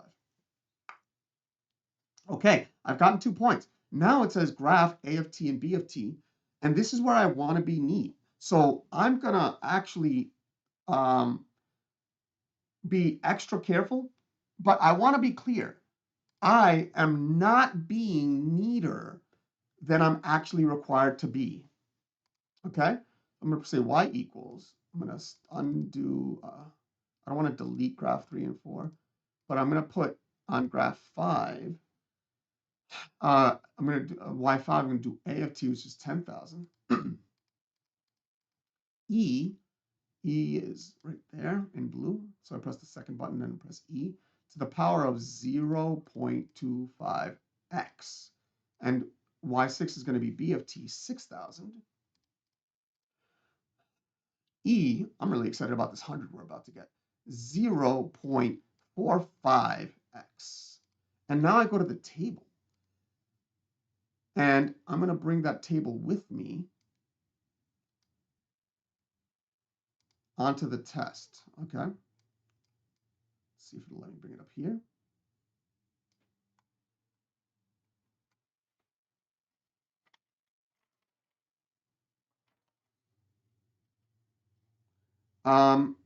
So it's funny because I just realized that the equations are not part of the problem. I thought it was, but the graph is actually the first 2 points. So I'm looking at that and I'm realizing. So here's a valid question though: will they give you credit to if you write down the correct equations? Absolutely, because there's other parts of the question that you could actually do using those equations. Okay. So that said, I brought the image of my calculator over here. Oh, but I didn't mean to do that so quickly because I meant to scroll down to include 0 and 4, 0 to 4. Okay, so now I'm going to bring the screen. Okay, I'm going to expand that a little bit. Now I have to graph some numbers as best as I can. Now I'm going to do this in blue for A of t, even though this one is in uh, that's A of t in green. I can't control the calculator color, so oh sorry I can, but that's a little bit too much. So 0 and B population in thousands, so 10 for 10,000. The next one at time 1, 12.8, that's 12,800, so that's 10. And that looks like it skipped counting by 2,000, so 12, 14, 12.8 is right between 12,000 and 14,000. Time 2, 16,487, so between 16,000 and 18,000, but closer to the 16. Ooh, look at that. My dot was in the wrong place. So my first dot for t equals 1 was in the wrong place. I don't know how that happened. I go maybe because it's problem 37, and this is a fairly long video. But I'm excited to get this perfect grade in a second. So go up from 1 carefully. I almost lost a point there. 12,840. So right between the 12 and the 14. For t equals 2, 16,487. That's between, go up from the 2, that's 14, 16. Between the 16 and the 18, but closer to the 16. Okay. Make my dot fairly big. For x equals 3, 21,170. So x equals 3. I got 20 here, 22 over here. 21,170 is between the 20 and the 22, fairly close to the center. And then at x equals 4, 27,183. X equals 4. So I got 20, 22, 24, 26. 27,183 is about halfway between the 26 and the 28. And now I connect these. I connect these not with the straight edge because they're curvy curves. So I connect these with a curve. The rest of the points don't have to be exactly perfect. Notice I put the arrow,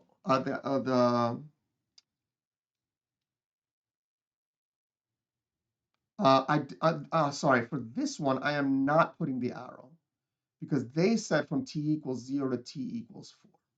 So I'm going to stop right at the end at t equals 4.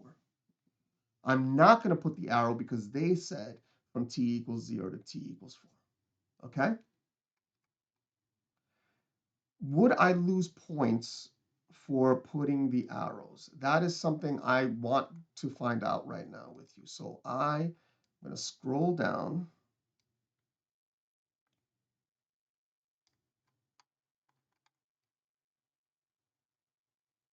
Okay.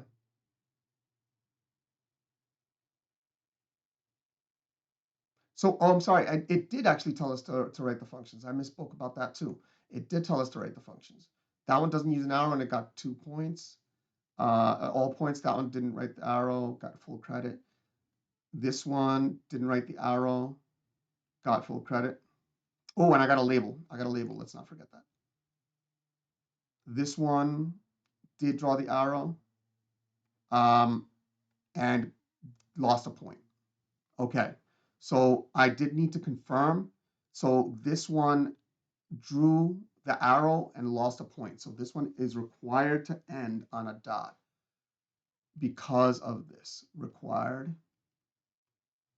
to end on a dot and not an arrow.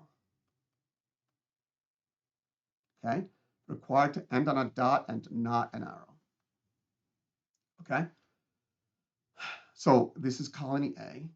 I gotta label these, but I want to first draw the second one. Colony B is going to be drawn in red. So now let's go back to our drawing. For t equals 0, we got 6,246. T equals 1, we got 9,409. That's between the 8 and the 10, closer to the 10. For t equals 2, 14,758. That's between the 14 and the 16, and slightly closer to the 14. But if we draw a big dot there, it's going to be hard to discern that. So it's closer to the middle, definitely closer to the middle of 14 and 16. For x equals 3, for t equals 3, we got 23,145. Go up to 20, 22, 24. So between 22 and 24. And really close to the middle, slightly above, but we'll take it there. And then for t equals 4, we got 36,298. Slightly above the 36, so we got 30, 32, 34, 36. Slightly above the 36, but we're going to draw a pretty big dot. And now we are going to connect these dots. Smoothly, smoothly, smoothly.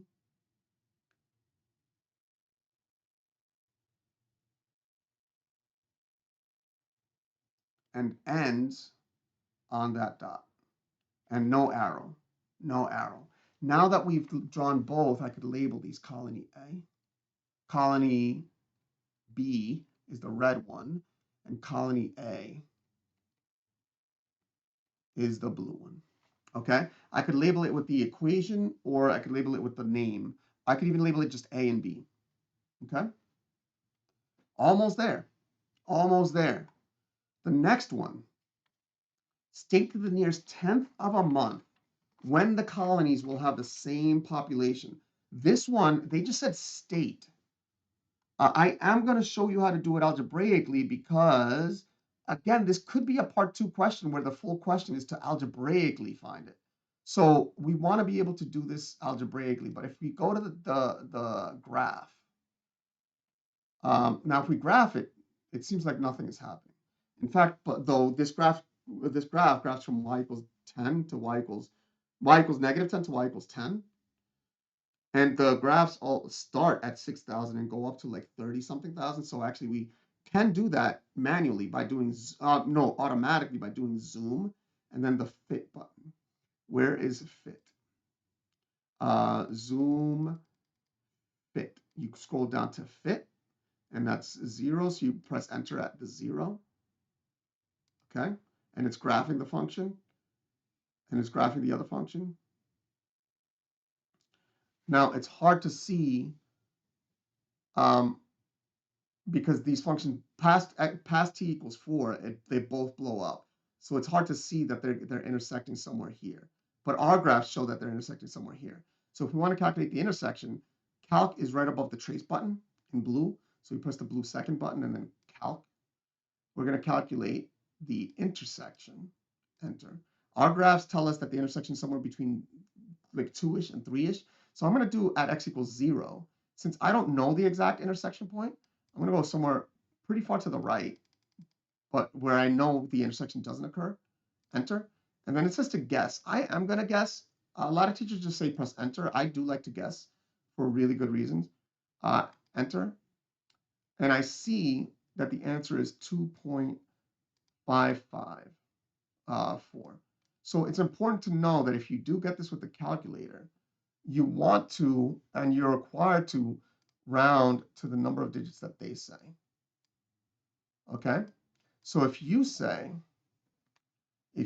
say, and let me bring this down a little bit. So if you just say t equals 2.5541281, and then round to the nearest tenth of the month, t is approximately 2 and then 55 rounds to 2.6, you get credit for that part. However, we do need to know how to do this one algebraically, because again, that could be an easy part 2 question or even a part 1 question. We got 10,000 e to the 0.45t is equal to 0.25 is equal to 6,000. Too many zeros. E to the 0.45t. Now, there's not much we could do to simplify this, but I am going to divide by 6,000. 6,000. And we get that. Press enter a whole bunch of times to move this down. So, and if you don't want to know how to do the problem algebraically, you want to just get to the mic drop moment, to the last problem, feel free to fast forward, except that I highly suggest seeing how to do this and writing this down, because this could easily be a part 2 question or part 3 question. 10,000 over 6,000 is 5 over 3. E to the 0.25t equals, well, e to the 0.45t. And now this is where you use the ln of both sides, ln. And you do need to know that ln of e to the, let's say, x is equal to x. And you also need to know that ln of pq is equal to ln of p plus ln of q. So this ends up being on the left side ln of 5 over 3 plus ln of e to the 0.25t. And on the right side, we have the ln of e to the 0.45t. So this is 0.45t. And in fact, what we just said applies to this piece too. So we ln of 5/3 plus 0.25t equals 0.45t. Subtract 0.25t, subtract 0.25t, and we see that it's actually not bad once you know that rule on how ln's work. We get the ln of 5 over 3 equals 0.2t. If we divide by 0.2, we get the answer for t.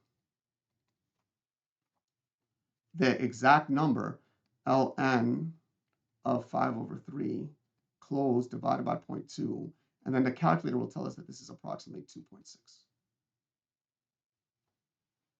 Had to do it, because they could easily ask that in a part 1 question even. And we haven't gotten that many chances to practice natural logs or logs in general. So we are about to drop the mic. We're going to celebrate getting 100 on this. I just want to say congratulations for making it to this point. Honestly, this I do this because I want you to get the best grade possible. I do this because I know so many kids. If you go to my tutoring site, JuanTutors.com, you'll see my fee. I do work with very discerning clients. I charge a fairly high fee, and I earn that fee. My students tend to do very well. Of course, if your parents want to have a discussion about that, they should call me, because I always have availability.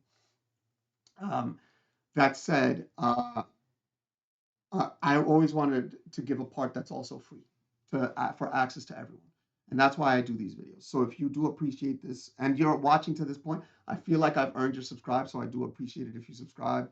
But that said, we are just aiming to finish the problem. Let's finish this problem, drop the mic, and be done.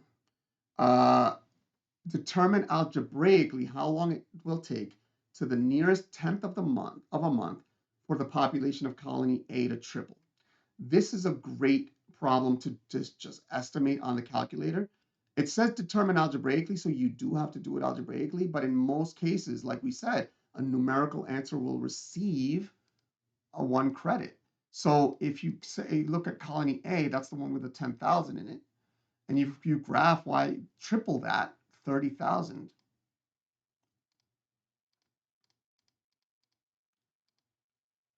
graph those two, zoom fit. Here's colony A only. Here's the 30,000.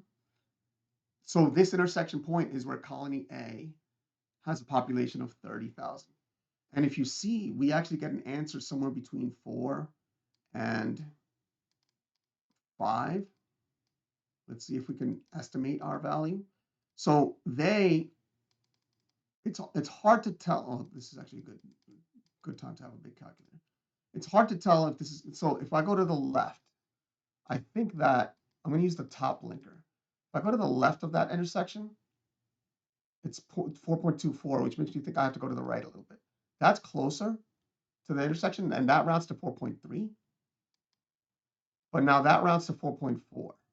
So if you had to guess between 4.3 and 4.4, that's up to you. I can't be the one to tell you, because I know what I would do, but this one looks to the left of the answer, and this one looks to be to the right of the answer. Ugh, it's tough.